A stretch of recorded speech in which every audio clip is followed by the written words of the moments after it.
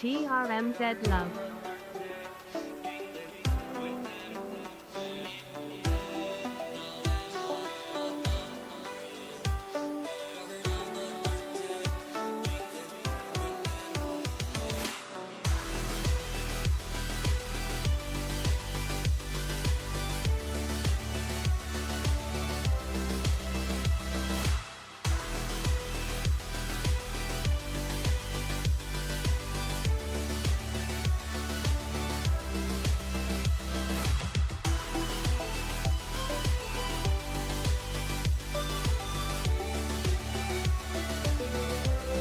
I'd have been here either way, don't shoot. I'd have been here either way, whether England won or they didn't. I've got a stream today.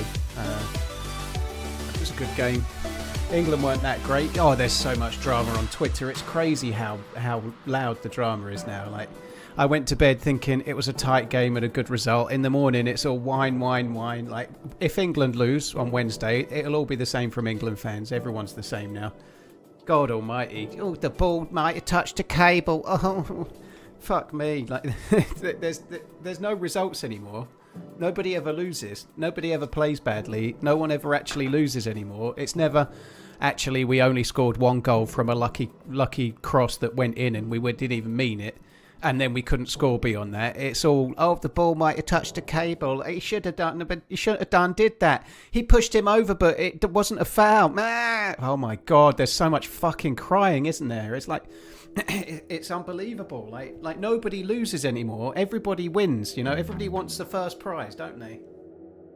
Nobody ever loses. It's nobody from Norway is going. Even the people like Haaland's dad. No one's going, well, that guy, they had a 2-on-1 and the striker fluffed it and didn't pass to my lad.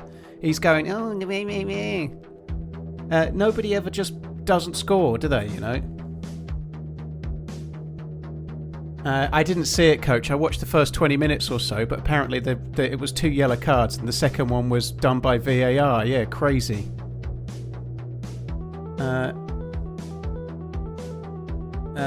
Well, like everything Panasonic, when... how can there be that many people crying? Norway has a population of 500,000. I think they have more than 500,000, don't they, Panasonic youth? But the reality is of so many people crying is it's just the vocal minority in any given point. That's how social media is, isn't it, you know?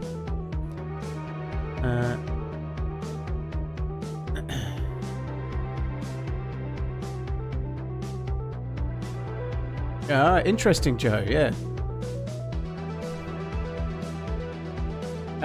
Right, let's get going. Primal, thank you for the bits. Killswitch, thank you for the resub. Appreciate it both. Thank you.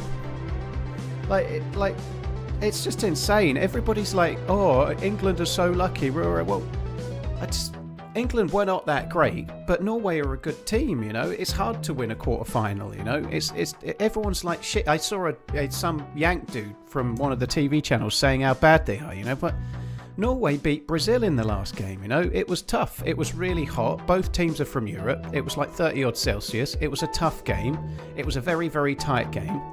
And England won. I think, on balance, a draw or England winning isn't that unreasonable. You know, if you look at the stats, England had slightly more of the ball. They created slightly more chances. There wasn't a lot in the game. But England scored, you know. They scored 2 goals. And neither of them was an accident, you know. Norway's goal wasn't even meant, you know. But apparently England are lucky, you know.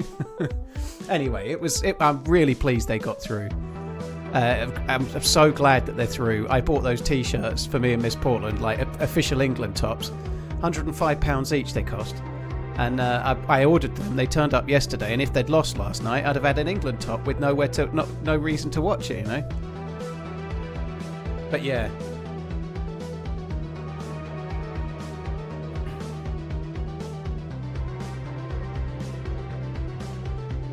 Iceland's low population, Panasonic youth, but yeah.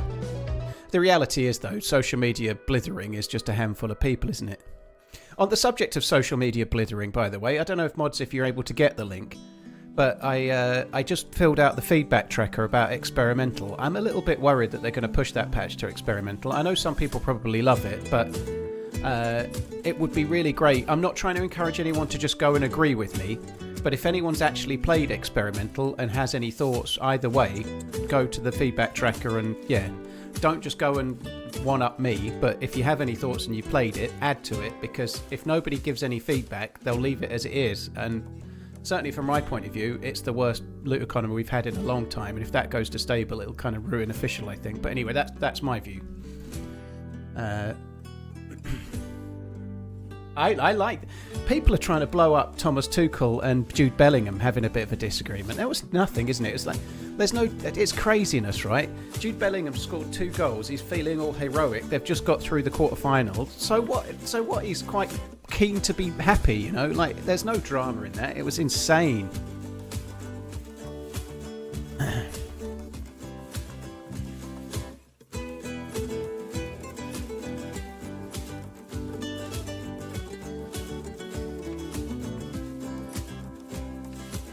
Right, let's get in a server.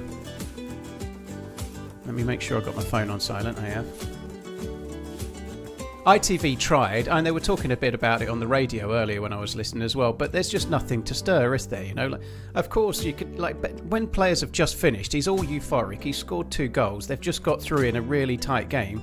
He doesn't want to hear that the manager thinks they were terrible. I'm sure Tuchel didn't go up to him on the pitch, and he was celebrating with them, right? He's going to tell them later that there's things they can do better.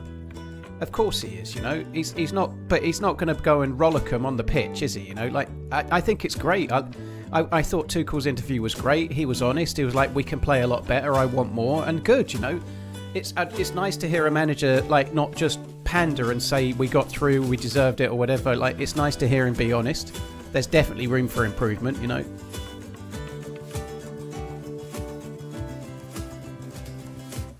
Dun, dun, dun, dun. Right, let me turn the music off. And let me press that button.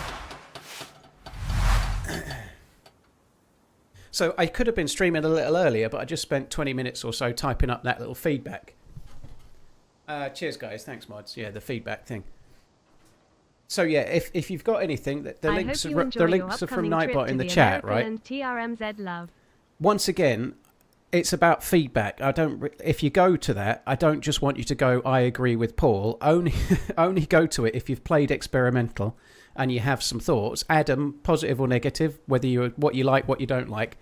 But I am a bit worried that they're going to push that patch as it is, and I think that's really bad for the game, personally. So yeah.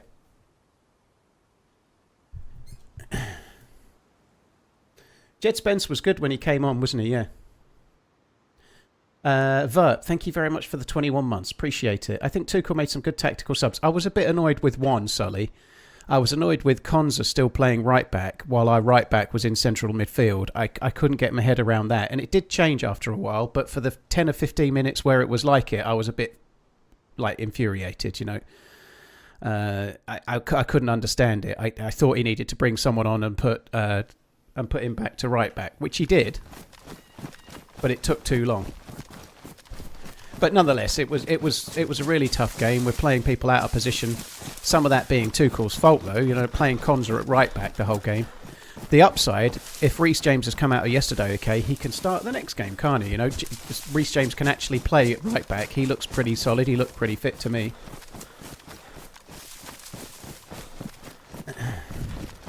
You'd think after this time they'd have figured out how they want the loot economy to work. Well, I think, just reading between the lines, Z01, they're about to release Badlands and it's going to be harder. So they're probably wanting to make Chernarus a little bit harder to try and get the player base more ready for something that's going to be more of a challenge. I could be wrong, but that's what I think, you know. But just experimental is off. It's not that it's harder, it's just tedious. It leads to camping convoys or looting convoys and helis and relying on getting lucky. It doesn't reward map knowledge and slow play enough. It doesn't reward you going out of your way to go the extra mile and put in the hard yards to get the good loot from different places and going to out-the-way bits and going to Star ER to get a Mosin or whatever. It doesn't promote the really hard looking. Like, even if you're going to a town like, say, Krasnostar, you're better off looting the barns around the edge of it than you are going into the town, you know? How is that fun, you know? DayZ's got all these cool towns and all these cool places, right? Looting a town is fun, and occasionally finding a random rifle is fun, you know? But if the guns are all in the barns on the outskirts of town, there's no need for the town, is there? You know, it's pointless. Hope it's Eng. SSSSHHHHH. So who the fuck wants to go and check barns everywhere and completely ignore the towns, you know? The towns and the game, the map is part of the joy of it, you know? Looting the towns and the randomness of maybe finding a can of food or maybe finding a sewing kit or maybe one house has got a Mosin. That's all part of the joy of the game, but when it's just like banging your head against a brick wall, oh, by the way, there was a CR527 in the barn you ran past on the way into town, you dumb fuck. What's the point of that? It's stupid. It's not fun to me anyway, you know. It's not. I just think it could be. There's ways to make the game harder and there's ways to make the map feel big for no reason, and that's what Experimental does. Sorry, Metallica Wolf, I talked all over that. Thank you very much for the support, dude. Cheers for the resub. Well, I very much hope England win. Cheers, Metallica. Twisted Technician, thank you. Parson Rowe, thank you. Vert, thank you as well.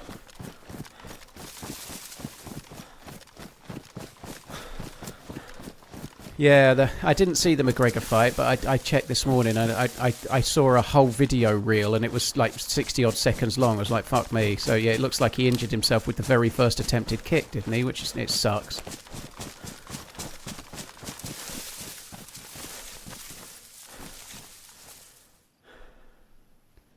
Right, so we need to keep going this way, I guess. We're going to go up past there. Does that mean you're watching the match live? I won't be watching it in the stadium, Nessing. I'll be watching the semi-final in America, but I'm on the west side, so I'll be watching it. I'll probably be watching the semi at Miss Portland's because it's at 12 noon and she has to work, so I'll be watching it with her. She works from home, but we won't. We're like, I really hope they can get through that game, and then hopefully we can find like a fan park and watch it. There is one red line, but she's got to work, and like she needs to be on call just in case something happens. So we like she's actually said you can go and watch it in a bar if you want. I don't want to do that. I want to watch it with her, you know. So I'm happy enough to watch it and just watch it on the telly, and just hopefully they get through, and then we can watch the final in the fan park if they make it. You know, it's going to be really hard. It's going to be really hard to beat Argentina, especially with the kind of breaks that they seem to be getting. Everyone's shitting on England and saying how bad they are, but Argentina have struggled against Cape Verde. They've been 2-0 down against Egypt. They've struggled against 10 men of Switzerland and gone to extra time.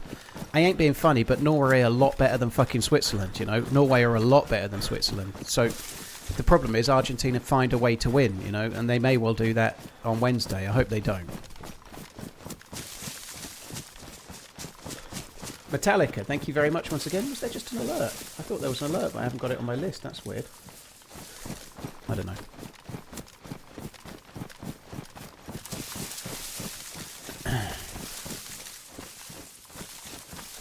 What did I think about the match yesterday? Norwegian, I thought it was a really tight game. I don't think there was a lot in it. England scored 2 goals and they won. You know, I think on the balance of it all, a draw as it was at full time was about fair. I think whoever scores a goal in extra time probably deserves to win, and England did, you know. I think they defended solidly. I think they held out. Like, for all of Norway, like, Norway did have some chances. They only scored 1, and the one they scored was not even like a shot. It was a cross that went in, and fair play, you know. They played well, but they didn't score, did they? You know, I think England on balance probably deserved to win, but the difference was literally Jude Bellingham, you know, like, he's the reason we won. Kane didn't score, Haaland didn't score, but we had Bellingham. And I think that's about the difference. I'm just trying to think if I need the blaze or not, but I don't. Any planned team-ups after your US visit, Slider Mike? I think that's funny. You think I might plan a team-up 3 or 4 weeks away.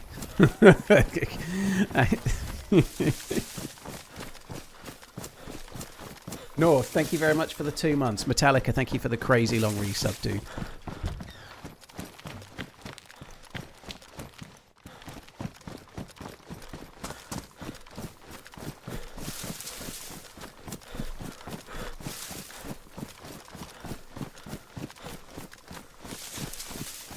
Right, well, I've been for lunch. I've been out for lunch with my mum. I've gone for a Sunday lunch down the pub that she likes to go to. It was good. I had roast beef with horseradish sauce and roast potatoes and all sorts. It was good. Far too many carrots and cauliflower for my liking, but I ate them all because I was hungry. Didn't have any dessert, which is good. I've not been for a walk today, though. I didn't drink any alcohol last night while the game was still going, but when it got to extra time, I turned to the whiskey. I had 3 fairly stiff whiskies and then went to bed. I'm not got a hangover or anything, but I just didn't feel like getting up early. I didn't get up till about 10:15. Had a lazy morning.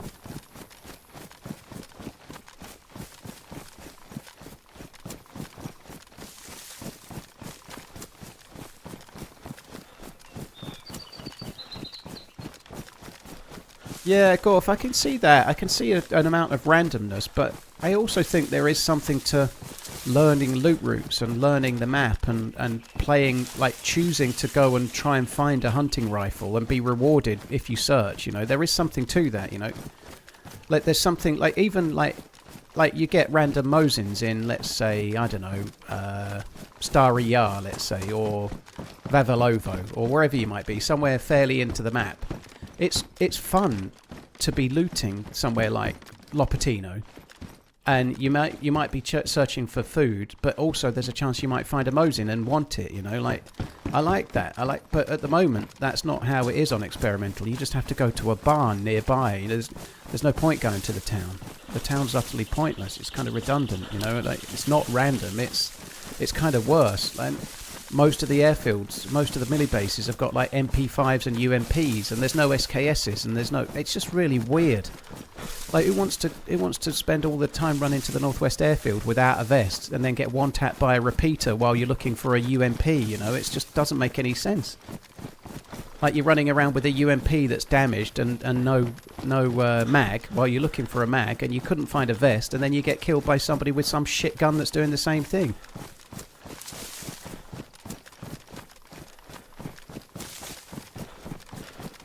Who are you fancying out of France and Spain?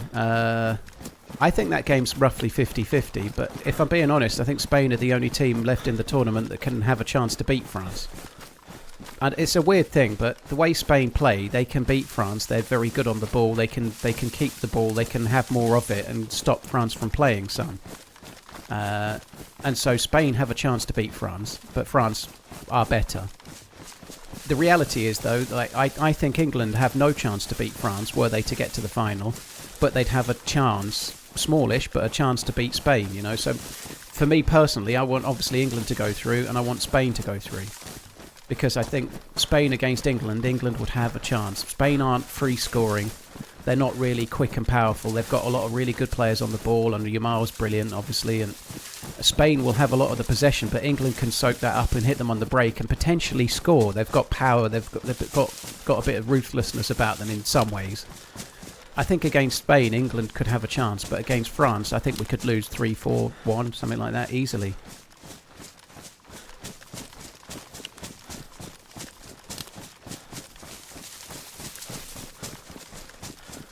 So, I don't know. I honestly think we have... I think playing Norway was as hard as playing Argentina. I know Norway have got Haaland, obviously. Argentina have got Messi and a lot of other players too. But Argentina, they're just doing enough to get through, just like England are. But Argentina are struggling even more than England, you know. They went to extra time against a worse team than Norway. Norway are really good. They beat Brazil fair and square. They played really well against England. Like... It's really easy for people to say, oh, England are just limping through, but they've actually had hard games, you know, like Mexico in the Azteca was fucking hard, and playing Norway in the quarterfinal, they're not Norway from 20 years ago. They're good. They've got a really good side, some really good players, you know. They were a challenge. They beat Brazil legitimately, fair and square, you know, like they didn't get lucky.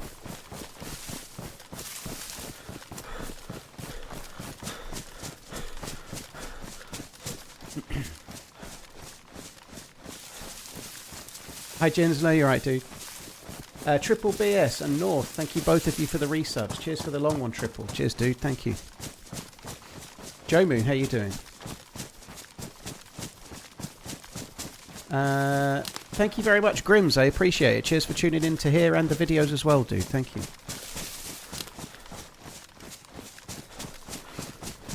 I hope so, Orion. France deserves this World Cup. Well, they've been playing pretty well, Kellick, but they did only beat Paraguay with a penalty, you know. They've struggled in games here and there, you know. Like, nobody's infallible, you know. France are the best team on paper and their best team on form. But they were last time and they lost to Argentina, you know. Like, they could lose again, they might not. It's really hard to win a game, every game, you know. In a one-off game in a final, sometimes the better team loses, you know. Sometimes Liverpool, with a bunch of kind of nobodies, beats AC Milan with one of the best teams of all time in the Champions League, you know, like, albeit on penalties after being 3-0 down. But nonetheless, sometimes the best team doesn't win, you know. I think that's the main hope if you're an England fan anyway, and an Argentina fan, you know.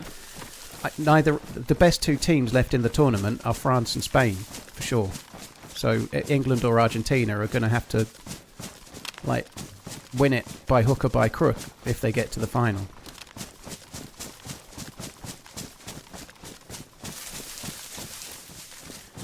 Danish, they have penalties. They have penalty shootouts.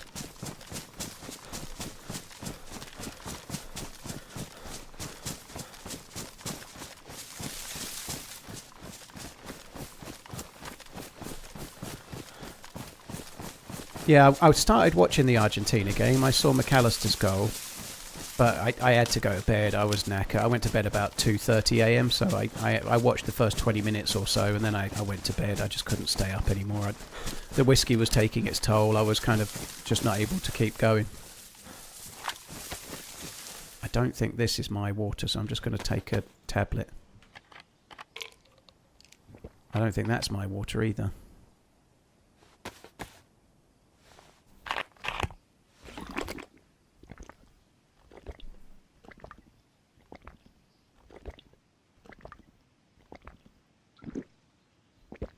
Has the Spider-Cam cable assist been discussed? Kellick, not thoroughly. I had a bit of a mini rant about how everybody seems to be moaning. Every time somebody loses now, they were robbed rather than they just didn't play well enough, you know. Like, that's how everybody is. It's how the Norwegians seem to be. Not all of them, but like, nobody's talking about the fact that they had a 2-on-1 that was an easy goal and the other striker didn't pass to Haaland and fucked it up. You know, nobody's talking about the fact that they had the whole game to score and only scored one goal with a cross that wasn't even a shot. You know, they had opportunities and didn't take them. And that's what happens when teams lose. They find the reason that they're unlucky, or the fans do, you know. And it might be the case. England fans are just the same. They always do the same thing. I'm pretty good at not doing that, to be honest, but I hope we don't have to find a reason on Wednesday to be annoyed. But I've seen the replay. I can't see it. I only watched it on my phone, but everyone's saying you can see it's clipped the cable. From the angle that I could see in the replay, it's the ball's like behind the crowd is behind the ball. I can't see it at all. FIFA have apparently released a video that shows it with the snickometer not having any snicks, you know. I don't know. I can't see it in the clip. Apparently from the ground, when you're looking up in the sky, you could see that the ball hit a cable, you know, but I don't know. Like, FIFA have released a video showing no snick on their little machine thing, but I can't see it in the clip because the crowd is behind, and I've got to be honest, I haven't gone searching for it much because I just don't care enough, you know. Like, I think England scored 2 goals. They seem to be legit goals. I think the Haaland foul on that corner was a foul. I think the rules were followed correctly. I don't think anyone's been unlucky. I think the outcome, England scored 2, France scored 1. Sorry, Norway scored 1, you know. Alright, actually don't think I'm going to bother with that. I don't want to take the risk. I say don't want to take the risk.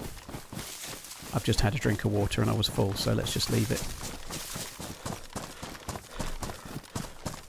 Yeah, I saw somebody on the YouTube chat suggesting that Conor McGregor is a sham and it's all a con and whatever. I don't think he intentionally set out to damage his ACL, and like, unfortunately he hasn't fought for so long and he went for some kick and fucked his knee up, you know. I bet the most disappointing person of all is probably him, but it's very annoying if you're paid for a pay-per-view event and then the main event lasts 60 seconds and it ends with an injury, you know. I hope so, Barney. I hope I did predict accidentally the final score, 2-1 to England. Yeah, that would be amazing.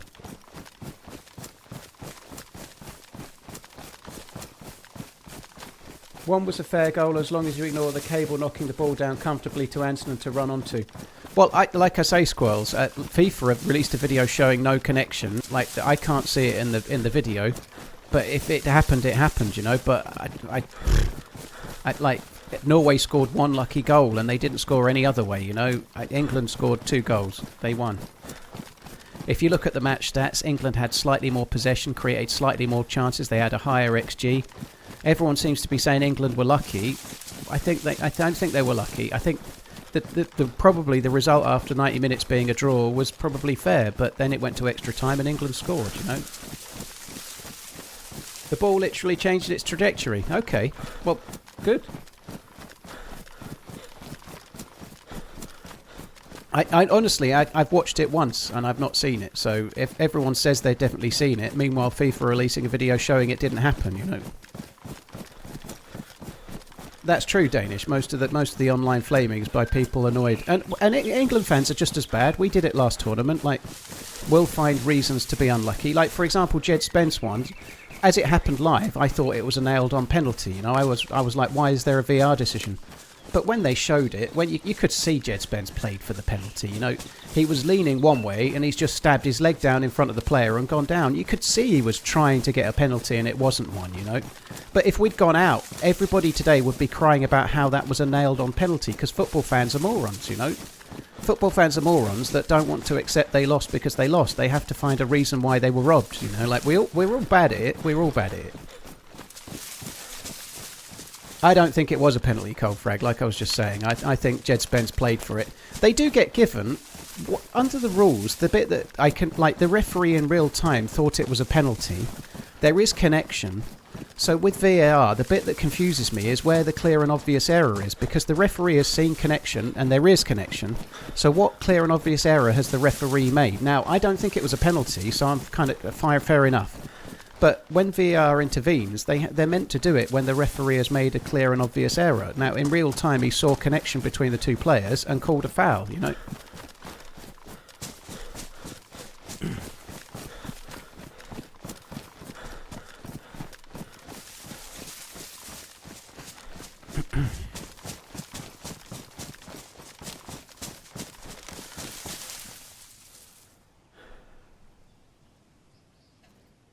Well, the Mexico one with Kane, Brinders, they were both just going to kick a ball and Kane was slightly behind and kicked the back of his leg. So that was slightly different, you know. The Mexico one wasn't the same. Like, Kane tried to kick a ball and the Mexico player got in front of him. So Kane ended up kicking the back of his leg, right? That's not the same as two people running and the one that's in front just putting their leg in front, grounding it and then falling over.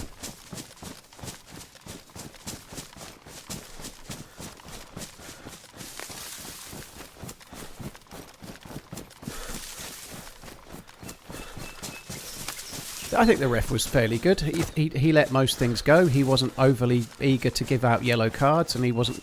I think that referee, I recognise him from other games. He's definitely done something with England that annoyed me because I was worried when I saw his face. I can't remember what game he did, but I know I just recognised him and was worried. You know, so clearly he must have reffed some other England game. But anyway, I think he was all right. I think he was fairly good. I think he let things go. He let the game play. He didn't get fooled by people falling over very much. He was trying to let the game flow. I think he was pretty solid.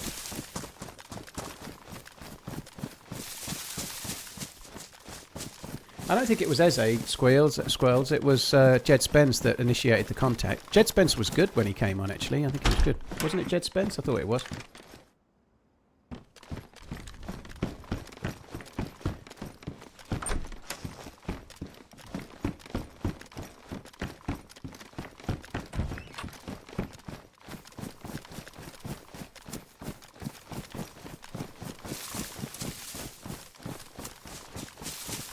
The more I watch it, the more the Mexican player doesn't go to play the ball. But he did play the ball, didn't he? The Mexican player did play the ball. It's coming home now, surely. It's coming home now, surely. I hope so, JT. But I think the each game seems going to have different challenges that are hard. You know, like they're still in it. there's only 4 teams left in it. They're one of them. That's great, you know. Like Argentina and England are probably the worst 2 teams left in of the 4, and they're playing each other, you know. So one of them's going to get to the final. Hopefully it's England. Cheeky, Lennyx, thank you. Triple BS, thank you as well. Cheers for the support, guys. Same riff we had for Croatia. Oh, okay.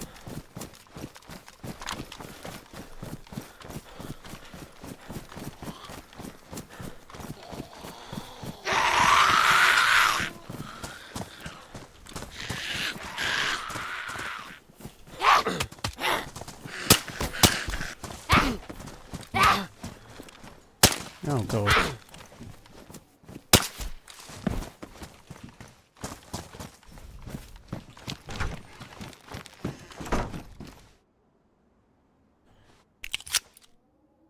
I need some new clothes, actually.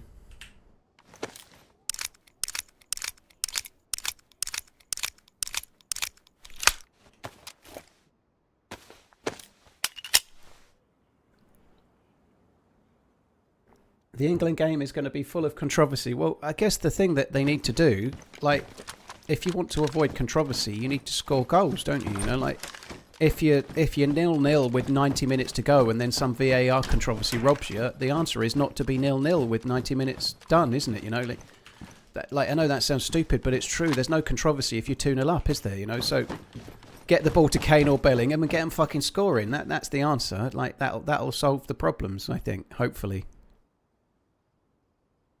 It's so fucking great to, like, I feel very vindicated. Not that this is particularly complex of a theory, but I've been banging on about Kane and Bellingham and how important they were, and it's very much the case, you know, like, if we didn't have them, we'd be fucked, wouldn't we? What have I done here?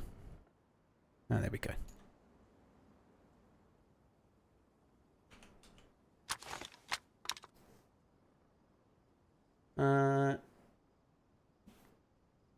Where am I from in England? Suffolk, you. Why do people keep on shitting on England? Oh, I think a lot of reasons. Like, some of it's because of the history of England. Some of it's because of the history of the England fans. Some of it's because of the song It's Coming Home. Some of it's because we invented the game and like to ram it down everyone's throat, which even just saying this is kind of doing it and people don't like it. All sorts of different reasons, you know, but I feel like there's this kind of degree of, like, England feel like they own the game in some way, or the fans act like they do, and lots of other people don't like it, you know. I don't really know, but there's a whole host of things, you know. But and on top of that, like, when there's been controversy with FIFA, when there's been issues with Sepp Blatter and, like, bungs and people getting money for things that were illegal, it's the English media that did all of the things. So they're not very popular in football in certain areas because they're the media. It's been the journalists from England that ousted the last regime. You know, like they're kind of known to be troublemakers. You know, like.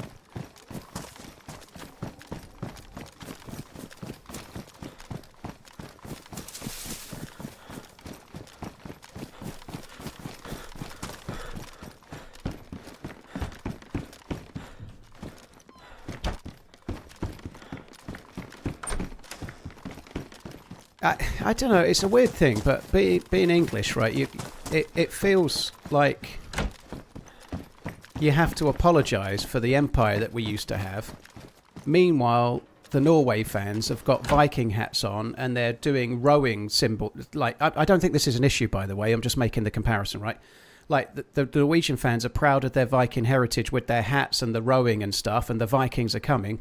The Vikings used to go and rape and pillage, you know, but nobody's like, oh, it's just, and there's, obviously this is all in the past. It doesn't, but England obviously gets shit on for the empire that got disbanded ages ago. You know, it's not like there's no empire anymore. You know.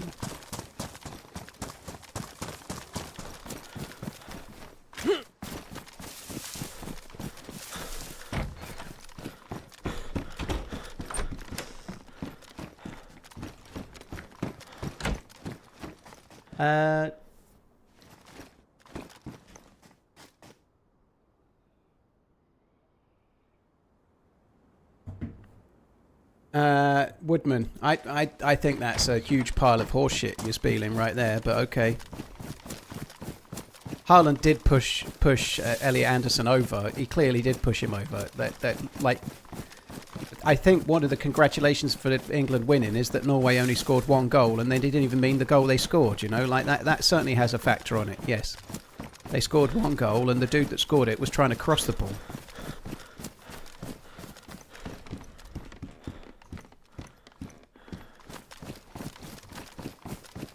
Bit of a different scale. Well, so what? Nobody hates Italy because the Romans conquered the whole world, do they? No one hates the Greeks because of what they did in the past. You know, like it's just England's or the United Kingdom's was the last empire that fell. You know, but nobody's like shitting on the Romans, are they? You know, like empires rise and fall. You know, like it's gone.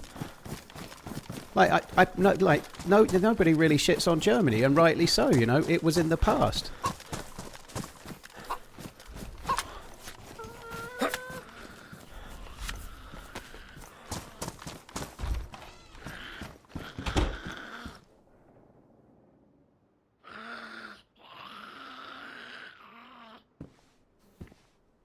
Yeah, Spain had a massive empire. They like France, look at all the African nations that are all French speaking, and they're all part of a former French empire. You know, French colonies. You know, nobody shits on France. Holland had empires.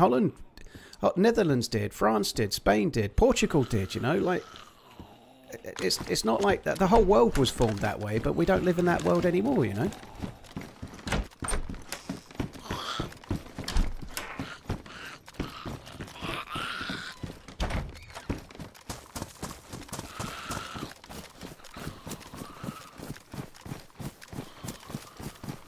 Could kind of do with cooking this. It seems a bit risky to cook it, but I wonder if I could just cook it on a piece of paper.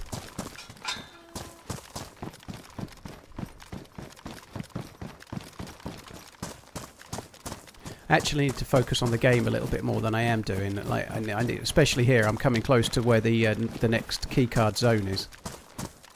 I don't really feel I've been focused on the game in the slightest.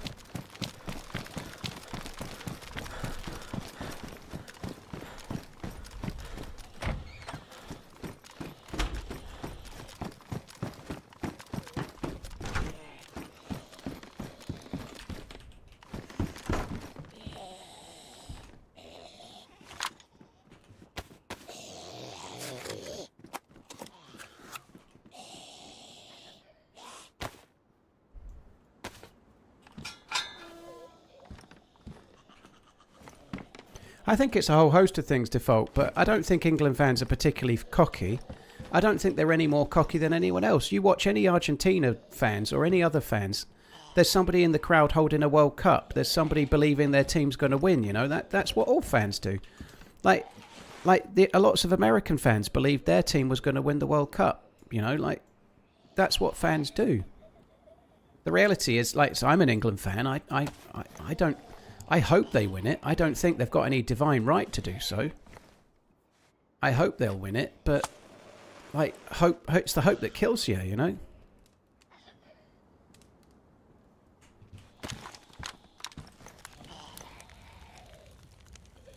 Morano, well, it's much easier to see that the ball.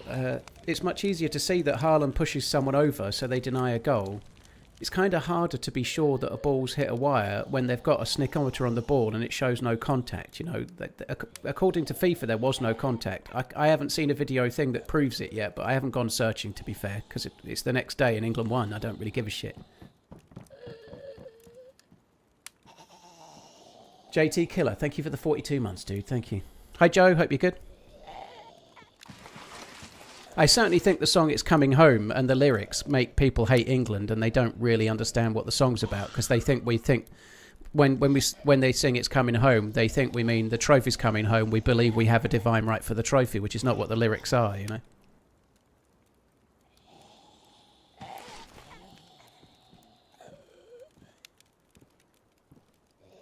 Plosky, thank you for the 11 months. Appreciate it. 30k cycling through sweltering Belfast. Fuck that shit, dude.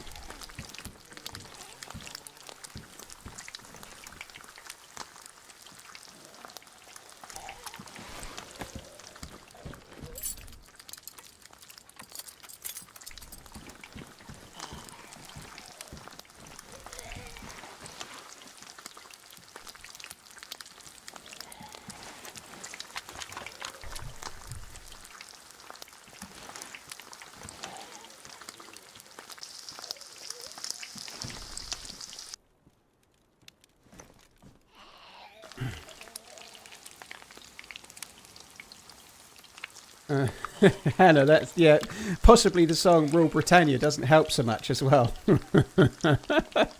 Cheers for the support. Thank you, Hannah. Appreciate it. Thank you.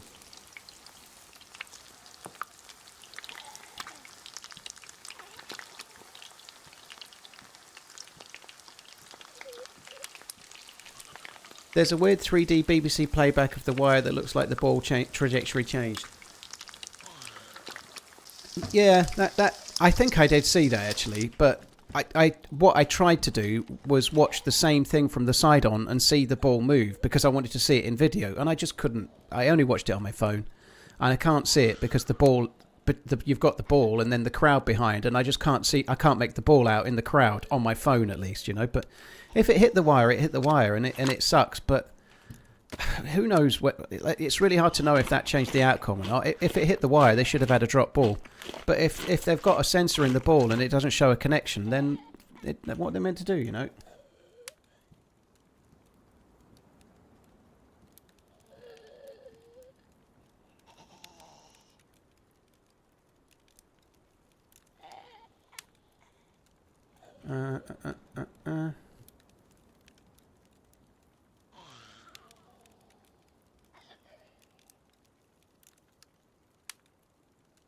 What do you think of Karma Crew servers? I think they're great. I like the no basis Chernarus one the best. I like that one quite a lot. I'm not the massivest fan of the damage system on Karma Crew, but I can see why people like it. The damage system is good if you're an out-and-out PvPer. It rewards headshots, and you don't go unconscious so easily if you're wearing a plate carrier and things. So it's better for out-and-out PvPers. If you're like somebody like Taupe, who's like snapping heads with Mosins and killing 3 people with a bolt action rifle at the same time, you know, then it suits that type of player. But if you're a normo, then I kind of personally prefer the regular damage system. Right, I'll put it on the hotbar.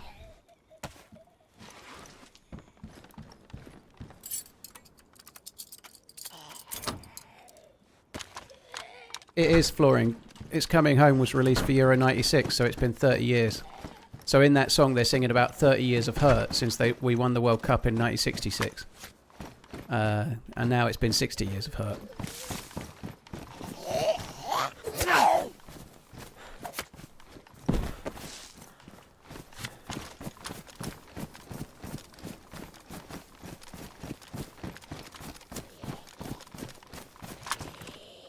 It's normally a touch more complex than that, Regan. There's some nuance to the rules rather than who falls over. It's a little bit more complex than that too.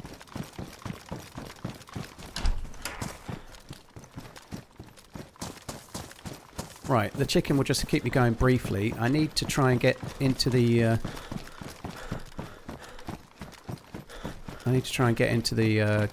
keycard zone and get away from here.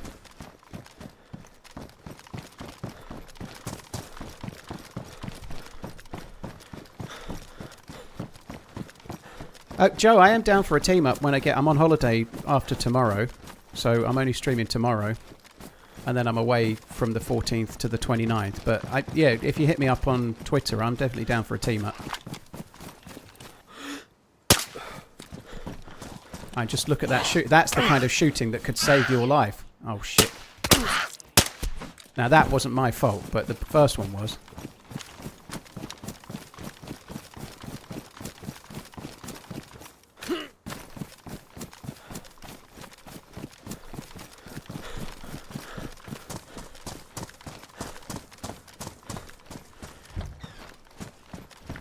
Risa Benningening.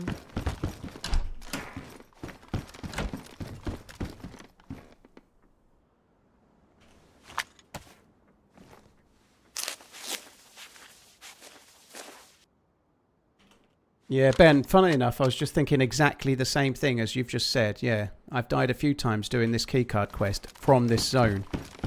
I've died several times doing the same route leaving here.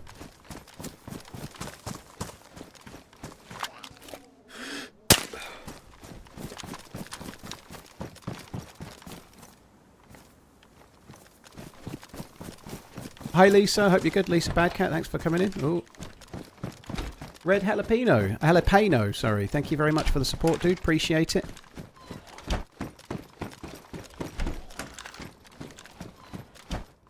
And Hannah, thank you for the support. Plosky, thank you too.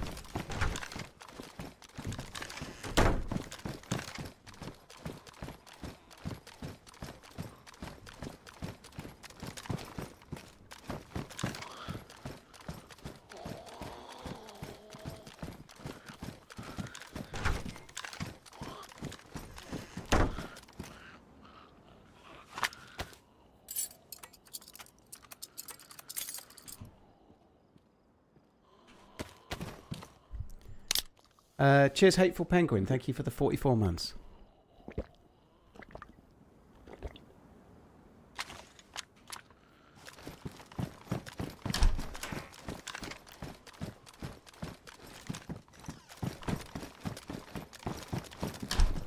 To be fair, Slider Mike, it was your question that prompted me to mention it to Joe. So you could say that you planned that team up, dude. You could. Absolutely.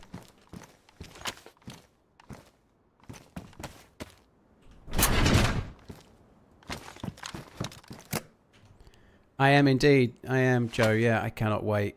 It feels like it's been long enough. Holy shit.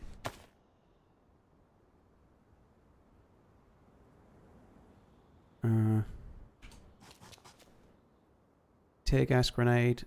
That's probably got... Oh, I like the look of that. That's cool.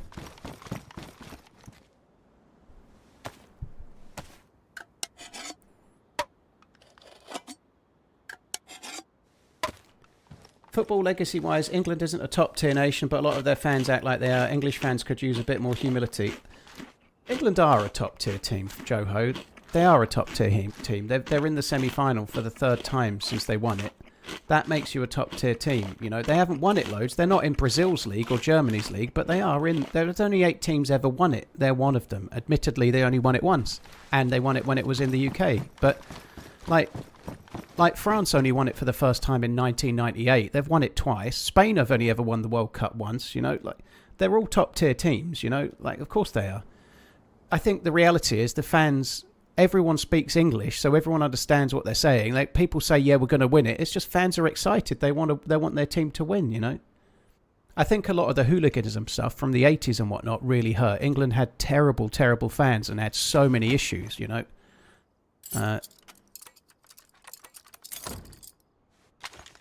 I think the score was 4-2, Sco. I think it was 4-2.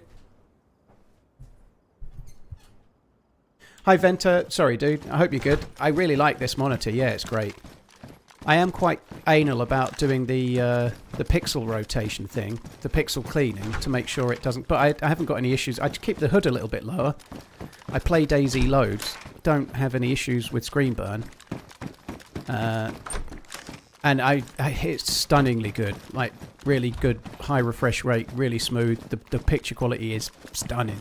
HDR is amazing as well.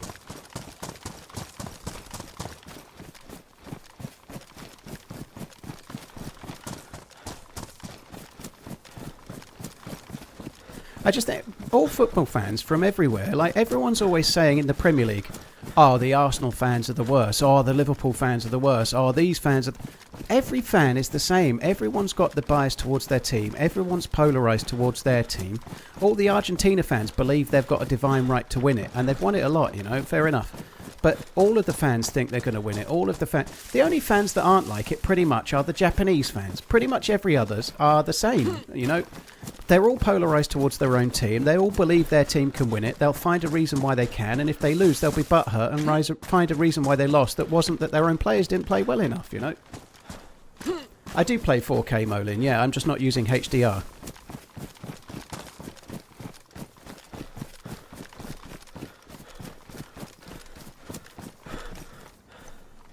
Happy Sunday, TRMZ Full Auto. Alright, just got to try and find a way to go. HDR is a bit of a cheat in DayZ. Why? I did use HDR, but I can't anymore because it records in weird video format and I just can't use it. But HDR doesn't help you see in the dark or anything. It just makes the blacks really black. It makes the colour more dynamic. It's certainly not a cheat code.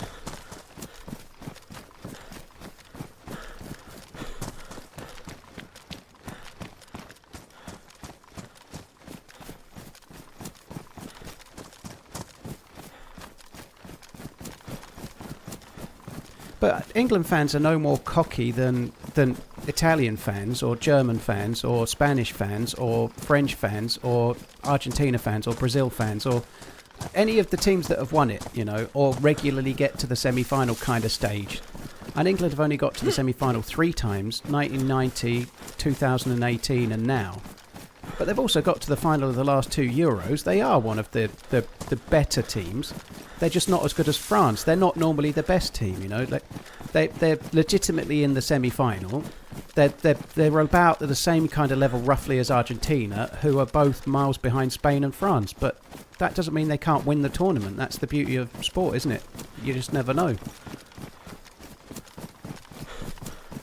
Yeah, it does, Jorito. It does. HDR makes the nights darker. It makes the blacks Being so only fucking 38, vividly black. You don't know You the know? decades of heartbreak of being knocked out early in World Cup. All you've known is quarter-final and semi-final placements and a real chance of winning. You probably expected to win in extra time. Youngsters these days, Kappa. That's true, Regan. I actually did fancy we'd win in extra time, to be honest. Just as it was getting close to 90 minutes, we started getting more of the ball again. It felt like we were handling the conditions a touch better. The subs made a difference, like people coming on. It felt like we were coping with the conditions slightly better than Norway, you know, and it did feel that way. And I think that's ultimately how it panned out.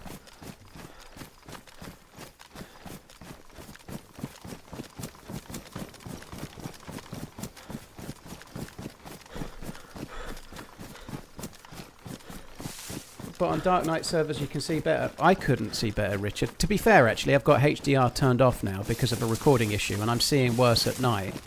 But the reason I'm seeing worse at night is because I'm on a new rig, and I just cannot seem to get it set right.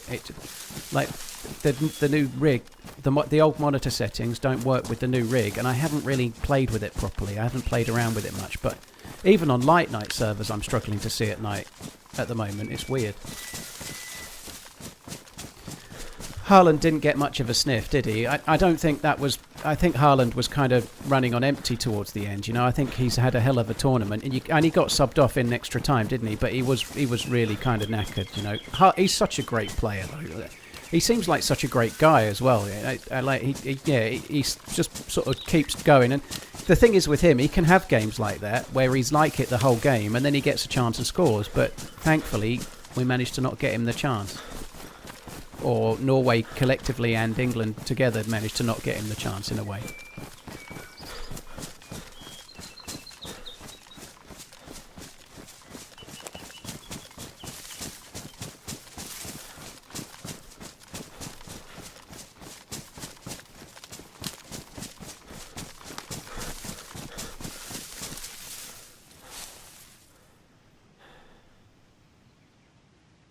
Yeah, it was his standing leg, Alton, wasn't it? He went for a kick and his standing leg kind of buckled underneath him. It's tremendously unlucky. He'll have done so much training and he'll have done so much prep. But the reality is sometimes people get injury, you know, like it sucks. It sucks for him. It sucks for the it sucks more for the fans that are paid to see it and the fans that are paid God, I can't even say it. Paid for pay-per-view. And then you wait up, like imagine being in England and waking up till stupid o'clock, and then I've experienced that once before, but I was in a pub, but staying up until stupid o'clock and then it's over. I remember Mike Tyson having a fight, a heavyweight fight, I forget his name, and there was only one round and the guy sat down and didn't come out for the second round, and it turned out he had a broken jaw, but stayed up to I was in Magaluf and I stayed up to something like 6:20 a.m. then the fight started, and I've been drinking all night with this. We all went with the pub and there was like 30 of us and we all intended to watch the boxing, and only me and one other guy made it until I was drinking not vodka, I was drinking JD and Coke at 6 a.m. It was really stupid, but I was young, right? Anyway, I managed to stay up to watch the fight. I was kind of falling asleep in my hands, and then there was only one round, and then the guy didn't come out for the second round, and that was it. It was just like, it wasn't even that good. Fuck me, that actually scared me a bit.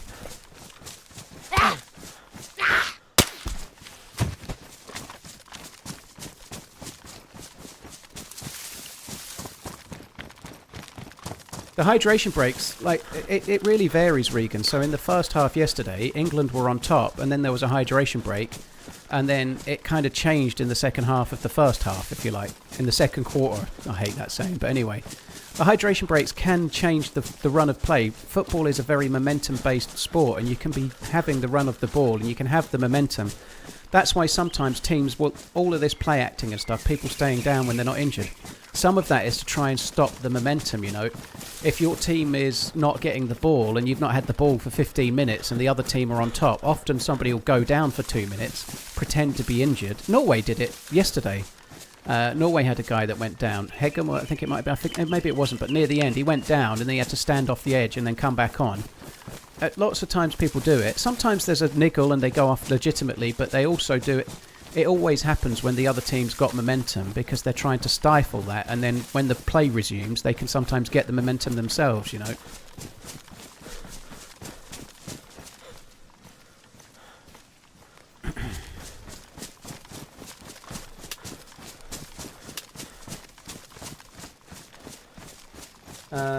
James, thank you very much for the super chat. Appreciate it. Yellow Genzi, thank you. Regan, thank you as well.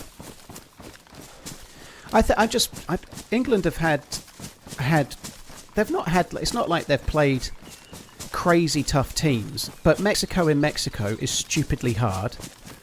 Norway beat Brazil, and Norway are fucking amazing as a result. You know, Norway were a good team. You know, they're not bad at all. They were not, it wasn't a dead rubber. It was a tough game. They got Argentina next. It's going to be hard, but it's not just that. They had to play in Miami in that heat. They had to play at the altitude at the Azteca. They're challenging, you know. Like, hopefully, I think the next game is in Dallas. I don't know. Is the Dallas stadium, is it enclosed? Does it have aircon, or is it going to be another fucking 30-odd degrees nightmare? Is it Atlanta? Okay, sorry, it's Atlanta. Is that one? If it's not at Dallas, it's Atlanta, is it? So it's got AC. Oh.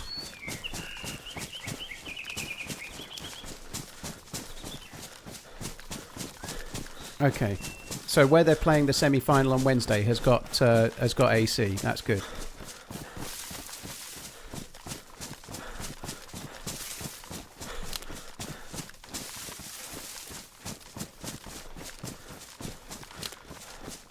Would it be a good idea to have an enforced 5-minute blood substitute to try and make players not want to fall over?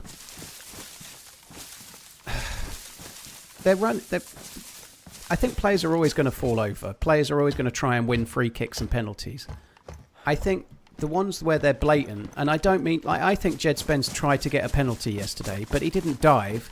He put his leg in front of the defender and went down trying to win a penalty. That's always going to be a part of the game. Where it's a blatant dive, where somebody comes in for a tackler and they dive over the top and simulate contact, they should get yellow cards for that. They should get them retrospectively from VAR.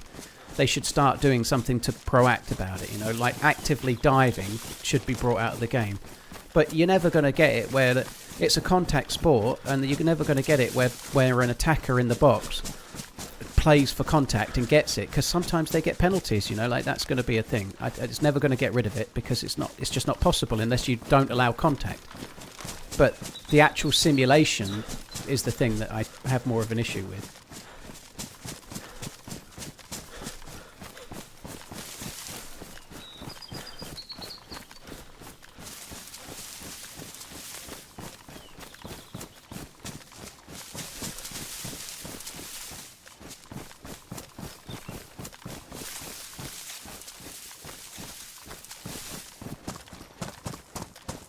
Odegaard did play well when he was on the ball. Yeah, thankfully he wasn't able to be on the ball too advanced, and he wasn't like making like game-winning opportunities with his passing and stuff. You know, he was on the ball, but it was mostly in areas where he couldn't cause much damage. You know.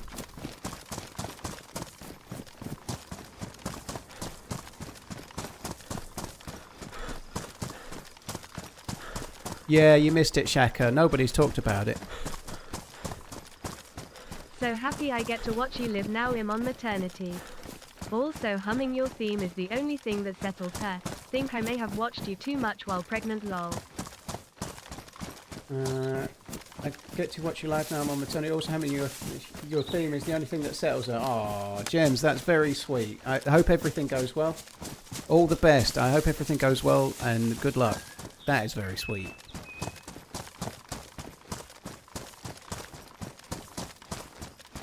Hopefully all gods. I didn't see the game. I didn't see the Argentina game. It was just too late. But like getting sent off for simulation in a game that's that important, like it really, Switzerland taking that game to extra time was heroic. But getting a player sent off for simulation, assuming it was legit, I haven't watched it. If he really did dive and he got a yellow card, then that's good for the game overall. But it's terrible for him and Switzerland, isn't it? You know, they could, if it had had 11 players, they could have legitimately maybe won the game. They maybe could have held out for penalties, you know. So yeah, it really cost them big, like dearly, you know.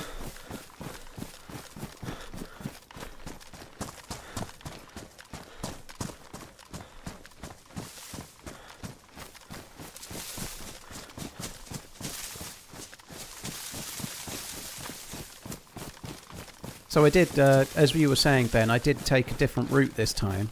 Like the last couple of times I've left there, I've ran straight up the hill and tried to run west straight to the forest.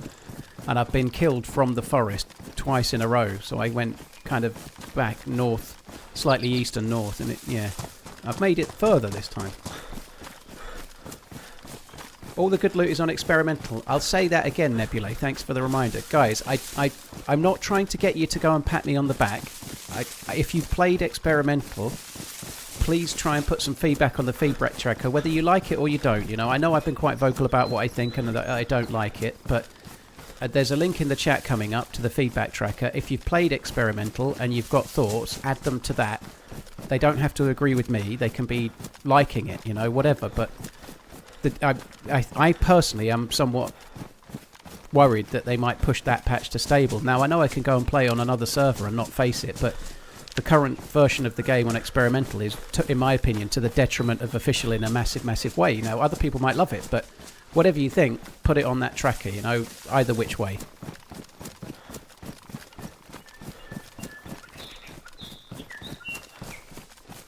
Do you know if there are still servers without base building? There are, Tilorn, yeah. Day 1 servers don't have base building. 0 servers don't. 1 or 2 of the Karma Crew servers don't have base building.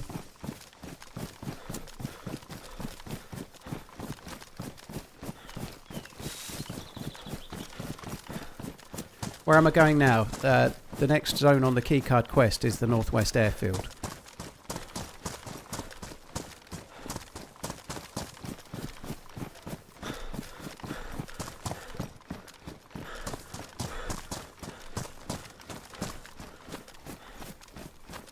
Do you think VR needs to be applied differently? I still don't understand.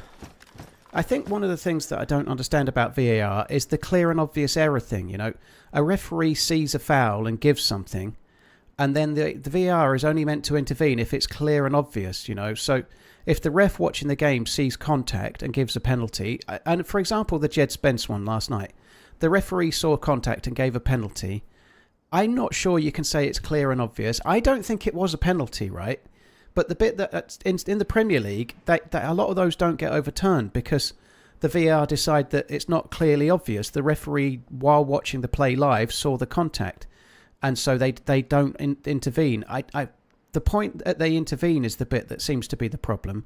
When is it clear and obvious, and when isn't it? You know, like when did the referee see it and make his call, and when didn't he see it and has got something wrong? And it's really hard to get it right. And I don't know. I think VAR is not likely to be like.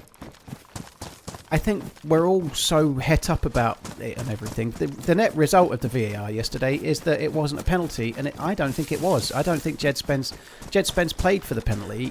He planted his foot in front of the runner and went down. There was contact, but it was played for, you know. And sometimes you can sucker a defender into contact and you win the penalty, but they actually have to tackle you. You can't just plant your foot in front of somebody running and expect to get a penalty, you know. That shouldn't be. So I think the right call was made, but the bit I'm confused about is when they intervene, you know.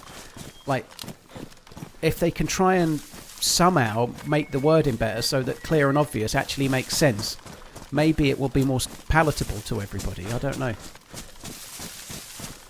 Are you saying the same about the push from Haaland? Well, the Haaland one wasn't it absolutely wasn't a penalty. Sorry, it wasn't a goal. It was Jed Spence didn't deserve the penalty. That goal was right to be disallowed. Haaland clearly pushed over a defender. You can't push over a defender who's going to have the chance to defend the ball and then cross it, and clearly that hurts England's chances of defending because you've just pushed one of the defenders over, right? I think the right outcome happened. There's no way you can do that and expect to get away with it.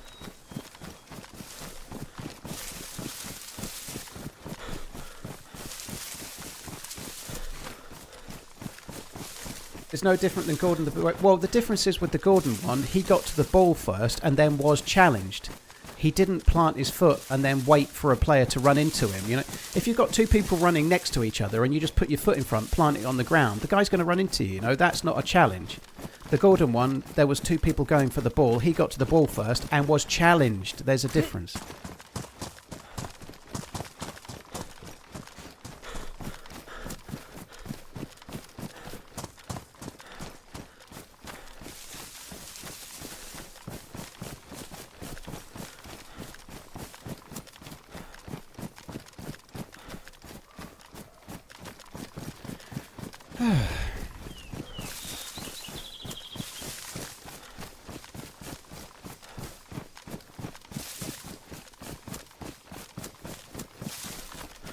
Spence was a clear dive. That it wasn't a dive, Peter. How can you say it was a dive? He did get contact on the back of his leg. It's not a dive.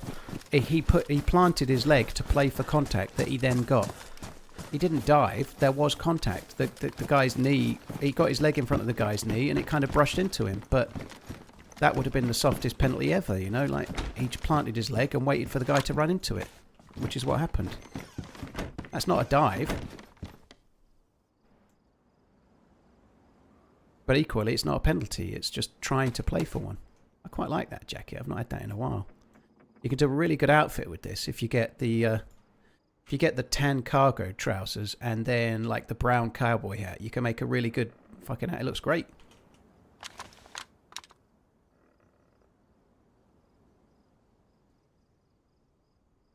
Peter, yeah, but that's not diving. You used the word diving. That's not the point. There's a big difference between diving and planting your foot so that you can draw a foul. And now it wasn't a foul, but those diving is not the same thing, is it? Like I'm just pointing out what you said. He didn't dive. He planted his foot. Like I'm saying, you agree with me. I don't think it was a penalty, but I also don't think it was a dive. The two can equally be true, can't they?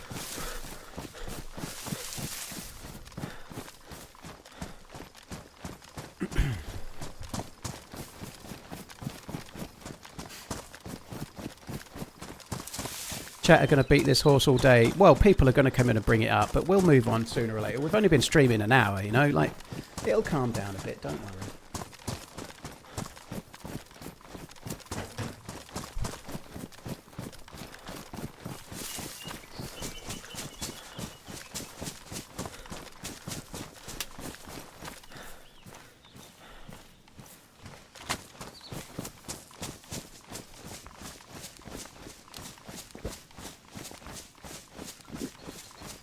What did I have for lunch? Oh, I had went to the local pub that my mum likes to go to. I had roast beef.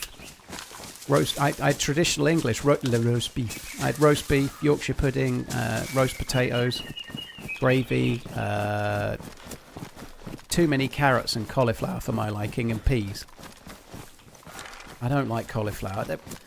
I really like a roast carrot is really nice. Roast carrots, roast parsnips are amazing. But boiled carrot and boiled cauliflower, it's the devil. It doesn't taste of anything. It just tastes of... Ugh. The texture of boiled cauliflower, fuck me dead. I still ate it though. I still ate it. I was hungry, right?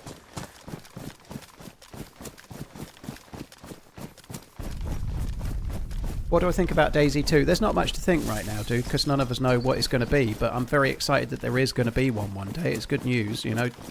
This game has been out a very long time. It seems like there's only so much they can do with this particular game, and there's limits to what they can do with the game code and where they can take it. I really hope with the new engine fully fledged out for Arma 4 that they're able to make a much better version of DayZ.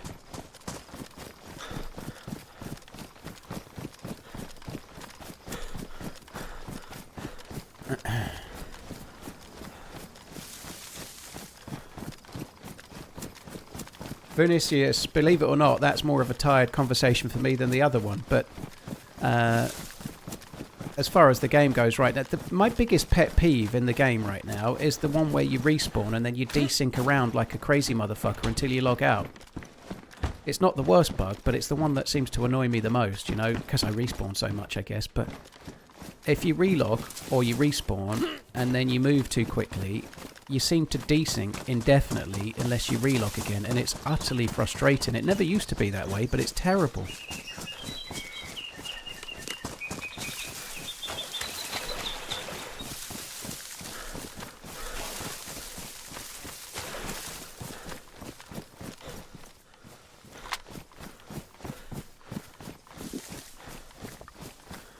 Have you tried going into third person when that happens? Well, I'm always on a first person server, Sarah's most... Well, occasionally I'm not, but pretty much exclusively usually I am, so I can't do that.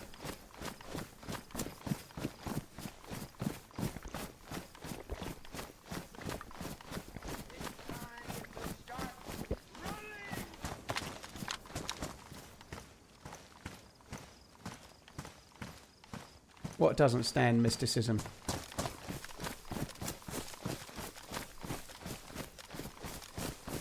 I've missed the convo.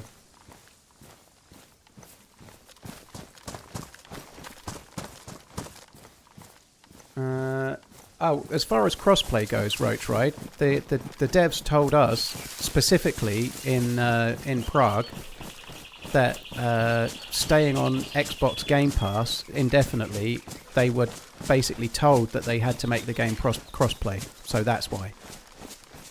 If they wanted to stay on Game Pass, and they make money from the game by being on Game Pass, if they wanted that, they had to proactively make DayZ play on PC and Xbox at the same time. So that's why it exists. And there seems to be more of that happening, more and more and more, and Microsoft are going to start expecting it more and more, because basically the Xbox is becoming a glorified PC, isn't it? Or the next Xbox, when it eventually releases, will be a PC as good as, you know, but they want it to be, they want them interconnected, you know, like everyone that's owned a PC can see the more and more things coming into it from Xbox. You know, the Game Pass is preloaded onto Windows, and they want you to be using it, and the game bar and all that crap, you know, but they're clearly trying to integrate their gaming console and everybody's PC.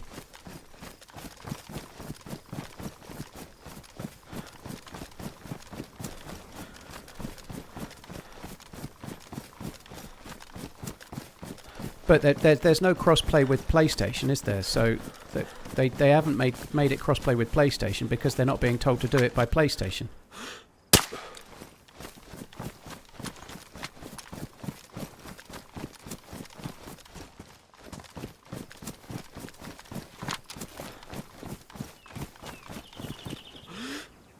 I couldn't actually make out the zombie's head.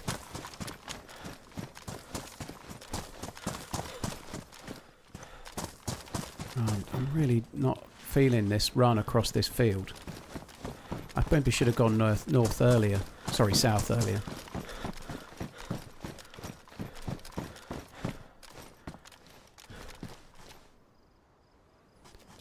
I'm just like, if I go to Novaya Petrovka, it seems bad. If I go across this field, it seems bad. Everywhere seems bad. I'm going to do it differently. I'm going to do it differently. I'm trying to do it right. What I don't want to do is run straight across the open field, get shot dead, and then be like, well, I had to go across, you know. The reality is, though, if I go this way, there's a big open field to go across, because I'm thinking about going into these trees, going around Novaya Petrovka and coming up the other side. But either which way, there's a big open fucking field, you know. But I still feel this is safer, so I'm going to do that.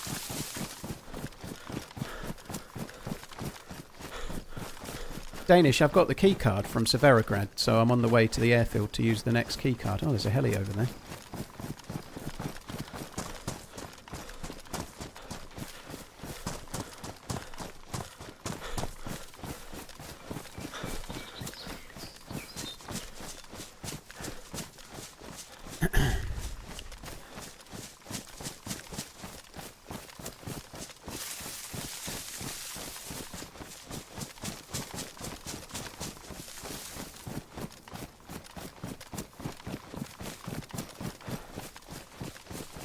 Have you talked to the devs regarding new player numbers? Like, is the game gaining players or stalling out? Well, it's kind of stalling in terms of Steam for Scarable. Like the most played on Steam was after Sakal came out, and it's been a bit quiet. But the devs are aware of where I didn't talk to the devs about sales. No, like I was only there 2 days, but they're not really.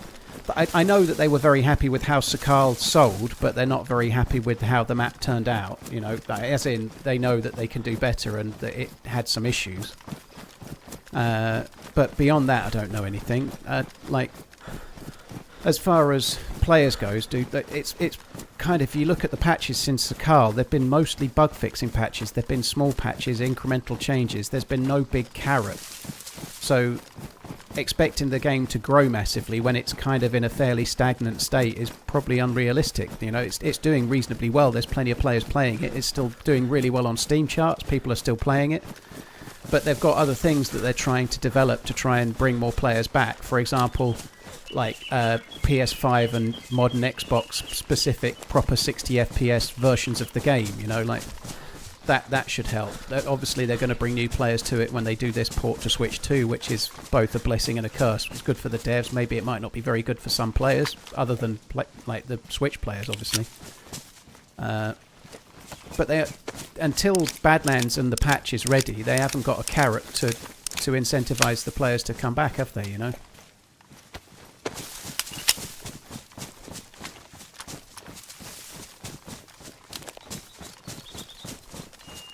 Tell you what, the only reason England are winning is because Bellingham is forcing the wins. So what?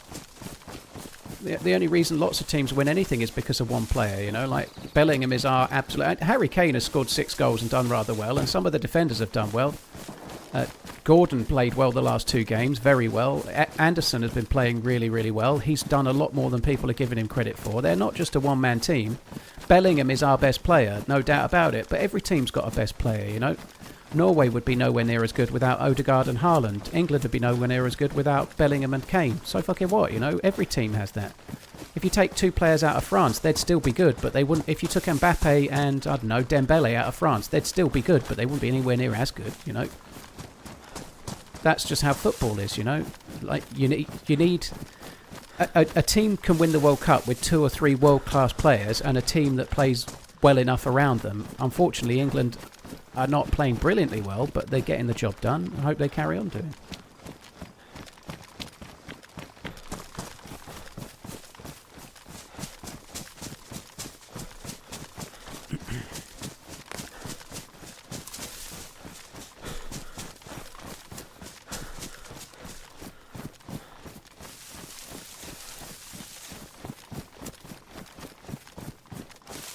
What do you think about Cablegate?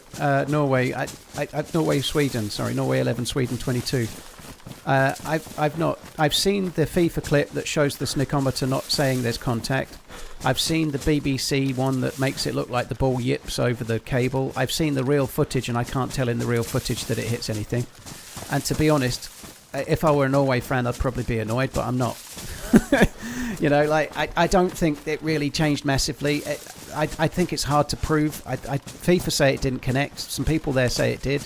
I can't see it in the real world footage. I don't, but I haven't really checked thoroughly, and I don't honestly know. I don't know. Even if it did just kind of limp over the cable, it's not like that the ball then just fell straight to the ground. It barely changes trajectory at all. There's no.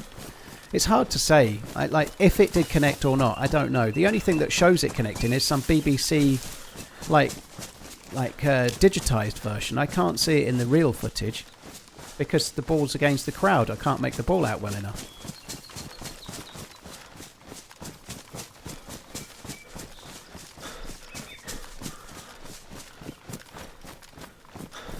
So there was some shots to my right and behind, but I'm not really looking for shots right now. I'm looking for completing the quest. I just think, like, when your team loses, you always have a reason. Like, there's been so many reasons over the years for England. Wayne Rooney's unlucky red card, David Beckham's red card from Simeone faking it, and it was not really much of a thing. And like, there's always an excuse, and you were always cheated. But at the end of the day, your team didn't score. You know, like at the end of the day, Norway scored a goal, and it was from a cross that wasn't even a shot. they had opportunities to score and they didn't take them, you know, and that's why you lost. You lost because England had 2 opportunities to score and they took them. Well, they missed others, but they took 2 good chances and they had Bellingham to score them, you know. Unfortunately, Odegaard played well, Haaland didn't get a look in, and they didn't create enough chances.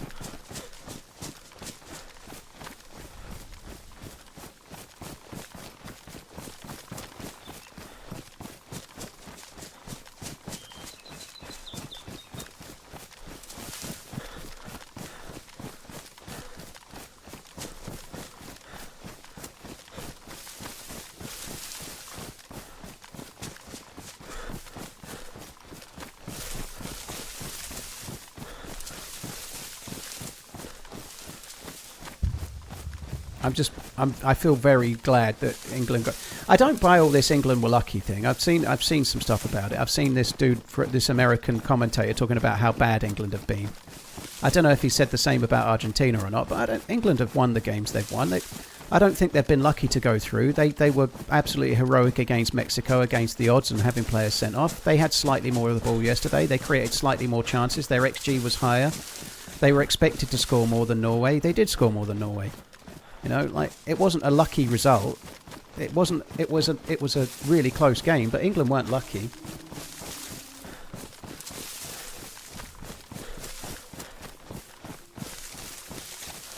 It's alright, Fantastic. This just in. You don't have to watch the stream.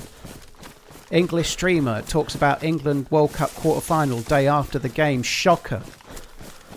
Absolute shocker, you know. It's crazy, isn't it, man? Crazy. But this just in. You can go on any stream and watch whatever you like.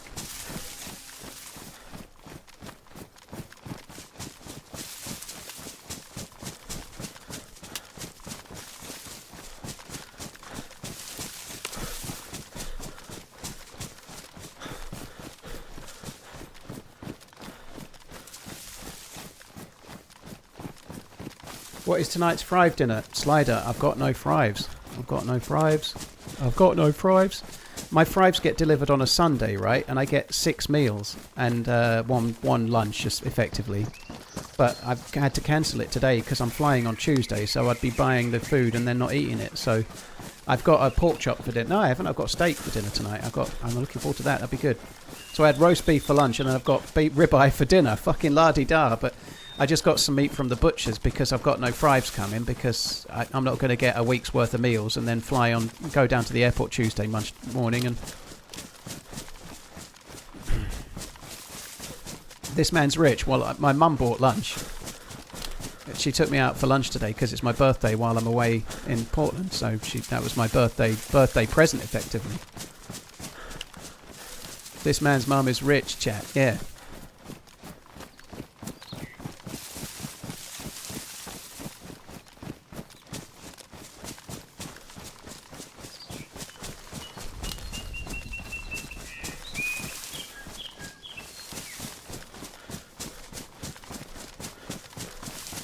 I'm looking forward to the steak. I actually feel hungry. I really fancied having a dessert.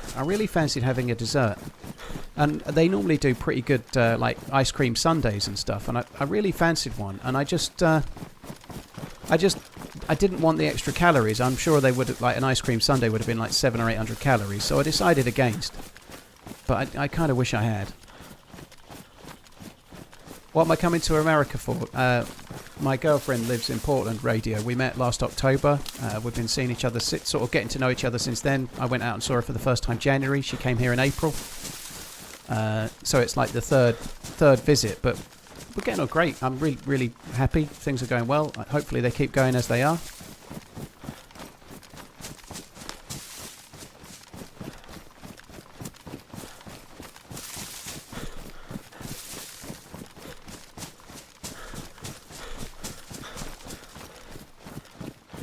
Paranoia. I really liked it. I know there's been controversy and whatnot, but I've really enjoyed watching the games. I feel it's a shitter now because there's no game until Tuesday, you know. I've been really liking it. I've been really enjoying watching the games, even where England are not involved or anyone, like any game pretty much. There's been a few slow games, one or two games. There was a Colombia game I watched that was 0-0 that was terrible.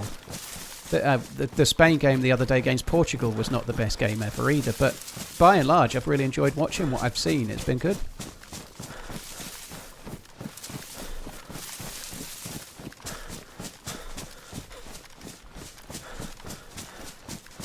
Ken, you just can't say... I don't share your pessimism quite the same. England's defence isn't great, but I don't think it's a... Like, I think if England play France, I think France will absolutely muller us. I think they've got power. I think they've got too much. I think if we play France, and France play as they can, they could beat us 3 or 4-1 or something like that. But Spain are not massively aggressive. They have a lot of the ball, but they don't look like scoring very many. So England versus Spain, we could actually win that game, even with the defence that we have. You know, we won't be favourites, but I think if England were to beat Argentina and play Spain, we'd have a chance against them. If we play France, I think we're fucked. But against Spain, I think we'd have a chance because they're not that clinical. They don't score shitloads of goals. They have a lot of possession and tippy-tappy it around, but they don't look like scoring very much. So I'd be very much hoping Spain beat France because I think it's you're playing for second place. If England get through against France, I don't. If England get through against Argentina, I don't think they can beat France.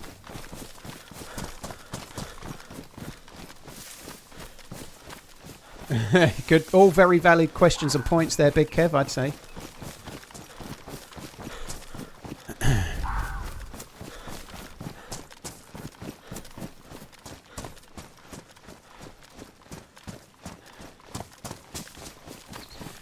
Actually, here's a question for anybody that knows, right? The Spain-France game is going to be while my plane is in the air, right? How can I watch that game? Is there a way I can watch that game? I can obviously pay to get... You don't get free Wi-Fi on BA, even if you're business class. You only get free Wi-Fi if you're on first class. Fuck that. But I believe I can get Wi-Fi. But even if I do, how can I watch the game? Because I don't have a VPN. If I try to watch it in the air, if say it's on the BBC, the iPlayer will probably not let me watch it because I won't be in the UK. So I'd need a VPN and Wi-Fi, won't I?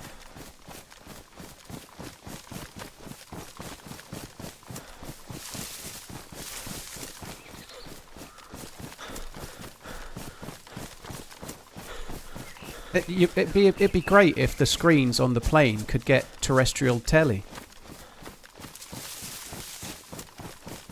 Watch it when you're in Portland. Well, it's not the same when it's already over, calculator, right? Like, the reality is, chances are, by the time I get out of the plane, like news articles will have popped up on my phone telling me that Spain won or whatever. You know, like I wake up in the morning to notifications on my phone. I want most of the notifications, but if I want to hide from a result, I have to just not look at my phone. But I'll need to look at my phone to find Miss Portland and whatnot. You know. The problem with planes is that they aren't very terrestrial by definition. Yes, I know, Tomty. Thank you for explaining that. I wonder if they could just get a really long coax lead and I could just watch it on a set-top, you know, with an aerial, with an antenna.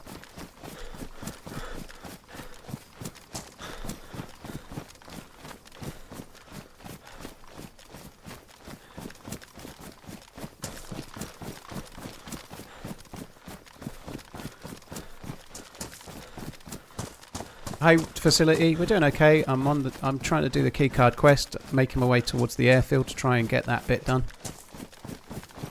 Take a metal coat hanger.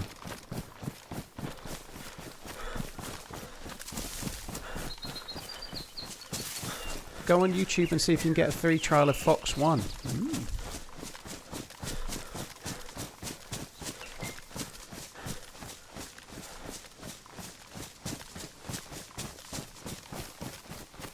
Sure, if you ask nicely, they'll accommodate. Just be sure to bat your eyelashes for the extra long cable. Yeah, that seems right. Fuck.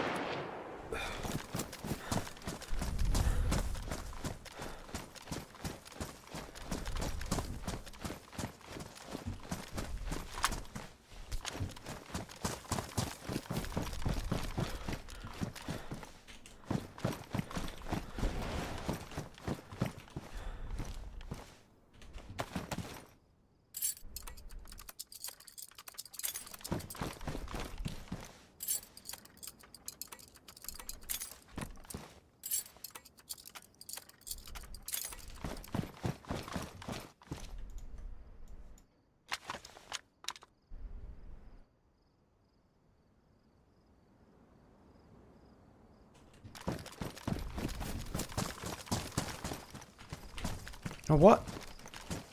Oh my god.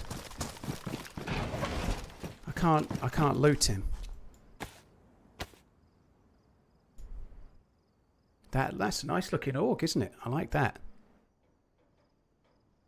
That's a nice orc, is that? I can cut him up, yeah, but he's in a bit of a dodgy place and I just fired, you know. I'm not sure I really want to. Should charge you for that orc.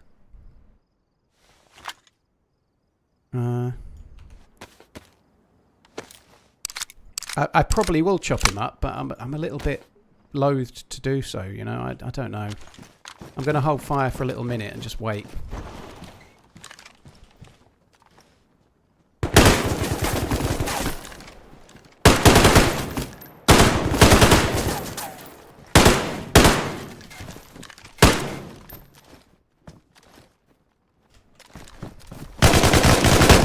Oh, there's somebody else behind me.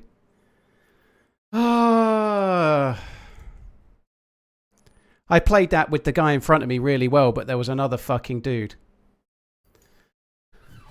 That sucks. Oh well. I don't know how that dude didn't go on con. I hit him once and then I hit him again. I'm guessing it was in the chest though. Ah, right. I'm going to make a cup of coffee. It is what it is. I'm also getting the desync of death.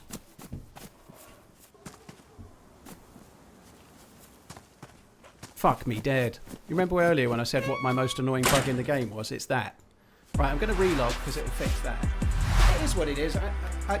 Like somebody said yesterday, how do you handle deaths and stuff? Deaths like that, what can you do? Like, the reality is I haven't seen anyone all day. I didn't have to kill that guy, but it's fun to play, you know. You see a really geared dude and you kill him. It's fun.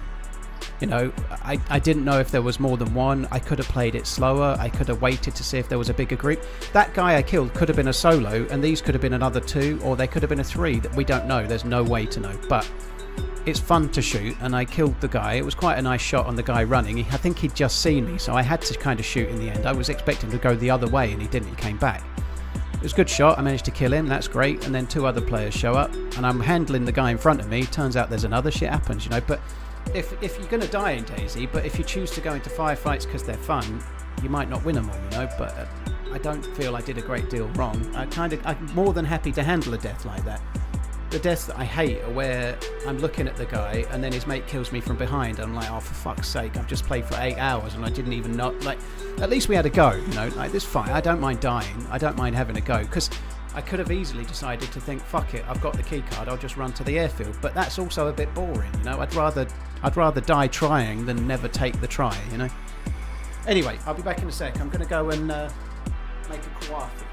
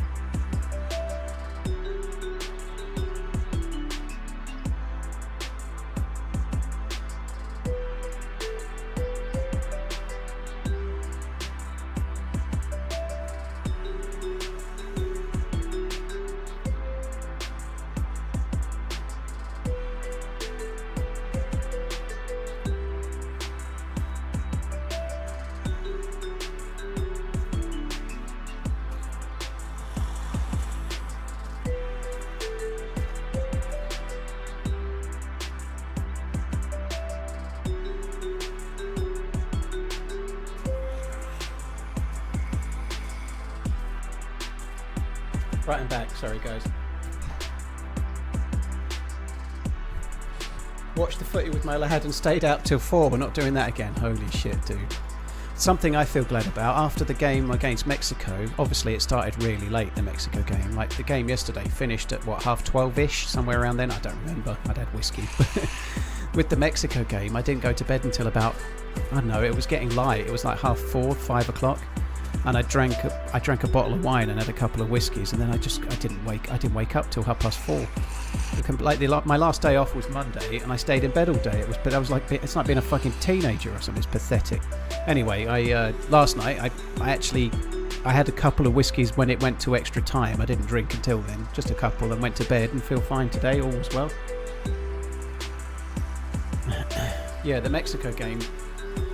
It really does. I've not enjoyed experimental, but I've enjoyed this week of streaming. Like, with me being away coming up, I'm trying to stream a little extra. And it's been kind of fun, and my ears aren't ringing, and so things are going pretty well on that front, you know, like, I am joining the server, by the way, I won't be long. Like, I'm just looking, if I go back to, one sec, just let me quickly check. Oh god, I'm clicking the wrong fucking thing.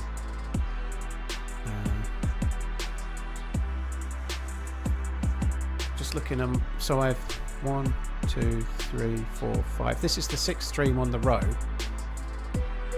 and then I streamed on the Sunday, and I didn't stream on Saturday the 4th. So I've had 2 days off since the 2nd of July. For the past 6 months and finally managed to catch you live. Wanted to show some support. Congrats on England's win against us. Well deserved. Heart. Viz, thank you. Cheers for the support, dude. Oh, blimey, a magnanimous football fan. I thank you very, very much. I appreciate it, dude. Thank you. This is not me moaning, by the way. I'm just trying to get some days in because I'm going on holiday. You know, I'm very happy. I'm very glad to do it. I'm a bit gutted. I had to take a day off when I needed to pick my daughter up. You know that. I was off on Wednesday, the 1st of July, because I had to go and pick my daughter up, and it nearly fucking killed me. You know, but just 1, 2, 3, 4, 5, 6, 7, 8. So I've done 8 streams in July so far, 9 today, 10 tomorrow. Yeah, I need to try and do like as close to teens in streams as I can, sponsorship wise. Hi Meza, you right, dude? Yeah, it'll be good times for you with the foosball, dude, yeah. You should show up at Miss Portland's when Paul is watching the game in full Argentina kit, bastard.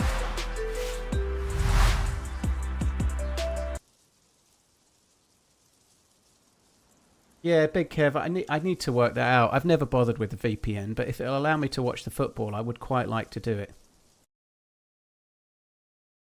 Dead Feather, yeah, I've had quite a lot to juggle. I'm obviously, this thing coming up to Portland is my holiday. It's an actual break and it's by choice. But all the other stuff I've tried to fit streams around has been quite stressful, you know, like none of it. I enjoyed going to Prague, but and I was pretty stressed about going to Prague and then going to Portland, and in the end I managed to cancel some of Prague, but that was because I had to go to a funeral, you know. I drink whiskey neat unit. The whiskey I was drinking yesterday is something like 52%, which is quite strong, so I do use some distilled water. I don't like whiskey on the rocks. I like whiskey neat, but if it's really strong, like a 50% plus at least, you know, I tend to put a little bit of water in. It just brings the flavour out a little bit. I don't like ice with whiskey. I know some people do, but I really don't like ice with whiskey. I think it makes it worse, personally. I like whiskey is a really nice drink. When you swallow it, it warms your throat and it has that warming sensation. Now, if it's bad whiskey, it might burn, but if you put ice in it, it takes away some of that kind of warming feeling, you know. Do you have a method to deal with jet lag? Thankfully, dude, I think having kids and streaming helps. The method is just stay up and then go to sleep. But on the flight there is a bit harder, I think, than the flight back if you manage to sleep. If you sleep on the plane on the flight home, it's fine. But on the way there, like the plane takes off at 4 o'clock in the afternoon. It takes 10 hours to get there. You land, it feels like 2 a.m. But in Portland, it's 5 p.m. So you feel like you've had a long day and it's 2 a.m. and you should be asleep, and it's 5 p.m. and you need to go to sleep, but you've got a whole evening, you know. You just stay up. You just stay up and be tired. You go to bed at 11 and wake up and you're fine, you know. But if you can get a couple of hours sleep on the plane, that makes it a lot easier. Use stones with whiskey. But that doesn't achieve anything, Salt. It's still cold, you know. I don't like the cold. If you like it, that's fine. But a whiskey stone, yes, it doesn't add water to the whiskey, but I don't want the whiskey to be cold. What's the point, you know? Like the ice is there to keep the drink cold, and I don't want the drink cold. I think whiskey, to me, is meant to be warming, you know.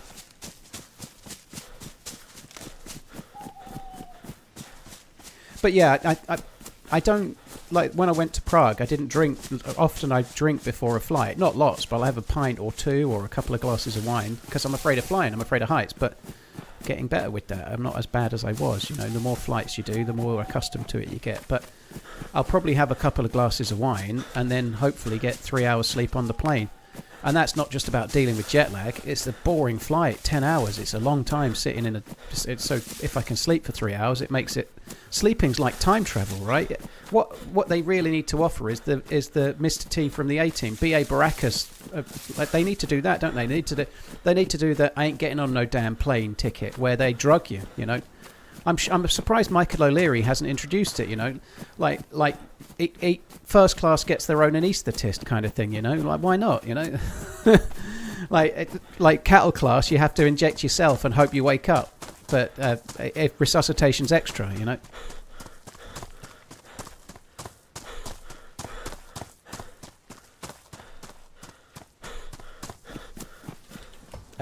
Calculator, thank you so much for the tier 2 resub. I really, really appreciate it, dude. Hey, it's Woody. Thank you for the gifted as well. Thank you very, very much. Wisdom, cheers for the membership. And Wisdom on Twitch, thank you for the resub. Cheers, but I guess that's the same dude. Thank you. Earzone, thank you as well. Cheers for the 63.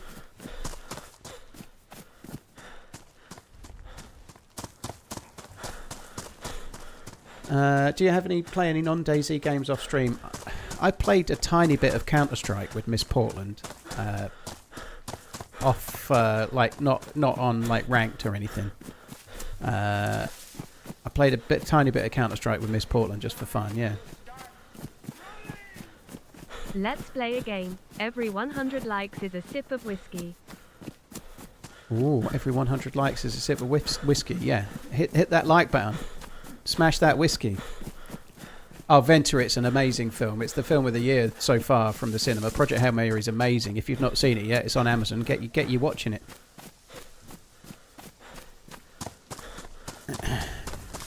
It would be great though. Just like imagine the time travel involved. If you could just sleep, and then wake up, and you're there. Dads know this feeling because a lot of kids and sometimes whole families get time travel on long journeys, particularly after a day at somewhere like a amusement park, right? Like, I'm not trying to make dads out to be heroes, but I'm going to just try for a minute, right? You've gone to an amusement park, you've possibly paid for everything. Certainly if you're taking your kids and it's just you, but like if you're a dad and you're just taking the kids and like in my situation, you earn money, you pay for everything, you go to an amusement park you don't even want to go to, your two kids go on all the rides and you mostly stand on the side holding their bag while they go on the ride, and you go around all day, and they finally like, will you come on the flume? Will you come on the log ride, Dad? Will you come on the log ride? Will you come on the log? So you go on the log ride, and you get wet fucking boxer shorts as a result. You get wet, and then you're wet, and then you're sitting in the car wet, and you're driving home, and you're fucking knackered, and you've spent like 200 quid, and both of your kids fall asleep about 5 seconds after you set off, and then you're spending the next 2.5 hours driving on your own, not even want to put the music on too loud, because then you'll wake your sleeping kids up. That's the way it is, right? And then you get home and they're bored and wide a fucking wake and want all sorts.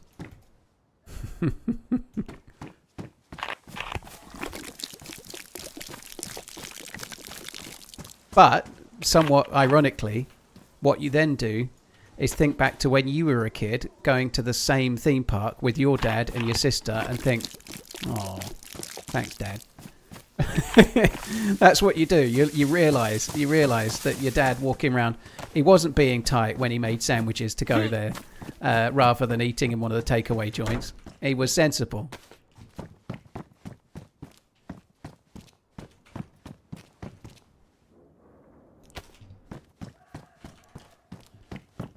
I don't think we need that anymore.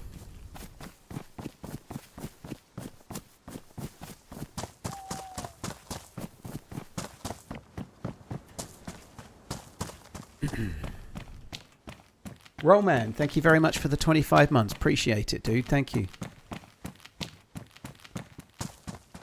That's the job. It is exactly, Bobcat. And ironically, the theme park in question for me is only a little one. It's called Pleasurewood Hills.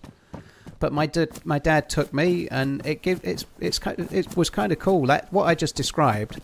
The kids are a bit older now, so they don't tend to sleep. If I took them now, they wouldn't sleep in the car the same as when they were younger. But it gave me quite good feelings. Like I remember being on the little cable car thing that goes from one side to the other, sitting in it with my sister, and then my dad was in the one behind taking pictures and whatnot, and then a generation later my two kids are sitting in the seat and I'm in the car behind. It's kind of cool, like it, yeah, gets you thinking.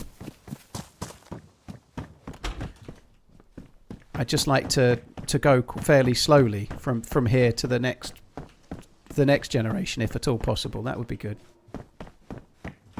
There was a bullet, I don't even know. One 9mm bullet.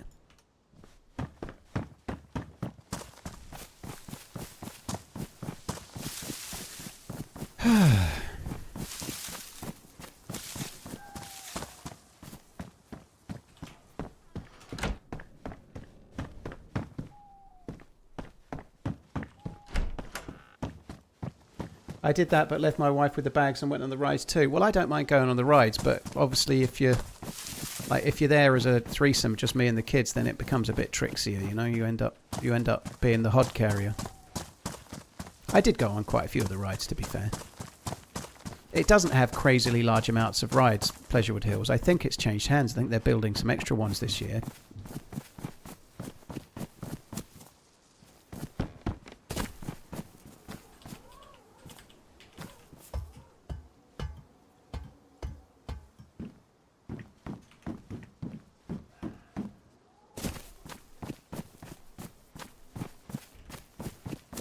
Rick, that's cool.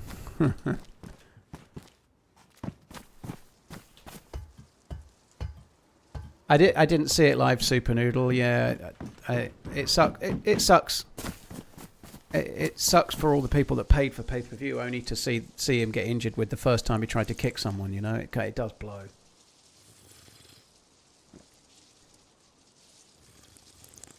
Speed's Garage. Hope you're good. Thanks for tuning in. I have 2 bottles. Yeah, it's just a test. Just a test. Well done. You passed.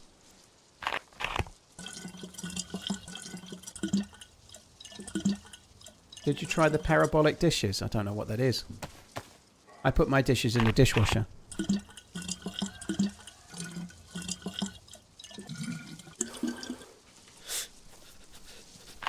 That's the second time his legs are... Well, the other one was a broken bone, which, it was a kick that just completely fucked his leg up, wasn't it? Like left him with his leg all at weird angles. But anybody at any age can get a problem. They think it's a cruciate ligament, don't they? An ACL, but I don't know if they've announced it yet, but it can happen. It can happen to anyone, it sucks, but... I actually nearly caused a catastrophic injury yesterday when Jude Bellingham scored the goal, the first goal. When Jude Bellingham scored the first goal, I was kind of happy and went yes, and sort of clenched my fist, and my deltoid muscle just wrapped around my shoulder somehow, weird, and I thought I'd really fucking hurt it, but thankfully it just twanged back into place. I thought I'd done something really bad, and all I did was fist pump. It's weird.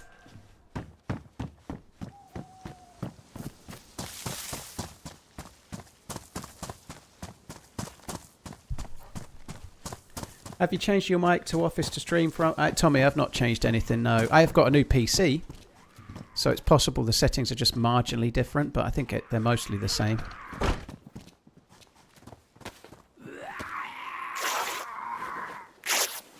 I don't remember that Uber, yeah, the 2 dishes thing. I think they had little... I do vaguely remember that, actually, maybe, but yeah, we didn't do it.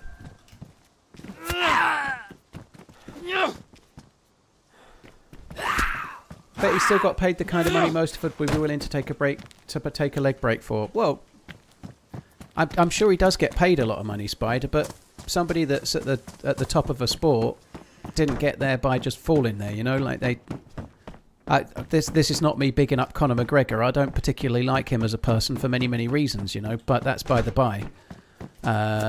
Like somebody at the top of their sport didn't get there by chance, did they? You know, anybody can try to make it in whatever field, you know, whether it's UFC or boxing or whatever, but like I really enjoy boxing, but I've never dreamt of stepping in a ring and getting punched in the face, you know, like someone has to get to these levels, you know. I don't begrudge people from earning money if they're at the best at what they do or have been.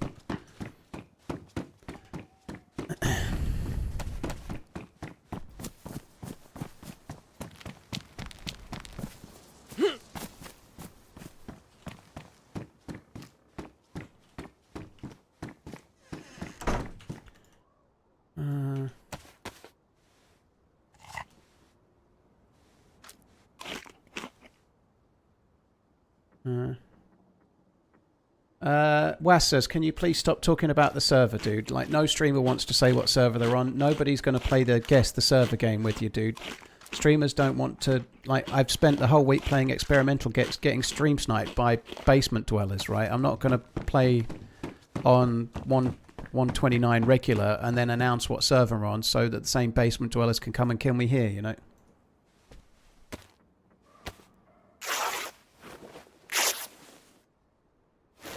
Oh, I agree, Spider. Like, it sucks, but the reality of sporting events is that sometimes they go your way and sometimes they don't, you know. Sometimes they're the best ever and you pay for something, or you pay to see it, or you pay for pay-per-view and you get really good entertainment, and sometimes you don't, you know. It sucks. It does suck, but he certainly didn't want to do that, did he, you know? But yeah, you're right. It does suck. I completely agree. I'm sure Dana White is very eager to give partial refunds to all pay-per-view buyers. It's probably coming right now, isn't it? You know, pay-per-view semi-refunds. Yeah, I bet that'll happen. At least Paddy Pimblett won, though. Look at me knowing the result of something.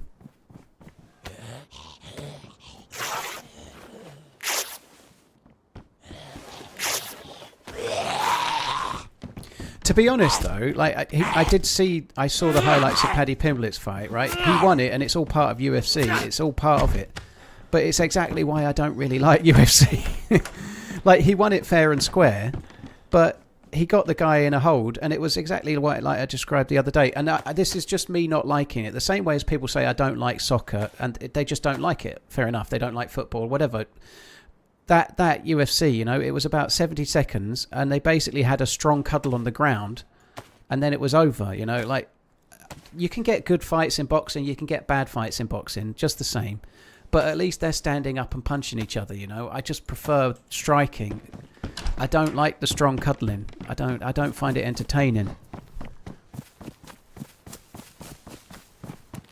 Like, I want to see people stand and fight, and maybe that's too graphic, and I know I don't understand UFC very well, but I don't find I've grabbed him, I've got him on the ground, and now I'm going to hold him until I can somehow shuffle round and then fuck his shoulder up, you know. I don't find it very exciting.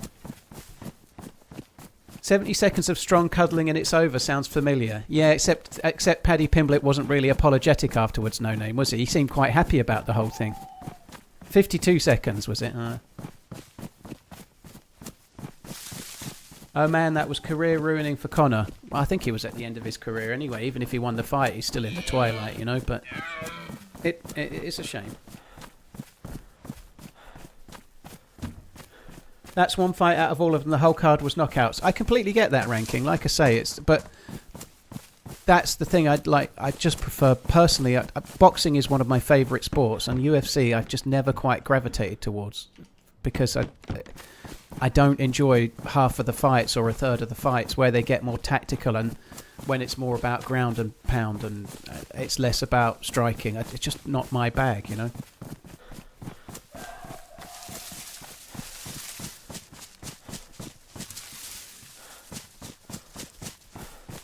I know you can, Gene, but they're always standing. Like you don't need to do. I literally couldn't have explained this in a more balanced way. You know, everybody likes different things, right? I just personally don't find myself getting into UFC, and that the ground and pound and the clinching is one element that I don't like. Another element I don't like, and again, it's the part of the sport, but when people are on the ground and they're pretty much out and they're still being punched in the face with their head on the canvas and stuff, it happens occasionally in boxing where a boxer will still try to punch them as they're clearly unconsciously falling back and stuff, but it happens more in UFC, and they have to fight until the ref stops and stuff. It's all part of it, but I don't find it particularly appealing to see when somebody's like unconscious on the ground still being punched until the ref manages to get in the way.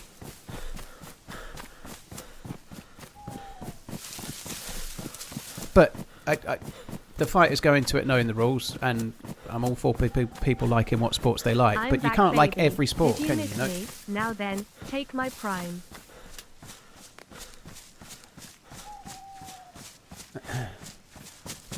Obvious, thank you very much for the support. I hope you're good, dude. Thanks for coming in. Hope all is well.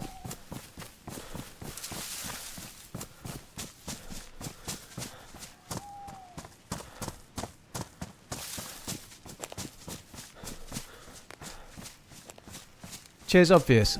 Yeah, hope you're good. Hope all is well. When's the next big DayZ event? I don't know, dude. I have no idea. I'm in full-on holiday mode, you know.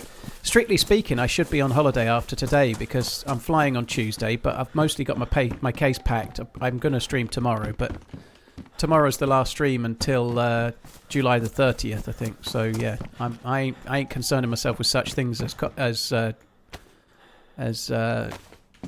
DayZ events. I'm concerning myself with flying to the land of the free and the home of the TRMZ for 2 weeks.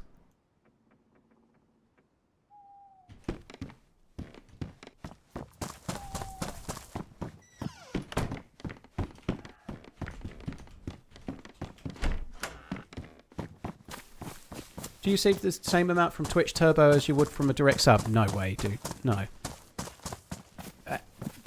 Twitch Turbo is fine. It's a really good tool, and if you want Twitch Turbo, use it. It's great. You won't get ads across the whole of Twitch. But Twitch Turbo replicates ad revenue, and one person's ad revenue, even if they've watched every minute of every stream, is nowhere near the same revenue as somebody subscribing. Ad revenue is based on large numbers and incremental, like adding up, you know.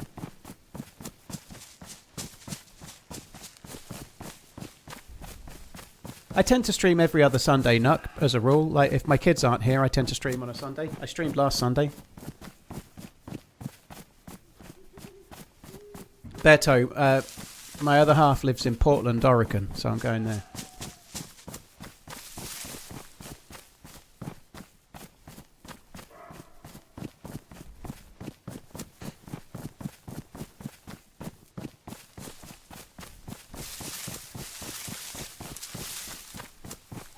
It's night. It's dark. I can't see.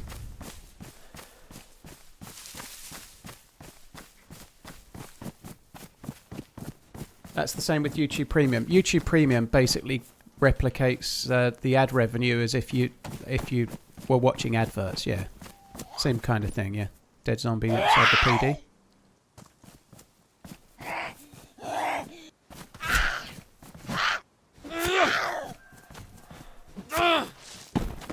I think I'm going to not do it. I think we're just going to crack on somewhere else. The Seahawks got sold for $9.6 billion. Wow, that's... The Seahawks were owned by she seemed like a nice lady, I think. Like her husband had passed away and she was running the club as far as I remember. But one thing that I vaguely remember is that when they won, she seemed like really nice. Like sometimes I feel like the owners like get in on it a bit too much when somebody wins a Super Bowl and like take over, like they get the trophy. Like it's almost like the players didn't just win it; it was the owner that won it, kind of thing. But she seemed not like that, which was kind of cool. Jodie was the sister. Okay, Jodie was the sister of the owner. Okay, that's cool. 9.6 billion ain't so bad, is it? Fuck me dead. I think they might have a chance to do it again. You know, I think they lost the MVP from the Super Bowl, but they've still got Smith and Jibber. They've still got the same quarterback and whatnot. I think they've got half a shout of getting to the latter stages again. You heard it here first. It's a Seahawks versus Bills final next year.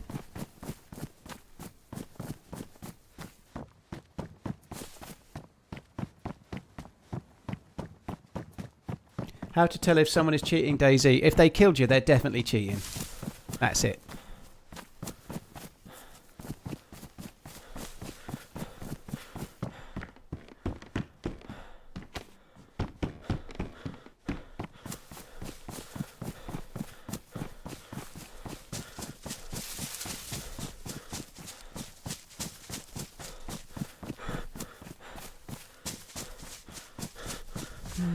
No convoy. Do I run to steroid tents? I think I'm not going to. I think I'm going to head towards Polana for now. Try and get a bag, try and get some food.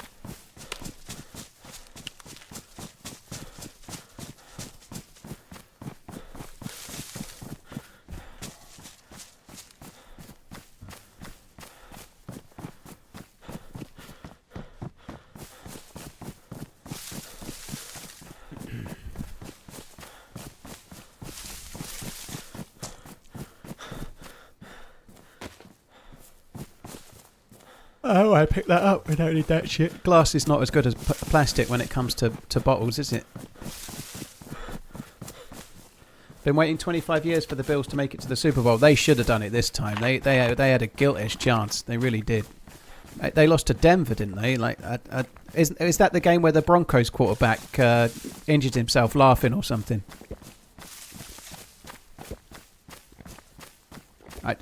Yeah, the Bills. I can't remember who they lost to now, but it vaguely rings a bell. But yeah, they had a great chance, and they went to extra time, didn't it? And then they ran the same play about 3 times. You know, they ran the exact same play. They had no variation, and the same play didn't work. And then they did it again and again. It was so annoying.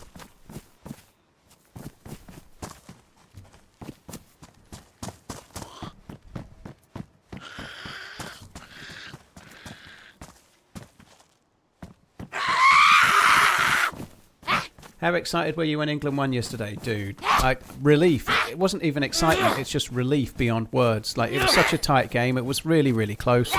It was hardly anything in it. Just relief that they won. You know, like they played well against Mexico, but they didn't set the world alight last night. They just did enough. You know, which is I'd be happy if they do just enough to beat Argentina as well. That would be perfectly fine with me. You know, but it was great. I'd say I was more relieved than excited.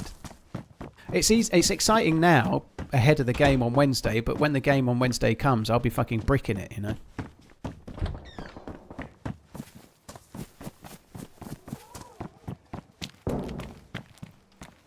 Josh Allen had an injury he was working with, an ankle, I think. Well, you'd think he would maybe have thrown it a bit more rather than just passing it to a runner so they could do nothing. I think they didn't have a great deal of variation. Like, they're slightly more than the year before, but I think they've made some changes, haven't they? Again, they just need a few more varied plays and the ability to throw it a bit more, I think. But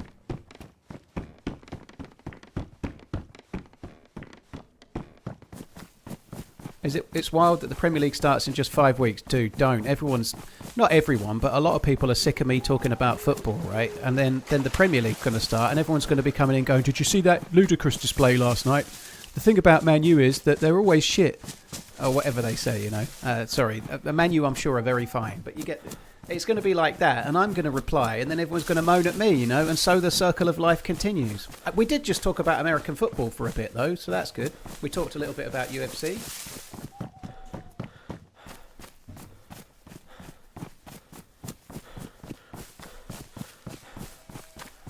I heard the shots, Magoo. There's just nothing I can do, so I'm just going to carry on running. I guess I have a chambered 1911, but at the level of gear that I've got, there seems little point worrying about things like that. I might as well just crack the fuck on, you know?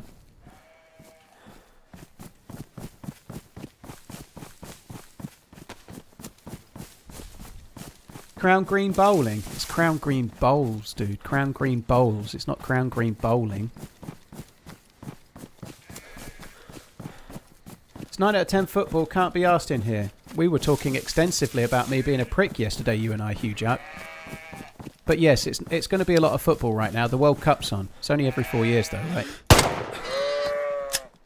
Right, I shot the one with the big ears.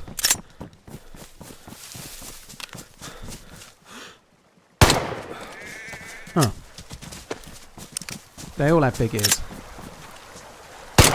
Oh, he's fucking juked me. He's duped me by running slowly in the same direction. That's quite a nice little bit, isn't it? Ah.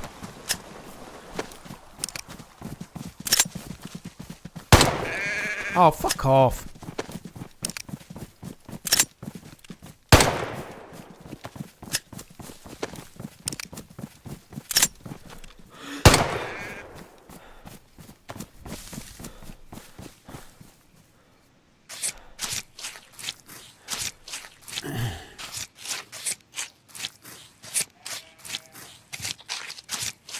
Did I watch the Joe Joyce fight? Did he fight yesterday, Dave? I didn't know he did, to be honest. I completely missed that. I was too busy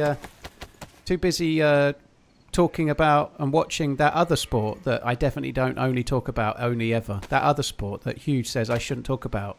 That one.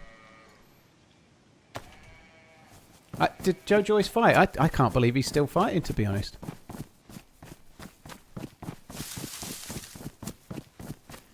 Right, that's kind of cool.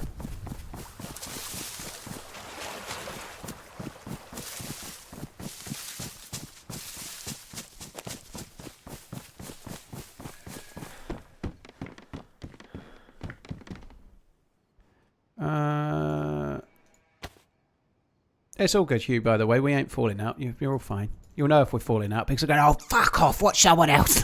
That's what, if we're falling out, I'll be saying that, and I'm not. So don't worry, dude. We're all good.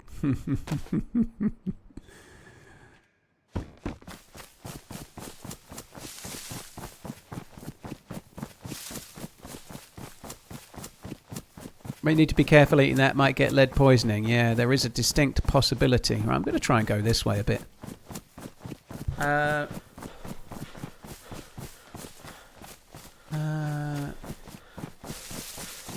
We need to sprinkle some watch talk and maybe some celiac talk, and our bingo card will be full. Mind you, I love watches and have celiac. Oh dear. Well, I'm sorry about that.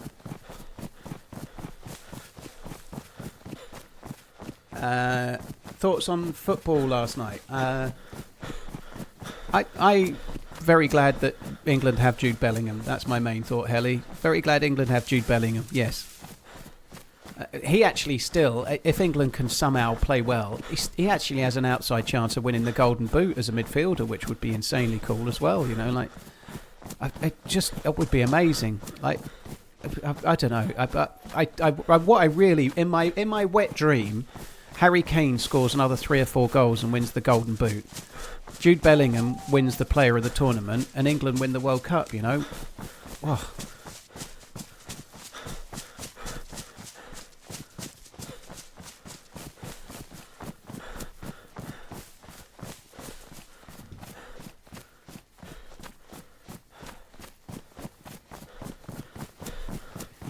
It's kind of funny. Bellingham is elite. It's kind of funny, like how Gary Neville, like last night, before a ball was kicked, Gary Neville was like, "Jude Bellingham's not world class. He's not world class, not yet." He clearly is. And like Neville's trying to paint a picture of how he's become world class in this tournament. He was our best player in the last tournament. He plays for fucking Real Madrid, and the first season he had at Real Madrid was stunningly good. You know, it's not been so good this season, but Real Madrid have struggled. You know. But Gary Neville kind of like, it's like he forgets what he says and then just changes his tune as he goes along.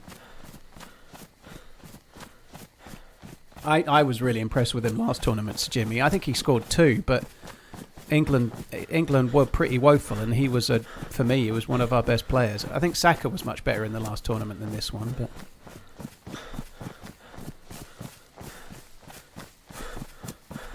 I think we kind of need to go a bit more this way. I'm trying to cut the corner and not go to Polana, and then maybe cook the food in the saloon, which I think is to my left. Because I got the food, I just thought I'd go to somewhere, cut out Polana, and save a bit of time. Cook the food, eat it, and travel somewhere to get good gear.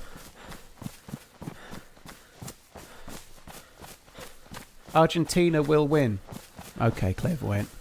It's kind of it's a nice little pattern, this clairvoyant. People come in and like just say exactly what will happen.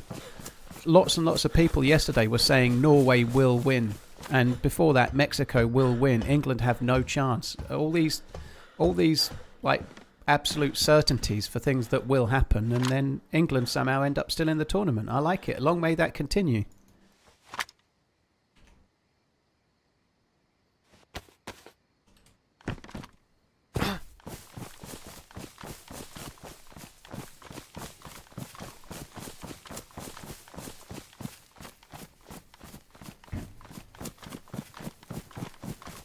I will find a woman.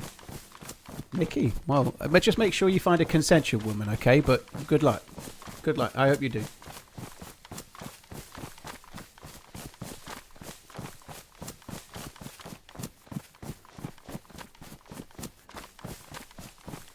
Turns out he was on our side all along. Are you saying that Haaland is some kind of Manchurian candidate, Topper? Manchurian or Mancurian candidate? You know, is he one of those? He's like a sleeper. Like like all Thomas Tuchel had to do was press a button and then he'd just start limping.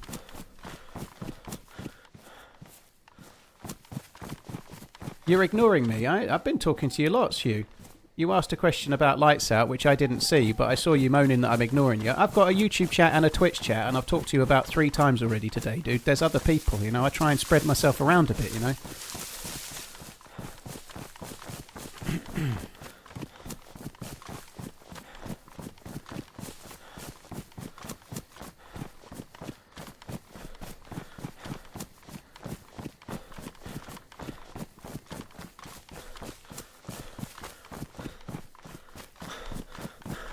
Show the love. Notice me.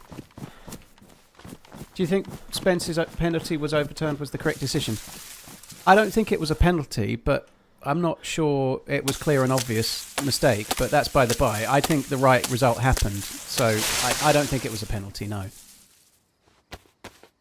I don't think it was a penalty.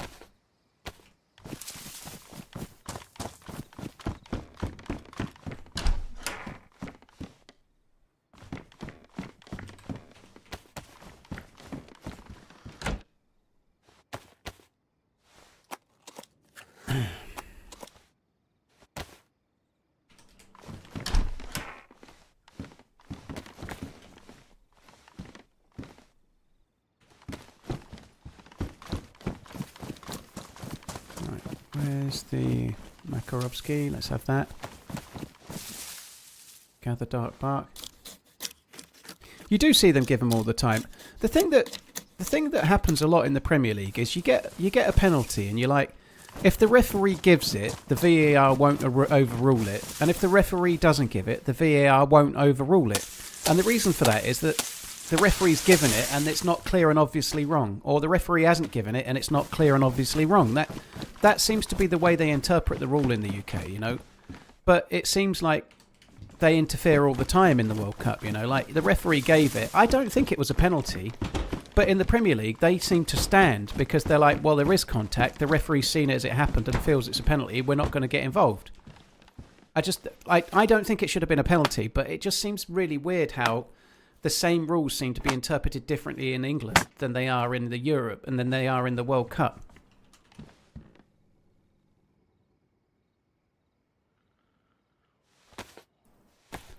Maxi, yeah, we've talked about it quite a bit. It sucks. There are over 2,000 of us on YouTube, as Paul has spoken to me twice. I am his favourite. That's now 3 times, dude. 3 times. Right. Gold star. See me after school. You can do my gardening.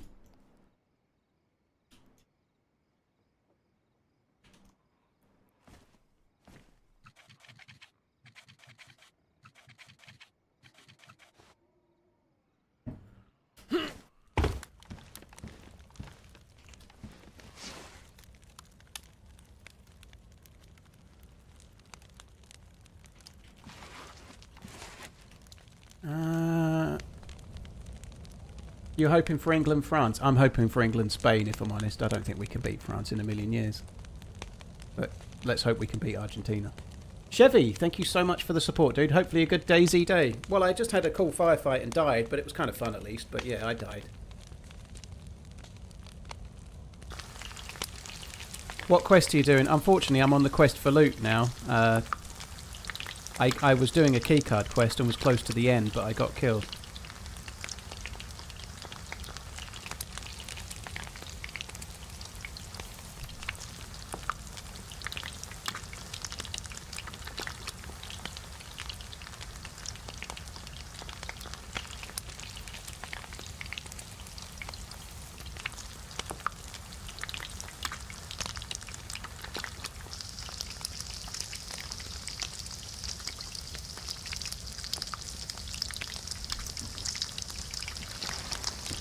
Sending a text massage. I didn't have time for none of this cooked meat shenanigans. Will Finn have enough to put videos out while you're on holiday? Well, it's a shame I died there, because I was hoping for a keycard quest video. That life might make a video. There's possibly enough for some kind of highlights video on experimental, but it's going to be hard to know until he's making it, you know.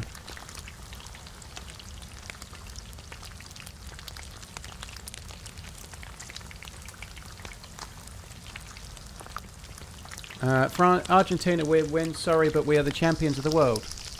Well, Liverpool were the champions of the Premier League until Arsenal were, dude. You don't get to win every time. And Argentina have been probably the worst of the 4 teams in it right now. I am worried about them. They can still win it. They can win it. They can beat England. Of course they can. But not really struggling to beat Cape Verde.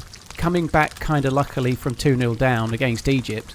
And then struggling to beat Switzerland with 10 men. It's not exactly World Cup winning form, is it? You know, you're playing worse than England. Yeah, everyone's giving England pelters, you know. I think you ought to watch the games. I will kindly make content for you while you're gone. Oh, dude. I would happily accept, but only if you promise to never use the word twat again. Shit. Only if you promise never to use the word twat again.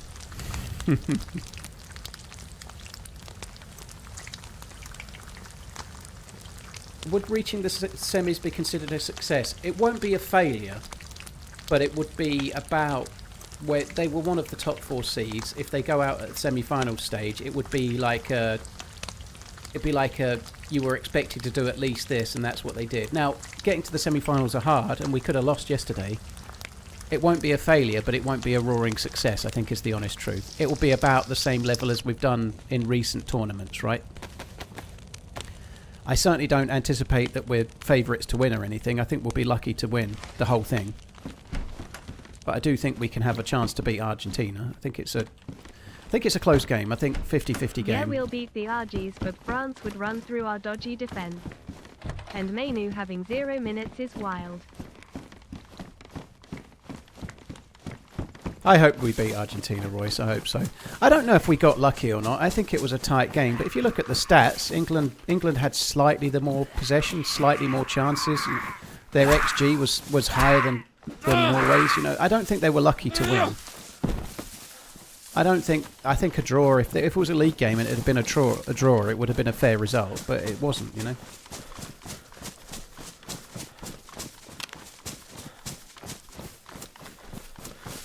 Naomi, thank you for the 41 months. Cheers for the support. Sergeant Zeal, thank you as well.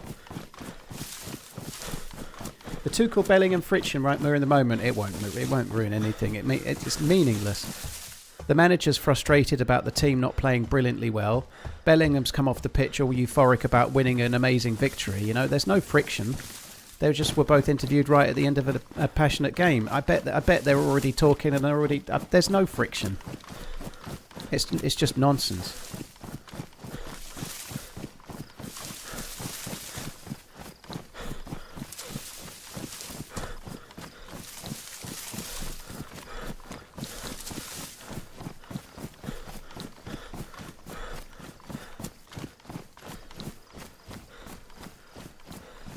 You saw that Norway was better. Norway weren't better. I think it was a very close game.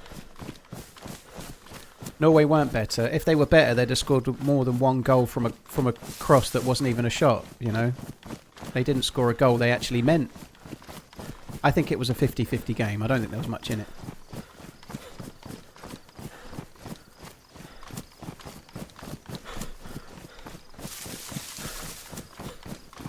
German mentality versus English mentality. I don't think that's true, Euron. I think that's nonsense too. There's plenty of English people that have the mindset that they could have played better. I don't think it's German versus English mentality. I think it's a player coming off the pitch, still out of breath from playing. Admittedly, he'd been subbed, but coming off from the game, euphoric that they've got through in the moment, absolutely euphoric. And also, that particular player has scored 2 goals, been man of the match again. Has he got 5 man of the matches now? Of course he's going to be full of himself and full of the joy of getting through, you know. Like, one's a player that's just got through, one's a manager that expects better, you know. That's just their jobs.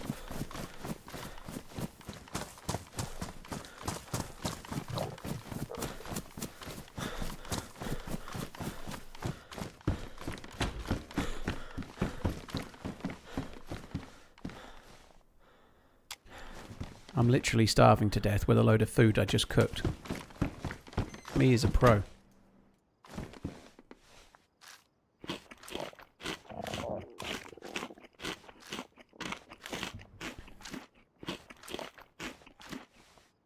On what population servers do you play? 50 plus or 100 plus? Yes.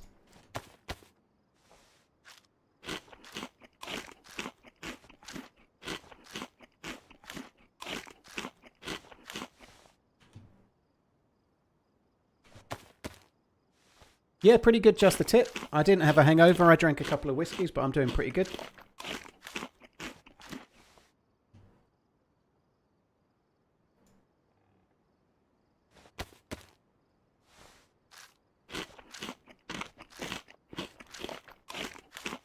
We did indeed, Flat. Not really much to talk about, you know.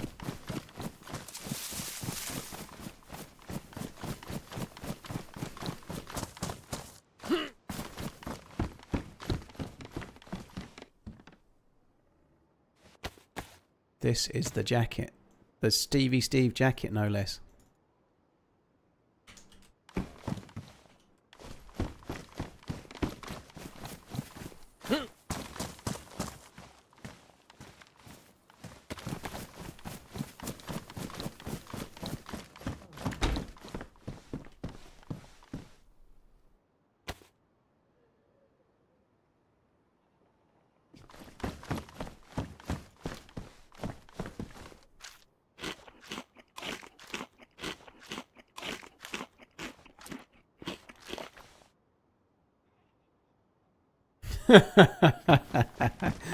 I like that analogy, Wack. It's a good job that I don't do post-stream interviews, because what the viewers or the mods want and what I delivered and what I thought would be two very different things.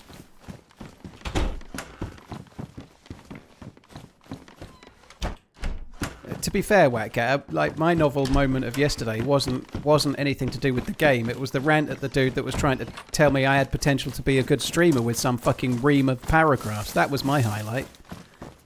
That was like, I enjoyed that bit.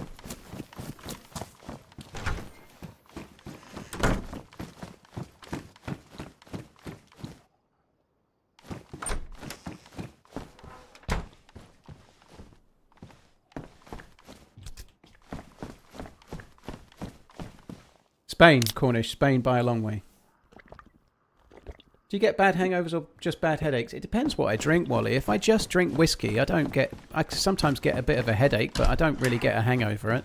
If I mix alcohol, particularly something like wine and whiskey, then I can feel pretty rough the next day.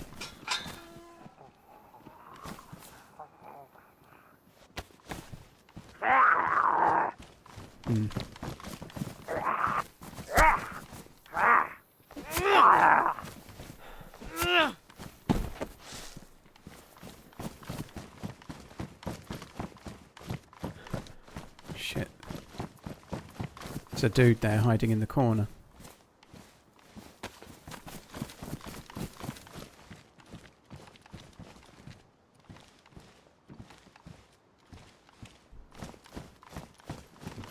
I think he saw me.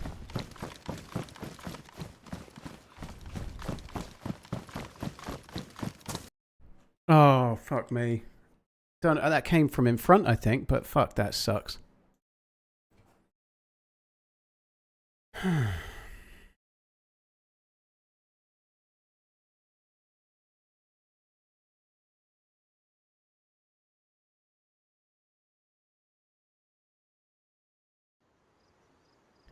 Beraziki? This is kind of a fun spawn. Looks like Beraziki to me. I'm pretty sure it is. I'm just going to wait for a minute before I start looting, because I just don't want to get the desync bug. So I'm just going to stand still for a minute.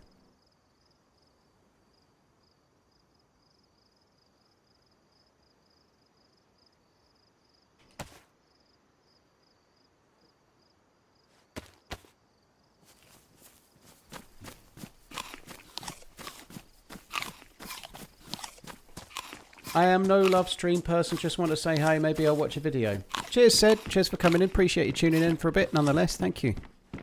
The streams are what make the footage for the videos, so they're kind of like...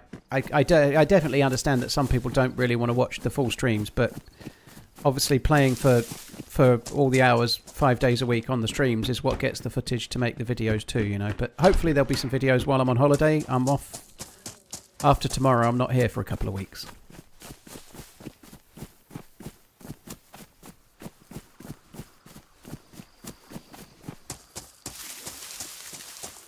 That's a nice pair, is that?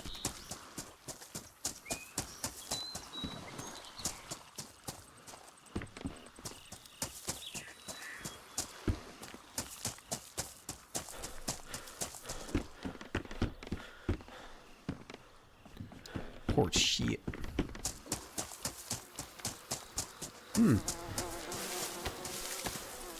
He suicided. He don't like the Berezino spawn.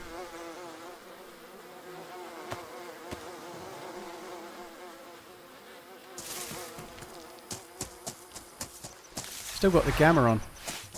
It's not gamma time. Fuck me. Oh, we're awash with bandages, we are. Awash. Oh, there's even a dead Z. These guys have not been here. They've not been here that long. One of them wasn't even flying.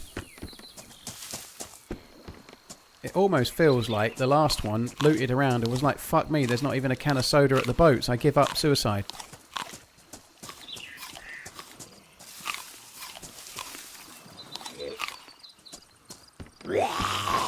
Ooh, but there is definitely a group. Like, some people really enjoy watching live streams and don't watch edited videos, and a lot of people only watch edited videos. But there definitely is some do both, of course, but there is definitely many people that only watch live streams and don't really watch edits, you know? Like, people tune in for a live stream more like the radio, whereas people that watch videos are specifically wanting something to really focus on, you know? There are different audiences for both.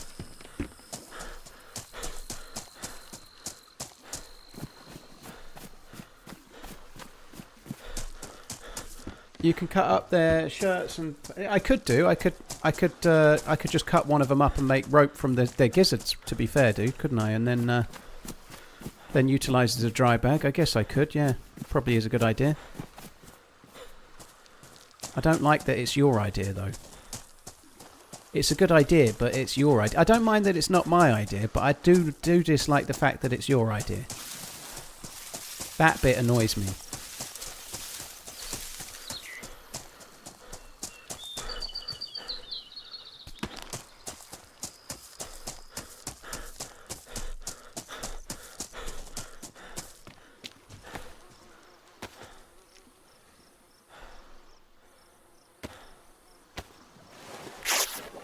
Been dying a lot lately. Well, yeah.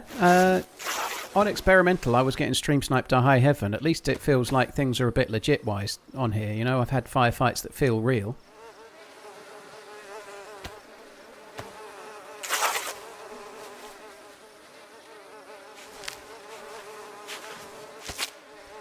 I could also make a fishing rod and hook. I don't think I need to fish. The bag will be useful for collecting junk, but I don't think I need to fish.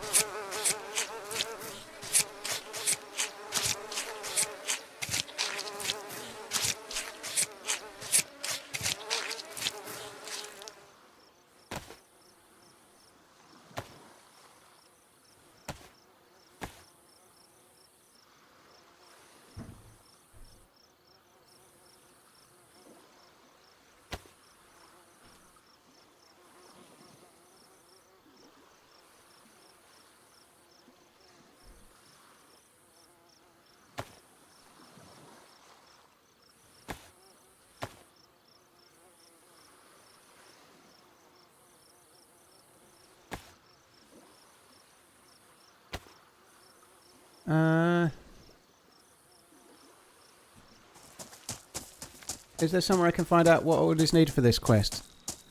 Oh man, I've got videos of me doing it on YouTube. You need a spark plug, then you need to go into the ocean, find the first key card, where I found it yesterday, and then the life buoy, and then you go from one key card place to the next key card place to the next key card place, and at the end you also need a gas mask and filter.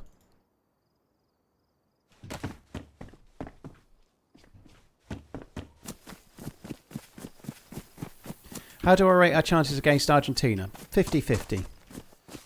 If I'm being slightly honest, I think very, very, very slightly more than 50-50. England are not playing brilliant, but Argentina are playing worse. They've got Messi, and that's great. I don't think Argentina are quite as good this time as they were last time.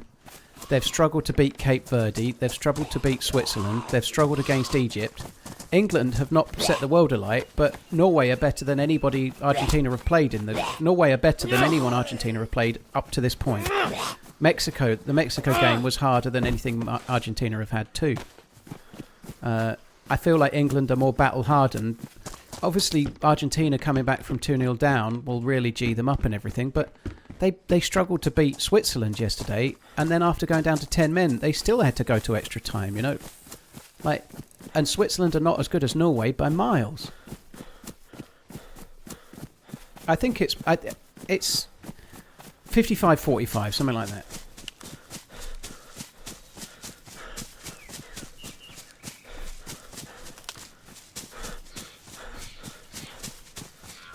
I should have took the bones, really, when I cut the dude up, but never mind, it doesn't really matter. We'll find a knife just over the way here.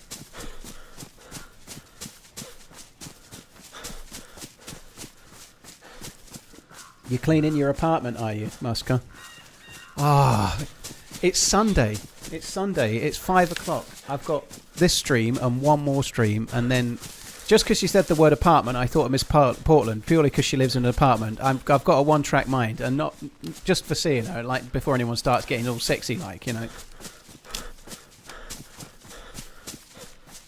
Feel like we barely scraped through last night. Decked.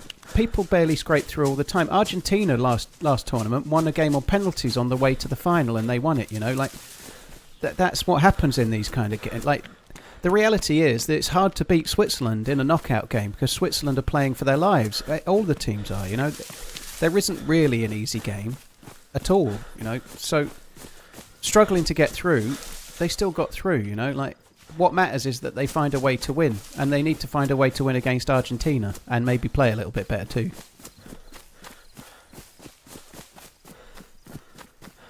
Nobody is talking about the wire that fucked up Norway's win. Well, it didn't fuck up Norway's win. White. It didn't fuck it up. Whether it happened or not, like FIFA have released footage showing that there was no snick on the ball. The BBC have got some like digitized thing that shows that maybe it connected with the wire. But that's not what fucked up Norway's win. What fucked up Norway's win is they scored one goal and they didn't even mean that goal. That's what fucked up Norway's win, you know. They didn't take the chances they had. That's it.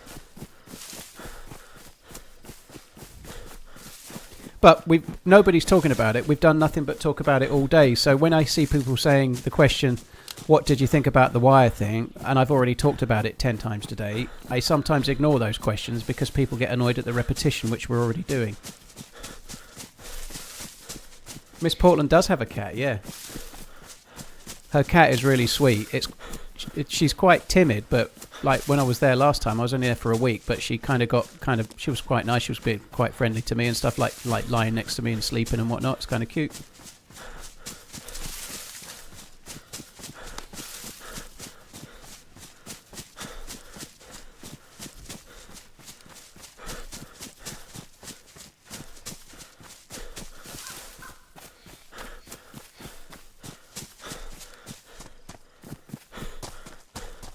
Bro, you could win Ghana. We haven't played Uruguay, Ale. Yeah, we drew with Ghana, so what? We drew with Ghana. Big deal. They defended like fucking heroes and we drew, but we've won all the other games and we haven't played Uruguay.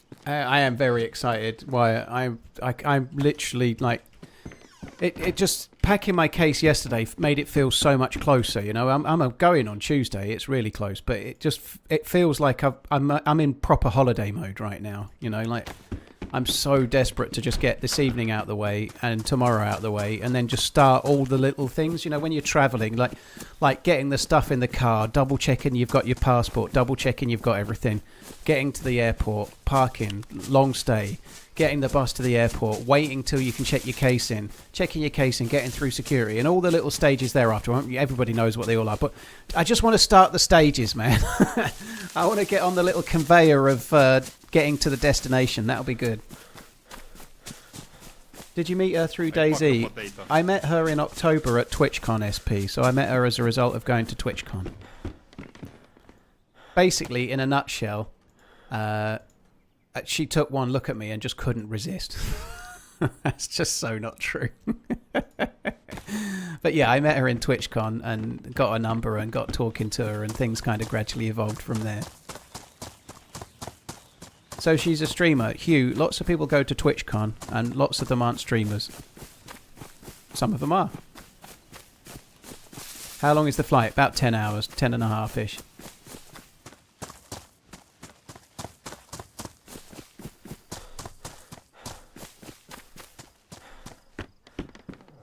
I met wife on Tinder while I lived in Florida and her in France. Now we live together in the UK. Dude, GG. The long distance thing, it's a lot easier in this day and age than probably it was years ago. But there are challenges, but there are things that really make it feel more special as well, you know, like it's working. I'm really happy at the moment. Hopefully it carries on as it is. I'm sure it will. I think it will.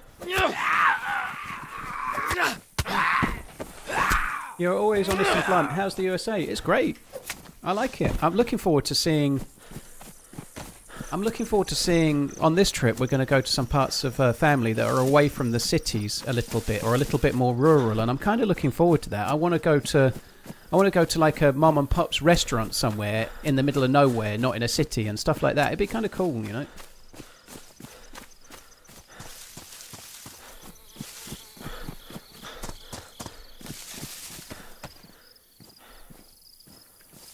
I didn't see it, but now I want to know what my...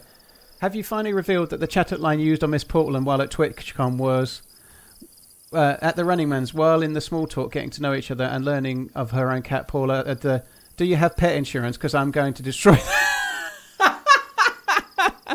Do you have pet insurance? Because I'm going to destroy that something tonight. No, I definitely didn't utter those words.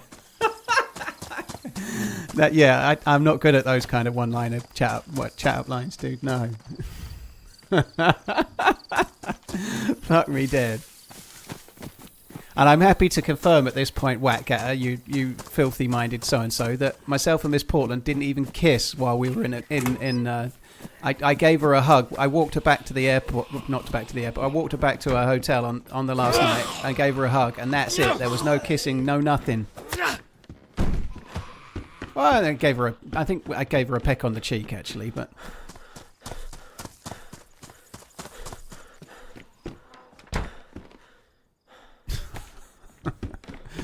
Fuck me dead.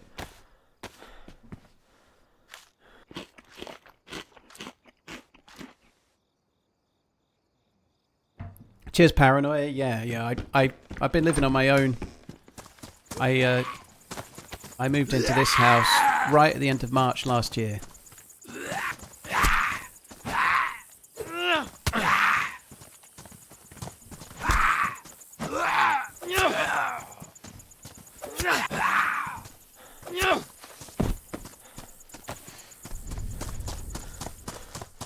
I think the reality is, of most places, I think social media, these chats, the stream, the chat, it can all skew how people really are.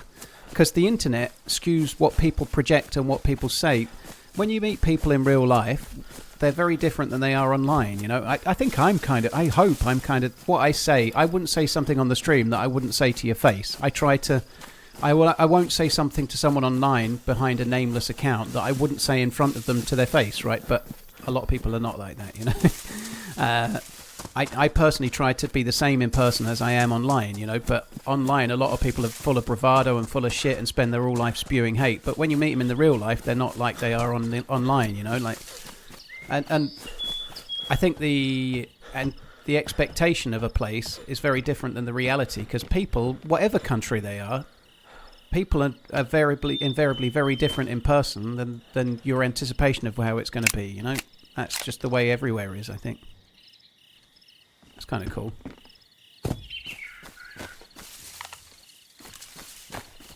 I just look down the scope because sometimes when it's already attached, they look like they're in good condition and then they're not, but it's fine.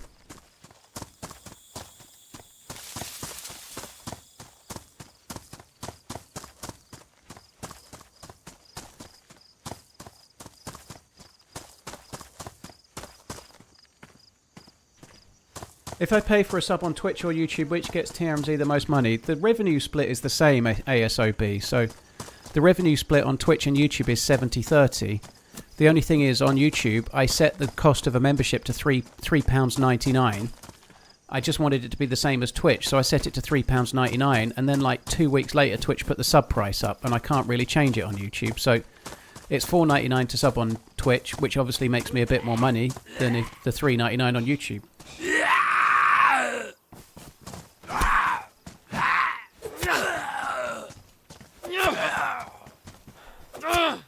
Hi Tiger Lily, hope you're good.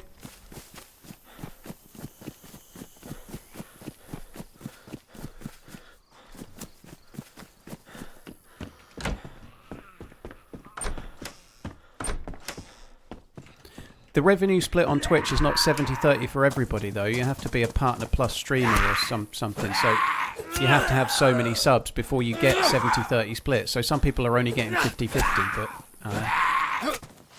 thankfully I'm in the 70-30 group.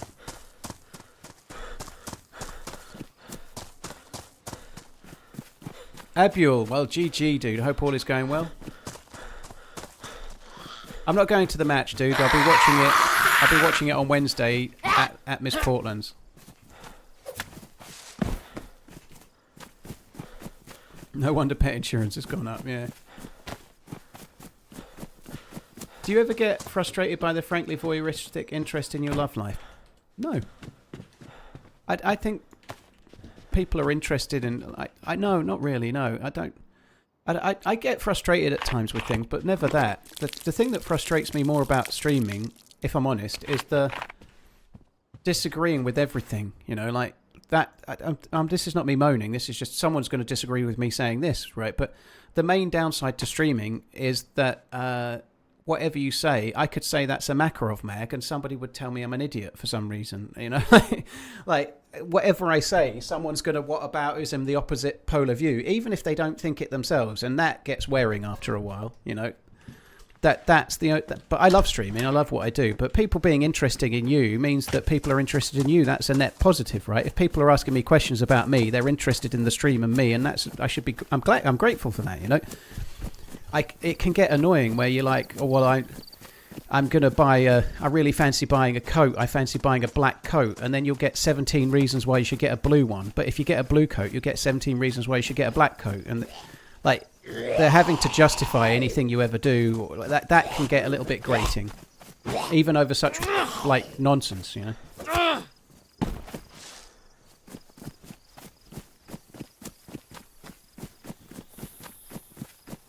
How long am I going for?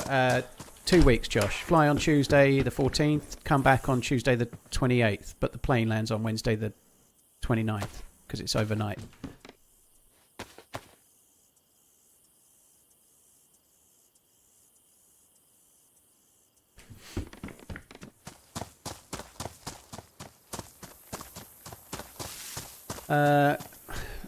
I'll read out the whole question, but it feels like you're blowing smoke up my arse a bit, dude. But thank you, Wild True Doosan.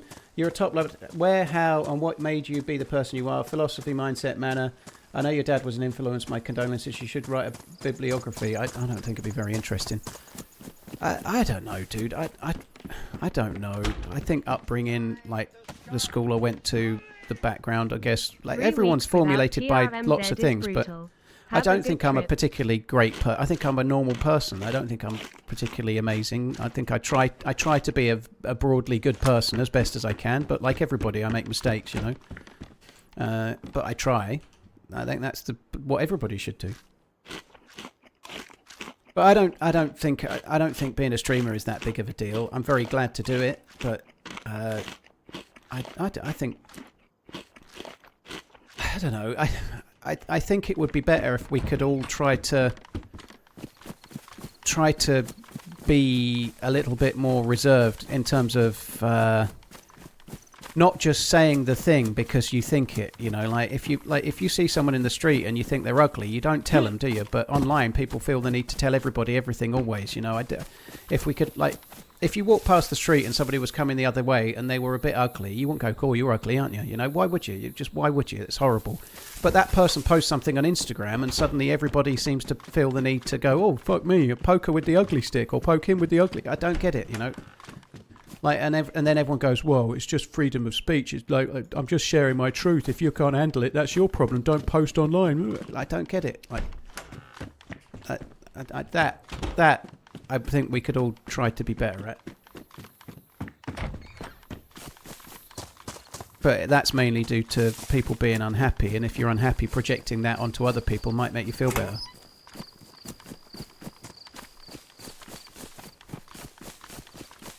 Show us your face, brother. I don't have a face, dude. I don't have one. I lost it along with my cock in an unfortunate smelting accident. But I do like gold.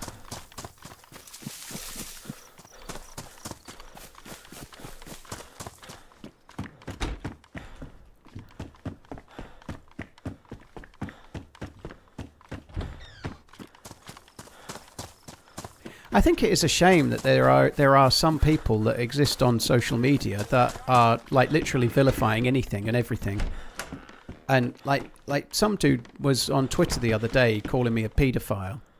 In the most specific of circumstances, that they were like literally stating as a fact that I'd left my ex because I'd been talking inappropriately to her daughter. And my ex didn't have a daughter.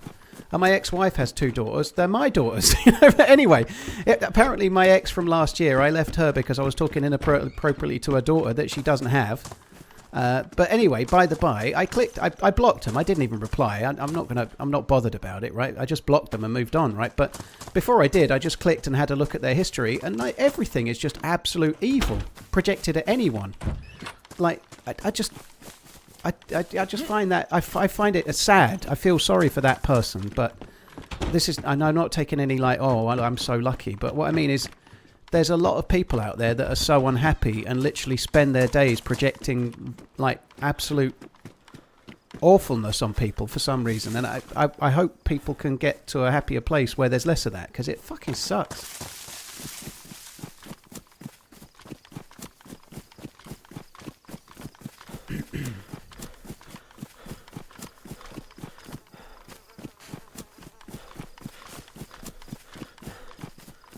But people will say anything, you know, like it's just strange. But like people can, there's so many people unhappy, and they're online like vilifying something or other, and I think that's a shame.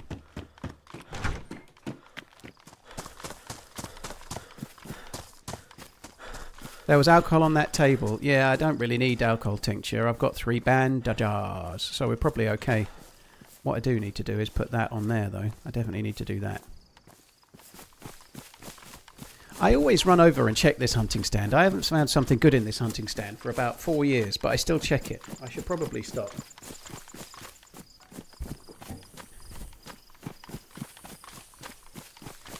I know I don't really want to get in a massive conversation, but something that's changed over the years, this is my opinion, right? But there was a time where sticks and stones may break my bones, but nicknames will never hurt me. There was a time when that was used by somebody being bullied to try and not let it hurt them, you know. There was a time where you were being bullied by someone, and sticks and stones may break my bones, but names will never hurt me, right? You were being verbally bullied by someone, and that was how you kind of tried to get yourself through it. It's no big deal, right? But there was a time when sticks and stones meant don't listen to the haters, they're just being cunts, right? Nowadays, people use it as a means to say what you like at someone because it's only words, you know. That saying comes from protecting yourself from some bully when you were at school or whatever. But nowadays, people try to reel it out as, well, I'm only using words, so it won't break your bones, you know, just take it, you know. I don't really... At some point, there's been a change where people just think it's okay to be a shitbag because it's only words, you know. Just try to talk to people like you're a nice person. Why not? There's no harm in that. That would be good, wouldn't it, you know?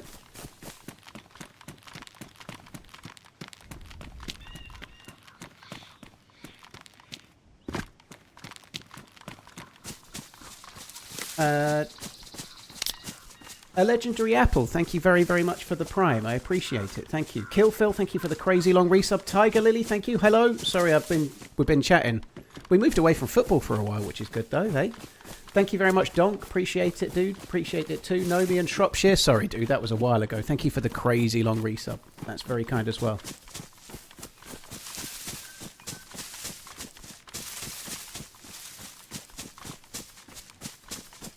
Not a single person on the internet can hurt my feelings. I laugh at them. Well, I think that's cool, Facility. It's good that you've got that. I'd like to say that's true for me, but every now and then I can catch a stray that does get to me. It's rare, but it does, you know.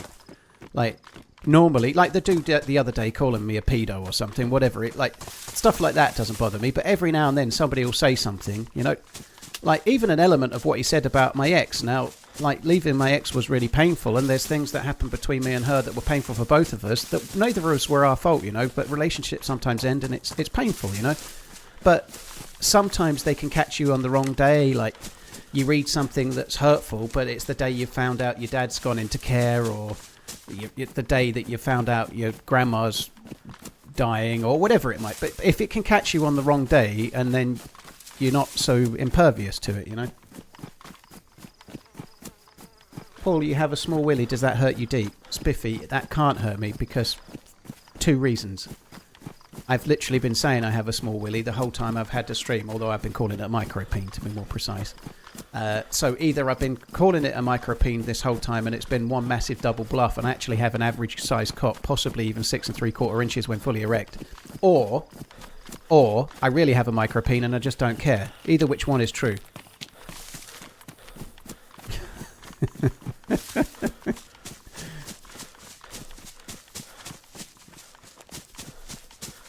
What is this quest about? Well, I died doing the quest and we haven't changed the title because I can maybe do it again. It's about keycards and R700s and ting.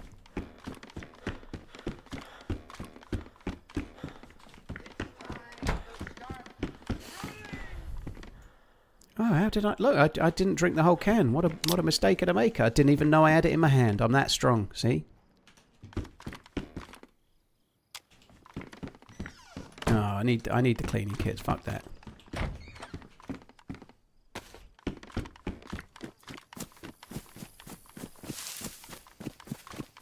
.3. No, 6 3/4 is 6.75 DM bassist. Come on now. Is this vanilla or modded? Yes. Sorry, dude. I don't go into much specifics on servers because it helps me.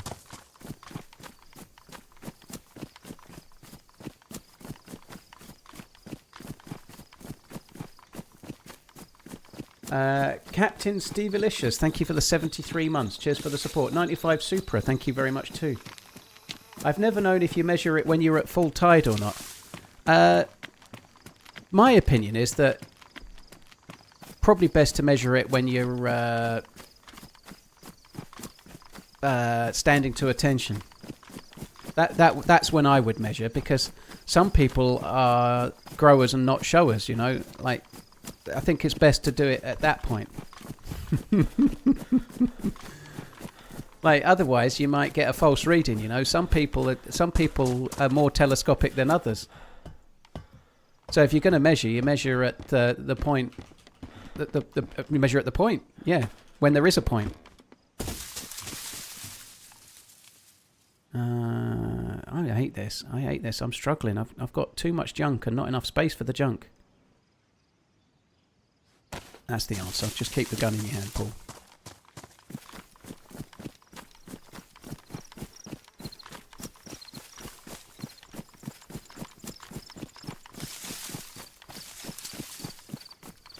Hypothetically, if you were to describe your feet size, what would they be?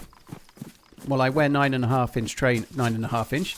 I wear size 9.5 in the UK, which is 10.5 in America, I think. I don't have particularly big feet. I actually think I wear shoes that are marginally bigger than I need, by the way, but that's because I have such a high instep that the next size down never fits properly.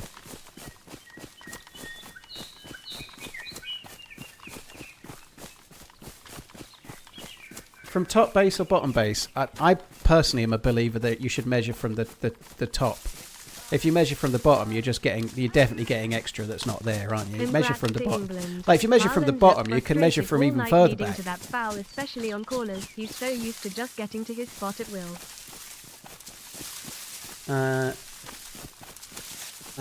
Jake, yeah, I'm very pleased with the result. It was a really tough game. Norway are good, you know. It was a tough game. I'm very glad England got through. There was some conjecture, but I don't think... personally, I think it was a tight game, and the team that scored 2 goals won, and that's that. But I know there's a lot of drama.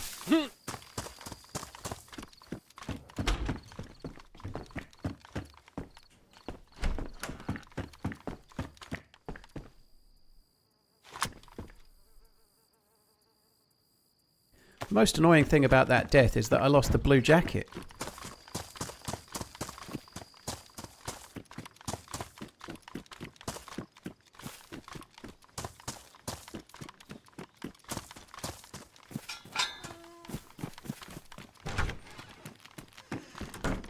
Ooh.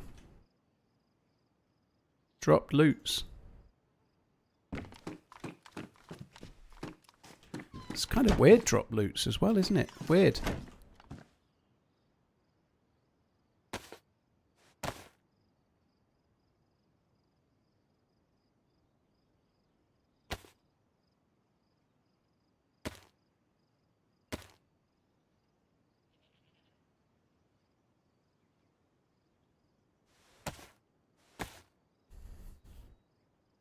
"18 reasons paranoia, right? 18 reasons why the black jacket was better." Yeah, I think that makes sense.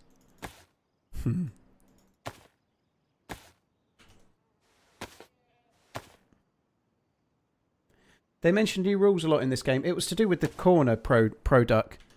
It was to do with the corner. They disallowed the goal because Haaland had pushed somebody over, Elliot Anderson, and it was a push. It was a foul.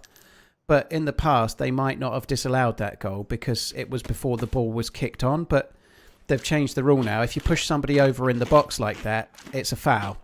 The bit I don't fully understand is, like, if somebody gets pushed over like that and it's a foul, like, if it's clearly a foul, why do they retake the corner? That's the rule, but I don't fully understand that bit of the rule. Like, if maybe because the ball's not in play, they can't then transfer it, I guess. But let's say somebody was about to take a free kick and, like, there's a wall and somebody from the defending team, no, somebody from the attacking team punches a player clean in the mouth, right? Like, literally punches a player clean in the mouth and they get a red card. Does the team still get to take the free kick? I presume they do. That's why, isn't it? Like, because no players happened, they get sent off, but then they still get to take the free kick because there isn't actually play to continue. I guess that's why. Knife on the belt. Yeah, I know. That's why I made the belt, dude. But you got to give me a chance, man. We're getting there. That's why I made the belt. I was too busy contemplating the wherefores and whys of everything we just talked about as well. But as I'm talking about it, I'm trying to work it out in my tiny Brian, you know? I think that'll do.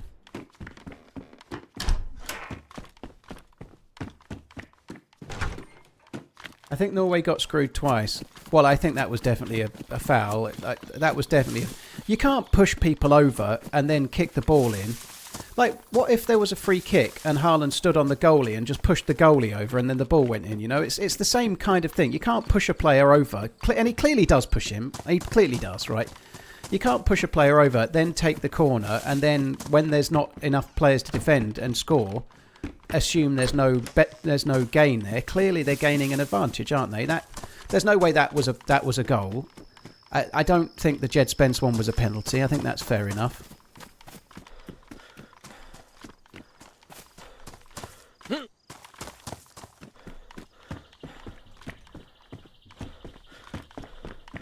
And if that's okay, where does that end? You know, if Haaland can push him over, can 2 or 3 of the other Norwegian defenders push others over?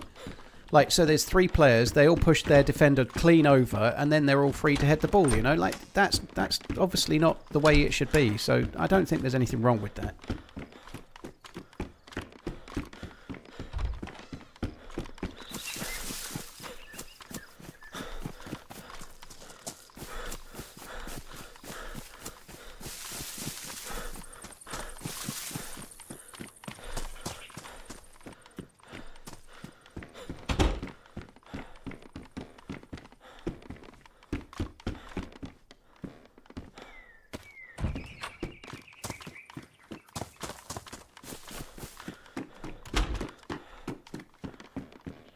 BK. I'd rather have that than a Sporter.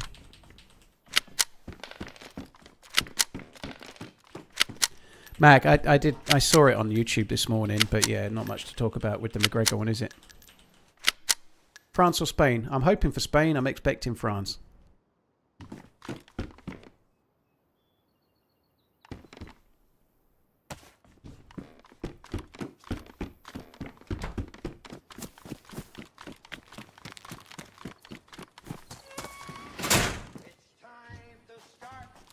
Is this a heavily modded server? No. You do you, bud. When I go out Western America, I go to liquor stores and look for rare bourbon. Usually stores don't know what they have, may find an Eagle Rare or cheap Blantons. Grid Hippo. Well, Eagle Rare is cheap in the UK, so if I'm going to buy that, I'll just buy it in the UK. You can get it real cheap. Nobody buys it in the UK, so like I bought it from Amazon for like £28 a bottle. Certainly sub £30 a bottle quite often. So if I buy Eagle Rare, I can just get it in the UK cheap because nobody buys bourbon over here, really. Like, there are places in America where it's always sold out because it's really popular, but over here, nobody knows. Nobody buys it. I quite like Eagle Rare. It's pretty decent as well. The one I actually like. Cheers for the support, Grid Hippo, by the way. I appreciate it. I'm not a massive fan of bourbon in general, so I'd like to take a bottle of whiskey with me. Miss Portland's dad likes whiskey. I'd like to take a bottle of Bunnahabhain 18, but I don't want to take it in my case. You're allowed to, but you have to declare it and whatnot. But I'd like to be able to buy it from the airport just so that it's in my hand and not in the case in case it got... Just imagine if it somehow split. Even if you put it in bubble wrap, it somehow split and then you've got whiskey seeping through your suitcase. That'd be horrible, right? So I'd like to be able to buy it from the airport and take it, but when you're in the airport, they always sell like dodgy things. Like you go to the Bunnahabhain section, it's all stuff that only sells in the airport, and it's none of it's what you know.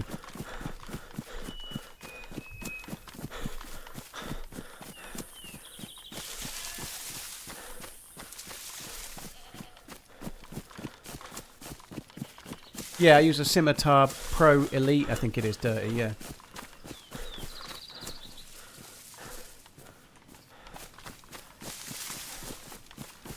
Yeah, I think it's definitely the way, Michelle. I'd really like to take Bunnahabhain 18 because it's my favourite whiskey, and I know he drinks whiskey. It'd be kind of cool, you know. But I can't buy that from the airport, I don't think, and I'm not packing it in the case. I checked there's two different places that sell whiskey in Terminal 5. And one of them does 4 different Bunnahabhains, and they're all like random, only sold in airport editions.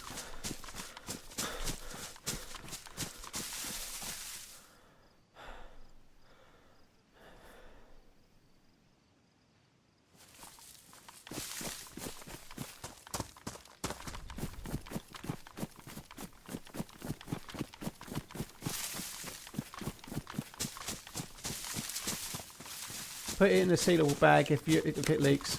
Pegasus, I guess that would be one way, but even they can, like, I don't know. I still think it's a risk. Just knowing my luck, I don't know, my bathroom bag will open and somehow the toothpaste will nick the bag or whatever. I just don't want to take the risk. It doesn't seem worth it, you know.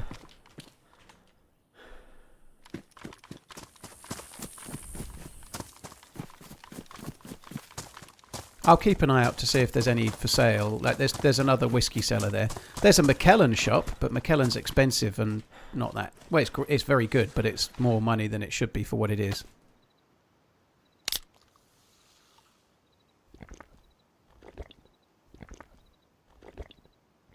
You should be able to buy duty free before the flight. That's what I'm saying, yeah. But they only have limited things available. They don't have the whiskey I have there. They have 4 different Bunnahabhains, but they're not. They're all specially made for the airport ones that aren't very good. Has the ball allegedly hitting the spider cam been discussed? Yes, lots and lots of times. Basically, it's this, Scalisti. If you're Norwegian or don't like England, then it's an absolute robbery. If you're not, then it's not. That's basically the summation of it. If your team loses, it's everyone else's fault than your team. But if your team wins, then hey, that's basically how it is. Just like every game ever, you know. Like Norway only lost because of the cable. They didn't lose because they had a 2-on-1 and the dude didn't pass to Haaland.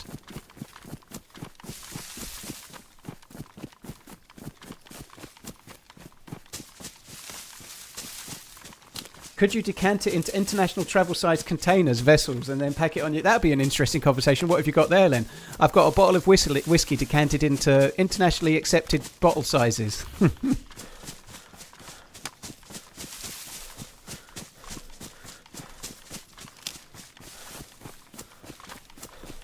Can't just take it in hand luggage. You're not allowed to take bottles through security funeral with more than 100 millilitres in it. So I can buy it once I'm through security, but the issue is it's not for sale past security. That's the thing.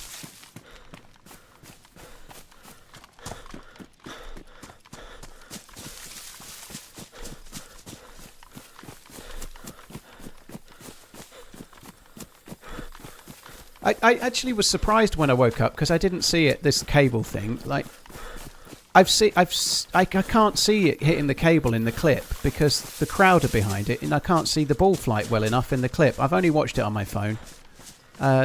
If it hit it, then it does suck, but I can't see it on the clip. And they apparently have shared a video of it being hit from the goalie, showing the snickometer, and there's no register on the snickometer. So either there's a technical issue or it didn't hit it. But everyone swears blind they can see it, but all the people that swears blind they can see it are Norwegian, you know. That's the way it is.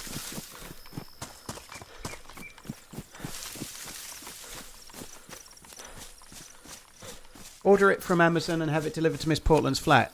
Yeah, but I'd have to buy it from Amazon US, so it would be crazy expensive, right? So I'll be able to work it out somewhere or other. I can buy it. If you buy whiskey, like Amazon, Boonahaven 18 in the UK is about £110. Sometimes it's 107, sometimes it's 115, but roughly about that, right? If I bought it from Amazon, I can't buy it from Amazon UK and ship it to America. I have to buy it from Amazon US and ship it to America, and so it'll be crazy expensive. It won't be cheap like it is here. By the way, that's not cheap. I know it's a lot of money, but it's cheap for that whiskey compared to what it would be in America.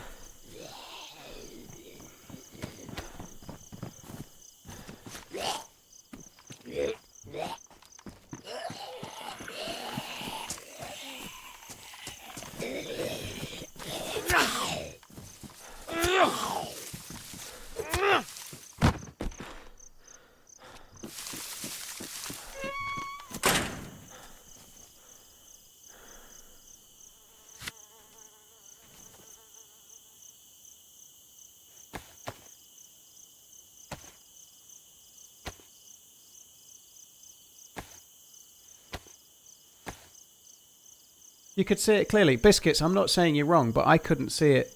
I couldn't see it on the side-on view. And I watched the FIFA video from behind, and I've only watched these videos once or twice. I've not studied it because I didn't even know it was drama until this morning. But I've watched the video that shows the snickometer with no snick, and I can't see it hitting anything on that. I've watched the side-on view, and I couldn't see it from the side-on view. The crowd's behind, and again, I didn't study it because England have won. I'm not desperate to prove it hit it, but I looked at the video once, and I looked at the other video once, and I didn't see it, and that's it, you know, like it.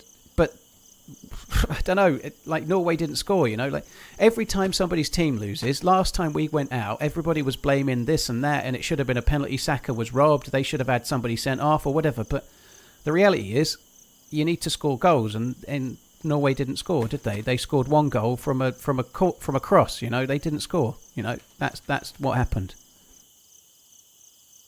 But England will be the same. If we go out to Argentina, it'll be, oh, we were robbed by this.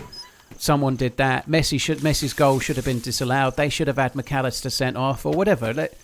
Everyone's always the same. You know, the reality is the game was tight and England scored 2.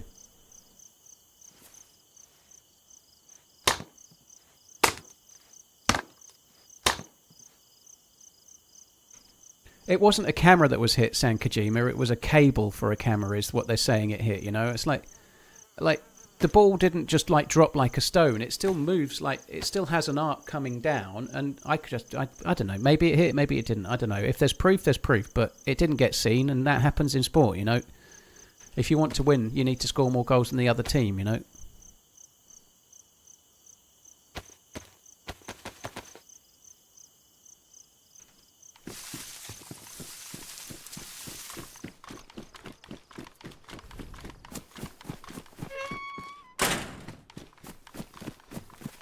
Oh, for fuck's sake.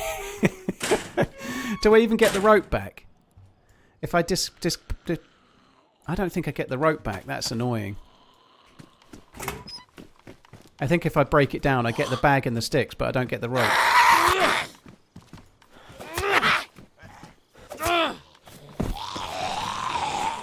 Obviously, the blue one is way brighter than the other one, so that kind of sucks.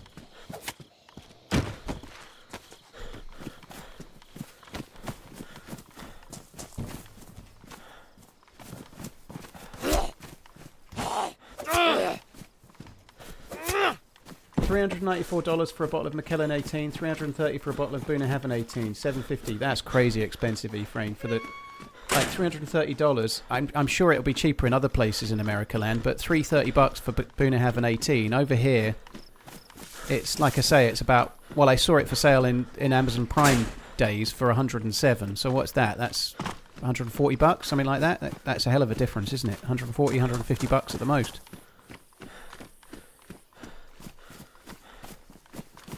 It's pretty weird how the BBC shows how the ball... TL Dud, it does. There is that. I've seen that, but that's a digitised version. I can't see it in the video, and I've seen the video from behind the goal. I can't see it in that. So if it's hit it, it's not made a great deal of difference, but I don't know.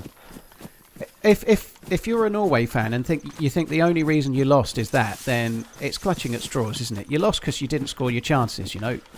That's true. You know, like, if Norway wanted to win, they needed to score more than one lucky goal, and they didn't. You know, that's how it is. Like when England, I hope they don't, but if England lose, I would hope you'll hear me say England should have played better and not just blame it on some nonsense.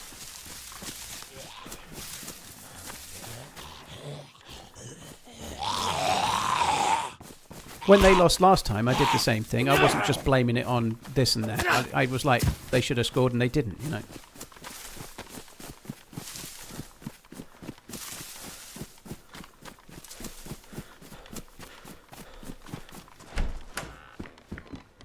Potentially an error, Squirrels. Potentially. The snickometer says no.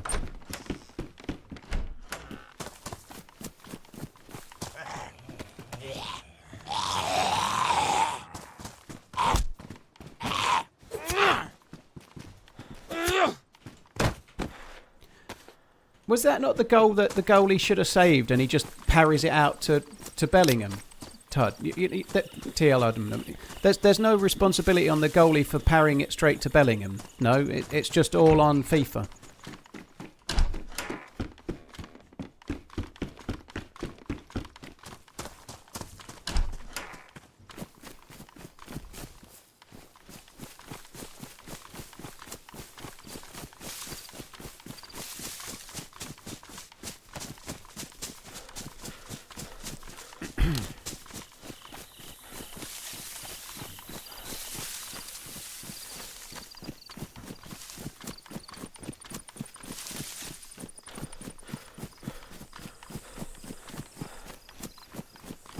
Just watched the video. The ball didn't move, and not a single player noticed. Yeah, but if you're looking for it, apparently you can see it.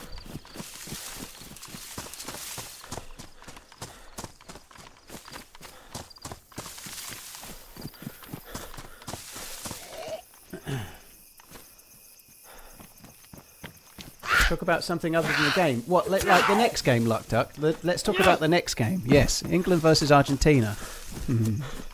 We have talked about quite a lot of different things, to be fair. We've had some fairly... We just had a conversation about the size of my cock. It was lovely.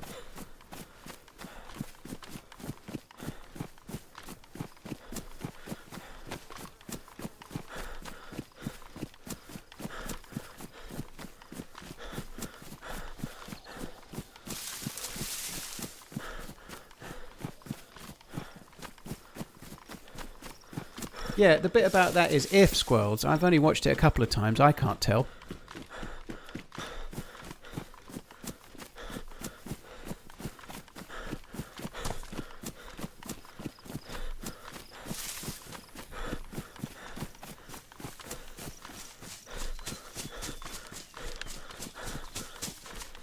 really hungry. What time? It's 5:30. That might. I haven't actually made myself a.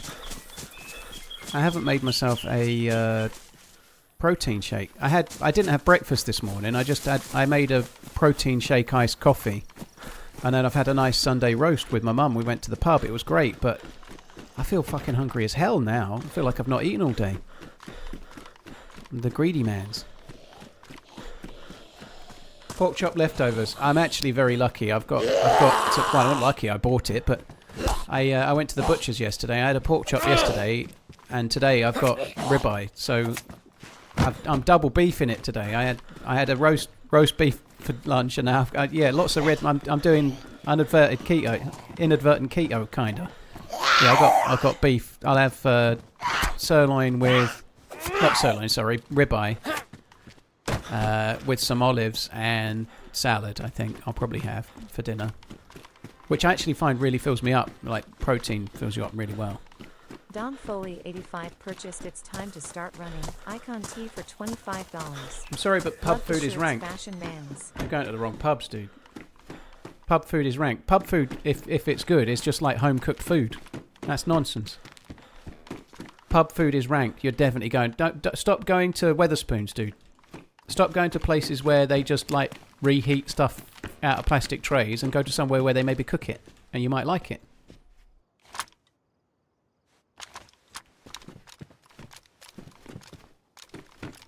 Wetherspoons food is decent for the price. I think the breakfasts are pretty good, but I think most of the actual meals are terrible, personally.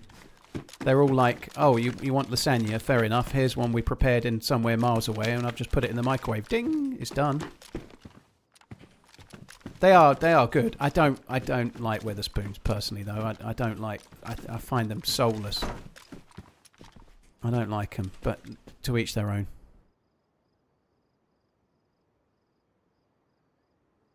I've certainly partaked in the Wetherspoons breakfast a few times. They're okay. It's kind of hard to fuck up a sausage and some bacon and beans and a fried egg, isn't it? You know, they're pretty good, pretty cheap.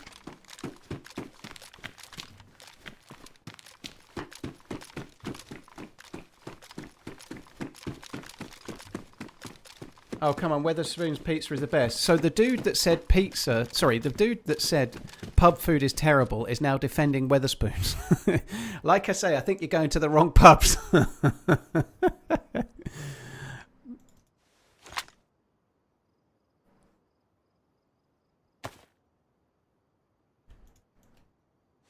struggling here.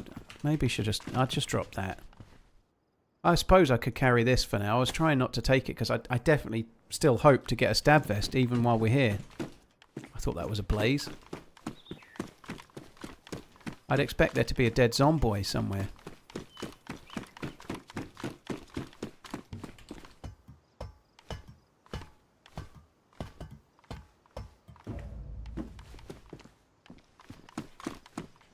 Ooh. Back with another one of those Glock rocking beats. I don't think I've ever said that. Ever. Suddenly the Chemical Brothers comes to my head. Maybe I've said it, but I don't recall. How is his backpack blue? Well, how is the backpack blue? This is going to blow your mind, Gary. What's happening is the backpack is absorbing all colours of the light spectrum except for blue, which it's radiating outwardly, making it look like it's blue. It's not really blue, it's just reflecting blue light. Sorry. Sorry, dude. That was terrible. It's a mod. It's made from a tarpaulin that the server has. So it's made from a blue tarpaulin and it's modded. So you can't make this one unofficial.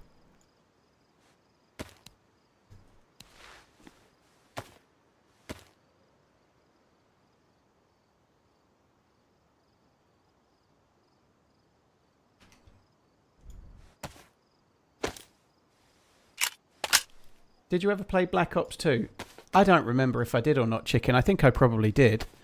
I don't remember... I never really liked the Treyarch one. So I played between COD 4, Modern Warfare, and COD Ghosts. So if Black Ops 2 came out in between those, then yes, I did. But I don't really remember all of them. I remember World at War. I remember Black Ops. but I don't remember what I played and what I didn't entirely. But I played all of them from those two to from up until COD Ghost. So if Black Ops 2 came out after COD Ghost, no. If it came out before, I did. I wasn't a big fan of the Treyarch versions. I was playing on PlayStation 3, and they never ran as well as the Treyarch ones.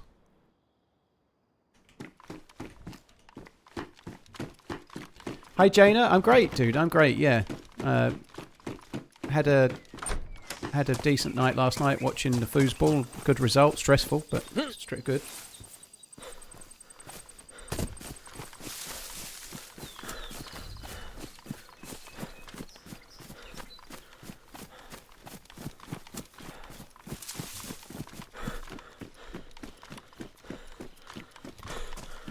They just ran like shit compared, like the Treyarch ones used to be 30 FPS and the Infinity Ward ones used to be 60 FPS, and it felt so much better. I could never really get on with them.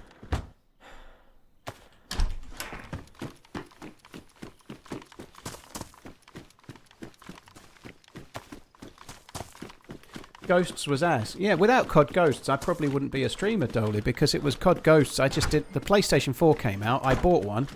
I bought COD Ghosts. I didn't really like it, and I was watching YouTube videos of COD Ghosts and stumbled onto it. A YouTuber I watched for COD made a video about DayZ, and I was so disenfranchised with Call of Duty at the time. I was like, oh, I really want to play that. That sounds amazing. And it's what COD Ghosts being bad is what made me start playing DayZ effectively.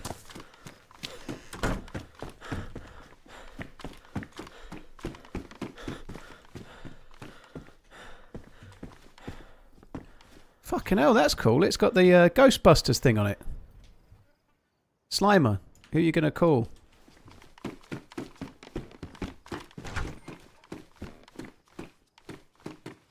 What do you think about people saying the England goal should have been disallowed as the ball hit the overhead camera wire? Fitzy, you're literally the first person to bring that up today. I'm absolutely staggered. I'm staggered. You'd have thought somebody had asked that question like every 3 minutes for the entire stream, but literally you're the first.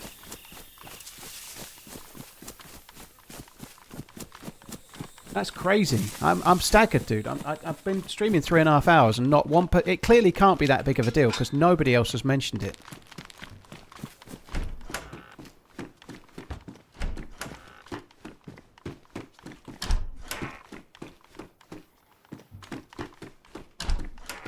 It's all good, Fitzy. Sorry for the sarcasm. Yeah, we've covered it to death, so I just can't keep regurgitating it. I literally did just say exactly this, but in a nutshell, if you're Norwegian, you've been robbed. If you're English, it doesn't matter. And if you don't like England, they've been robbed. I'm of the belief that if Norway wanted to win, they should have scored more goals. I know they wanted to win, of course, but I don't think it's a bit of a weak hard luck story, if I'm being completely honest. Like if I was Norway, I'd probably be a bit annoyed right now, but I think I'd be more blaming the fact that they didn't score when they had opportunities to score. I wouldn't be blaming it on that, some technicality that didn't really make much of a difference. It's not like the ball hit a cable and landed right on Harry Kane's boot and he volleyed it into the goal. It landed in England's half, and they had plenty of opportunities to stop the goal and didn't. I think it's weak to be like, oh, they should have had this disallowed. They should have been made to play with less players because their players are better than ours. Like it's just weak bullshit. They had chances to score. Norway are brilliant. They heroically beat Brazil. They were really good last night, but they didn't do enough to win the game, and they didn't win the game. That's that. Was that a player?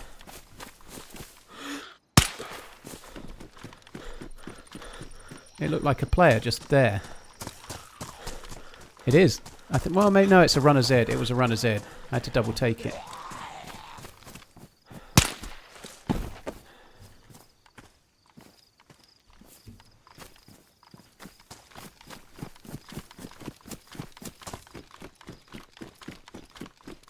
Pedro, I would love to be able to go to a game or two at the next World Cup. I would love to do that. I'd love to go to it and like maybe I could maybe do it and make a few videos, like make it like a few vlog videos of watching being like in the fan zone, or I could maybe make it into some kind of content. That'd be all right as well. I probably won't, but it'd be fun. But I'd love to go. Like, it's in 2030 and it's in Spain, Portugal, and Morocco, so it's closer by, and maybe the timing would suit me to be able to actually do it this time, perhaps. I've never been able to go before in the past for so many other reasons, like the point I am with my life, with the kids, the money, the financial cost of being able to go, and like now I think then I could possibly do it, you know.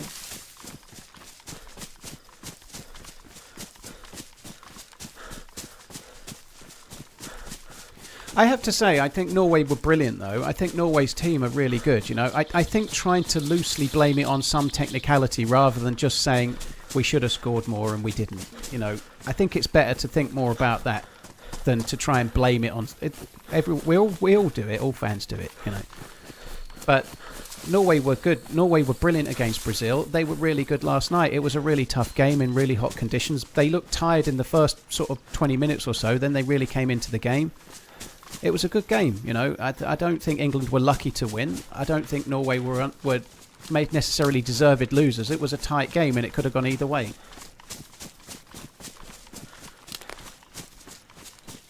No bias. Who do you genuinely think will win the World Cup? France. I want England to win it, and I think Spain are the only team that might beat France. I think so. If anyone's going to beat them, it's going to be Spain.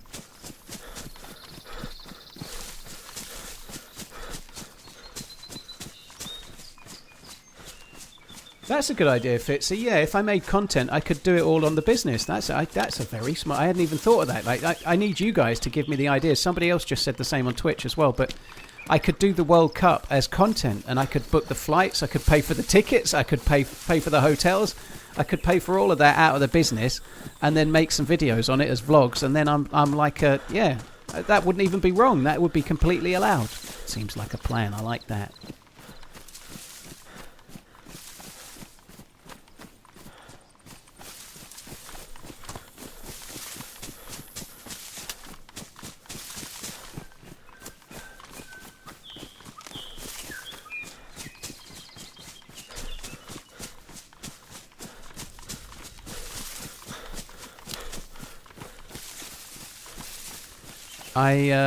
I'm going to make a coffee and get an apple or something. I'm fucking starving. I need to eat something. I'm going to quickly make a cup of coffee and then I'll be back, guys. Moving on.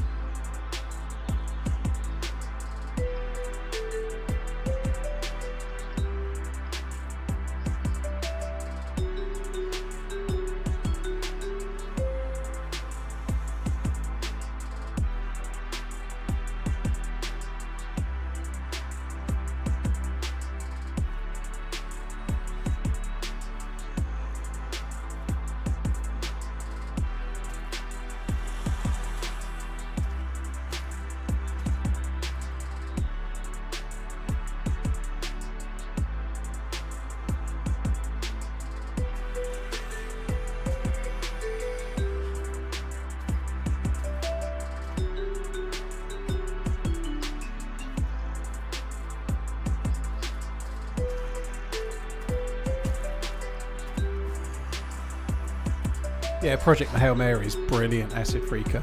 I actually quite fancy watching it again. I've seen it. I saw it twice at the cinema. It's great. It's a really lovely film. I won't do any spoilers. Don't do any, guys, because there's plenty of people still not watched it. But it makes you have. It gets you in the feels about a character you just wouldn't expect, you know, which is kind of. It does a very good job, right? It is on Prime, yeah, you can watch it on Prime. So if you've got Amazon, you can watch it.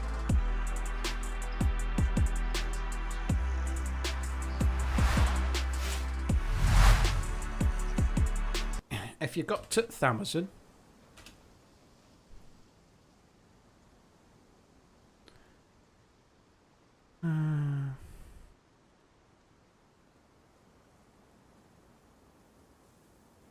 Dom Foley, thank you very much for the super chat. Sorry, dude, I feel like I completely missed that. Thank you. No, not super chat. Thank you for buying the merch. Cheers, dude. Grid Hippo, thank you as well.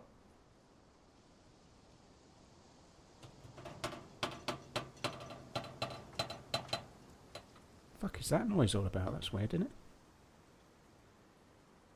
it? Robs, yeah, GG, dude. It was. I think Norway are definitely a bigly. That's a good word. A hugely improved team, right? They feel like they're going to be. Like in the running for the Euros and whatnot, you know, like they were good. They weren't like one of the. Sometimes you get a team that outperforms and gets further than you expect. Which, to be fair, you'd probably say Switzerland to some extent were a bit, right? But Norway, it feels like they'll be there or thereabouts for the next couple of tournaments. You know, they're good now, aren't they?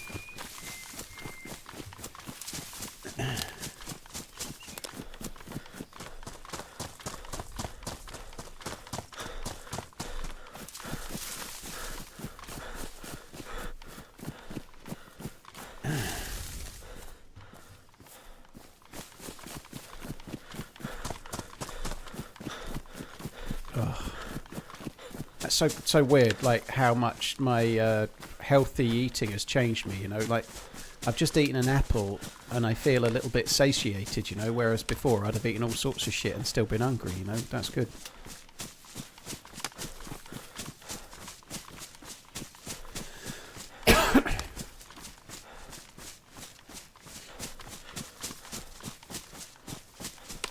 I don't think Norway are punching above their weight, Hushbang. I think Norway are kind of punching at their level, you know, like they've got a team that's good enough to be getting to quarters and semis and whatnot, you know.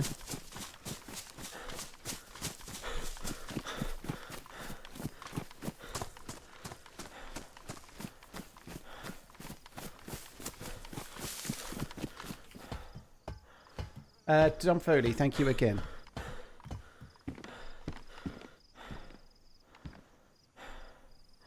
I doubt I'll try on unless it goes to official Dirty Harry. I don't think I'm going to be too eager to be looking for a scar on experimental because I'll just get. So if the patch goes stable, I'll absolutely try. But while it's on experimental, I think I'm kind of done because it's just inviting that same douche with the M79 that's killed me probably several times. Jesus, I started the day with key cards and I was on the way to the airfield for the third of the 4 zones and died. So I'm now just trying to get geared from scratch again, basically, dude.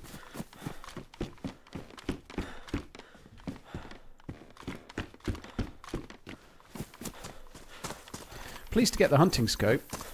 I reckon we can get ourselves a blaze relatively easily from around here. I might try and do that before I fuck about going to the milli base or something.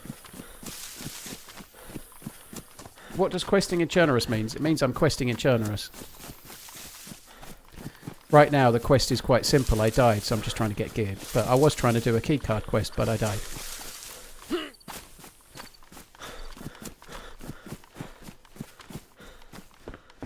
I made misera today. Traditional Polish salad where you grate cucumber and sour cream, salt, peppers. That sounds good. It sounds all right.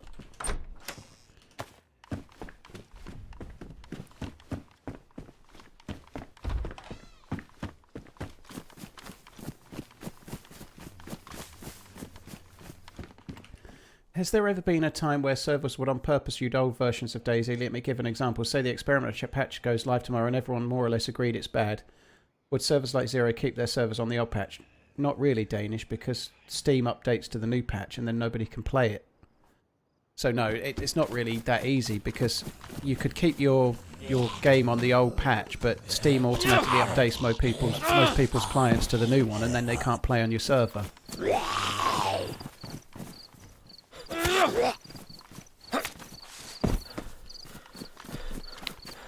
I never even noticed those before. The four little sunflowers. I presume that's that's because it's on summer Chernarus. Those sunflowers probably aren't there on stable, but never noticed them. So it's interesting that some are facing one way and some are facing another.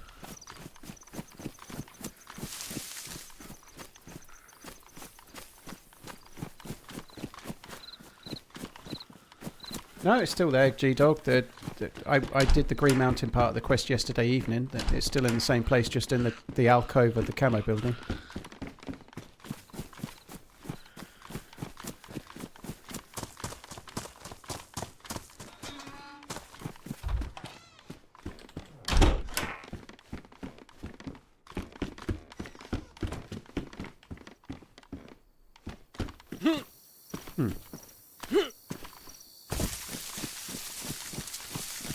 Do I prefer vanilla nights or the more bright ones? Well, vanilla nights are quite bright nowadays, but I prefer darker nights personally. I prefer the night to be dark and full of terrors, but from a streaming perspective, the dark nights are harder because people can't see, but I think they are better personally for the game.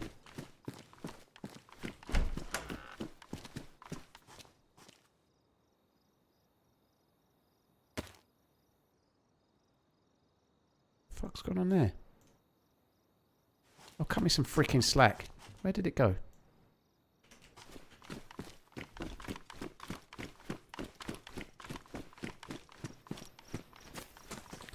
Right, we've got a hunting scope. We've got quite a lot of 308. We've got 2 of the Holy Trinity. We just need the blaze. They are dark and full of rain. Yeah, yeah, that's right. The night is dark and full of fucking rain. It certainly is. How come you were streaming? I thought you were off to Portland. Flying on Tuesday, dude. I'll be streaming tomorrow, and then I'll be gone until... First stream back will be July the 30th, I think.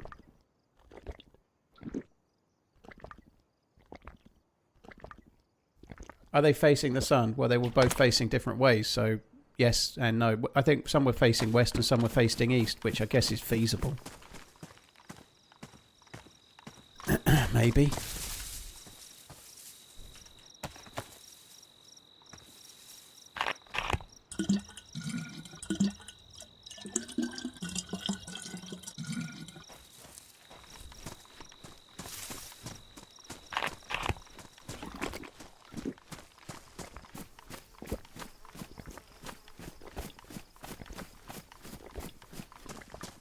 What's your top 3 cars?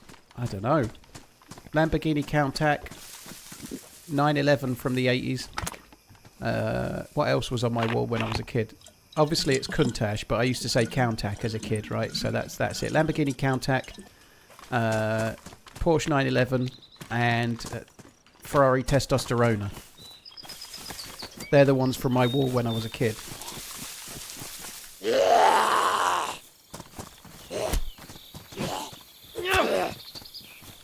Glorified Beetle, says the dude driving around in a car worse than a beetle.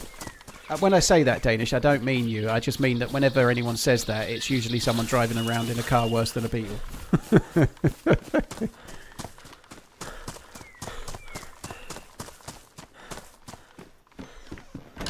Is PvE a dirty word here? Not really, Metal. Can anyone recommend a PvE server? I've never played PvE, so I can't. I did see your question, but I've got nothing to add. Honestly, for me, DayZ isn't for PvE, but there are some. I think if you're trying to learn the game and you're trying to just play on an empty server, you know. Every server can be PvE if there's no players, right? So just play on an empty server is the way I would do it. Of Top Gear, Mr. Man.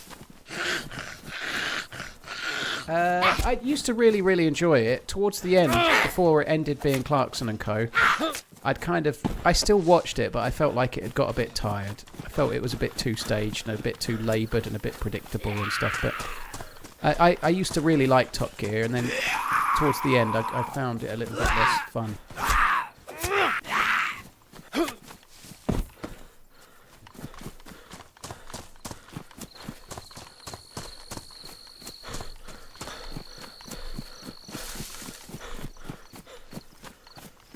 That thank you very much for the support. Cheers for the 9 months, dude. Appreciate it. Right, I'm going to come and check up here. Going to get me a blaze.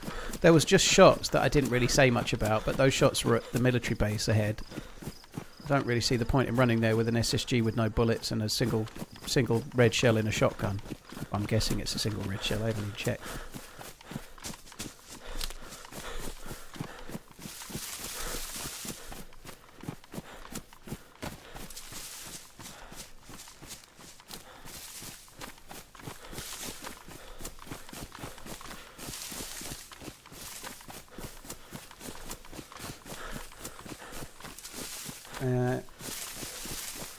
I met James May in DC last month and he called me a wanker.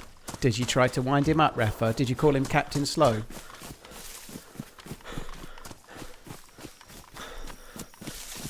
Who was my first TV crush? Jet from Gladiators.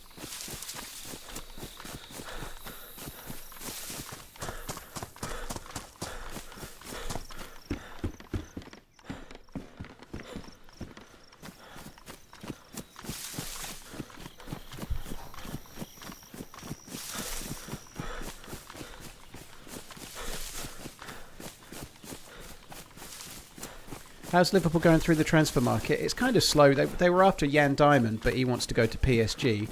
There's talk of Bradley Barcola, but I don't know if they should spend all that money on a left winger when they really need a right winger. I think it's kind of slow at the moment because the players they're after, a lot of them are still in the World Cup, so it might settle down. Things are going to change soon-ish, but I don't know. We'll see. I think they're going to get some more players in, but we'll see.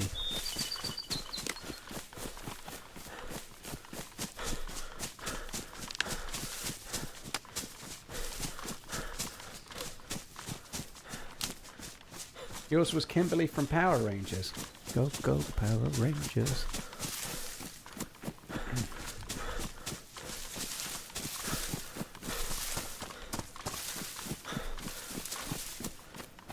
Yeah, there's rumours of Mora from Mexico, Cuban Pete. I think that would be cool. There's rumours about him. He's 17, and I think the buyout is something around 30 million, they reckon. The thing is, if they buy him, he's not going to be like plonked straight into the first team. Like they'll have Ngomoa on one side and him on the other. They're both prospects. Ngomoa to me seems like a more nailed-on future prospect for the Premier League right now. Mora looked good. I would be good, but they need they're not going to buy a 17-year-old and stick him in as a replacement for Salah. You know, if they buy him, they're going to need another one as well. You know.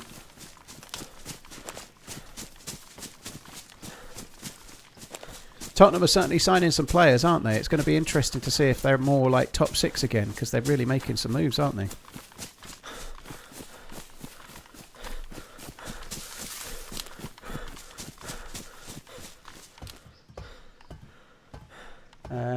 Thank you again. Blaze. Fuck you. Fuck you. Bum.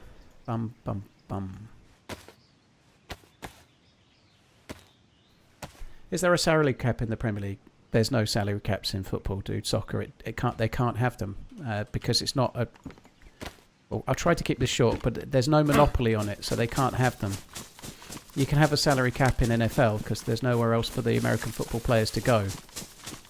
But if they had a salary cap in the Premier League, the best players would go and play in Spain or France or Germany or Italy or China or Saudi Arabia or America. Because it's like a global market competing for players, they can't have a salary cap.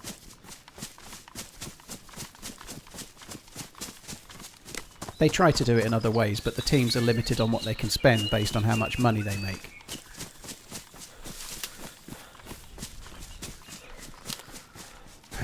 I really don't want to go near those shots with no vest. It seems like a suicide mission.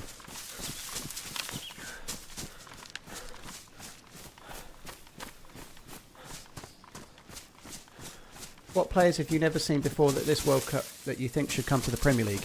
I think I'd like to see Elise. There's this dude called Elise who plays for France. He's never set foot in England before, and not many people know who he is. But Liverpool should buy him for the right wing. He would be really good.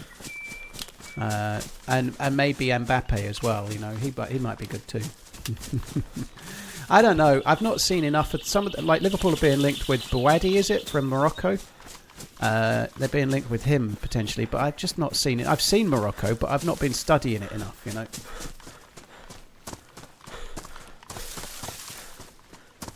JR, I think they'll probably do all right. David Moyes is really solid, isn't he? I think it depends what happens with the signings, like whether they can get some people in or not. Jack Grealish really seemed good last year, but I don't know who's Grealish playing for next year. Is he playing for Everton or is he not?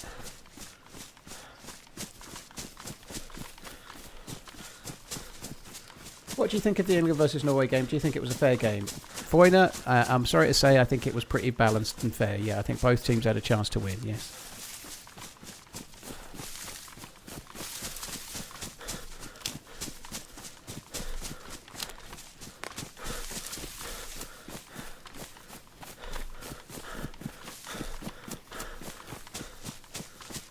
Feels like we've been running for fucking ages.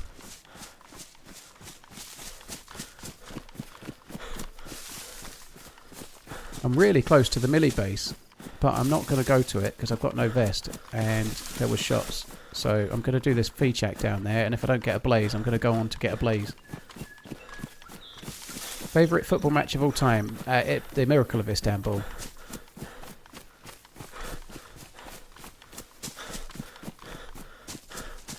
Elise used to play for Crystal Palace, mate. No. What's up? Yeah, your sarcasm-ometer is wilting. The bit where the dude asked me for players I'd never heard of before, and then I said Elise, who'd never set foot in England, and he was born in England, and then Mbappe, who's about the most famous player on the planet other than Messi and Ronaldo. Maybe should have given that away, you know. You need to fix your sarcasm-ometer, it's broken.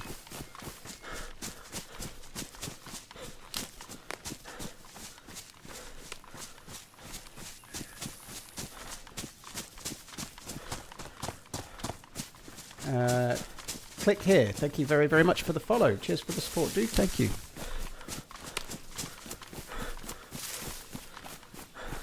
Fucking jeans. What a load of old shit.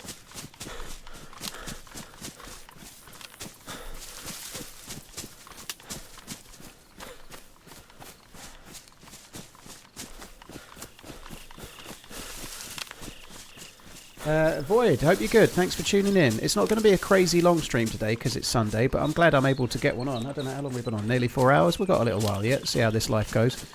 I ain't going to lie. If this character dies, I probably ain't starting another one. So I hope I don't die, is the honest truth, because I'd like to stream for a bit more. I am hungry, but it's a bit early to stop yet.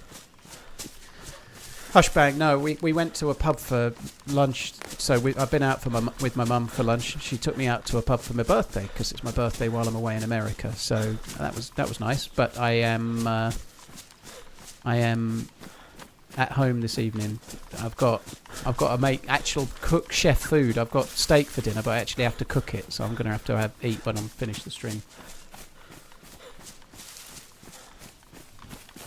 Sunday evening is kind of like, not really, well, I was going to say unofficial, but it's kind of like mine and Miss Portman's date night. We normally watch a movie or two in Discord, so we'll probably do that. Like, she gets weekends off, obviously it's Sunday today, so we normally chill out and chat in Discord, watch a movie. A couple of weeks ago we watched Terminator 1 and Terminator 2, but they were my picks, so tonight it's her movie pick, so we're probably going to do that. Muller does the same thing on a Monday.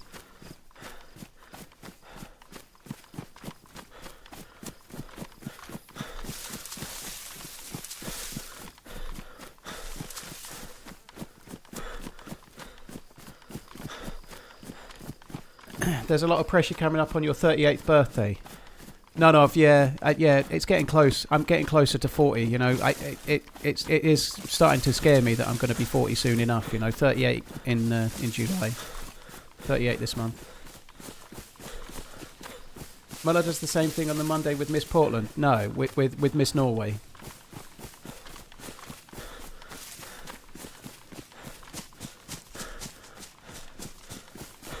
Although he's in Norway at the moment, so I didn't say he's in Miss Norway there, by the way.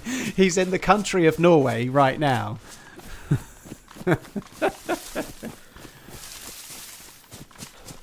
Yeah, Muller and I have date nights on a Monday. Yeah, Muller and I have date nights. He's Big Spoon, obviously.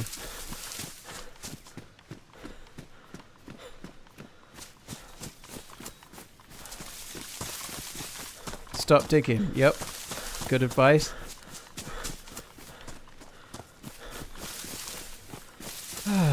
Right.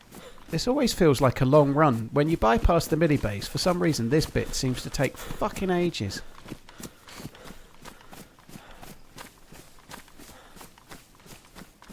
How about a convoy? Oh, there is a convoy. I like it these. How about a DMR and a mag and a scope and a stab vest? No, sorry, plate carrier. Let's get it right. Ask for the things you want, Paul. Come on.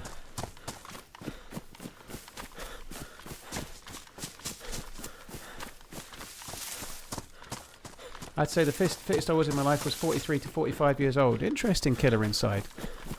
In my early to mid 20s, I was probably fitter than I'll ever be. I went down the gym solidly 3 to 4 times a week for about 18 months. And I got fairly fit, and I was cycling like 40 miles. On the day I didn't go to the gym, I was doing a lot of cycling and stuff. So I was exercising loads. Excuse me, but the second most fittest I've ever been, if that is even a grammatically correct sentence, because it's not, but anyway, it's close enough, is now. You know, this is the second fittest I've been. For sure, because I spent a whole lot of time in between those being very, very fat and unfit. Oh, maybe this will give me an SK or something.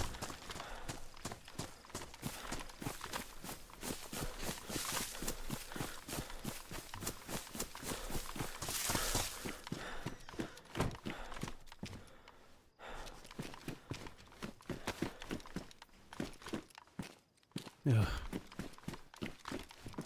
Ooh, fuck me dead.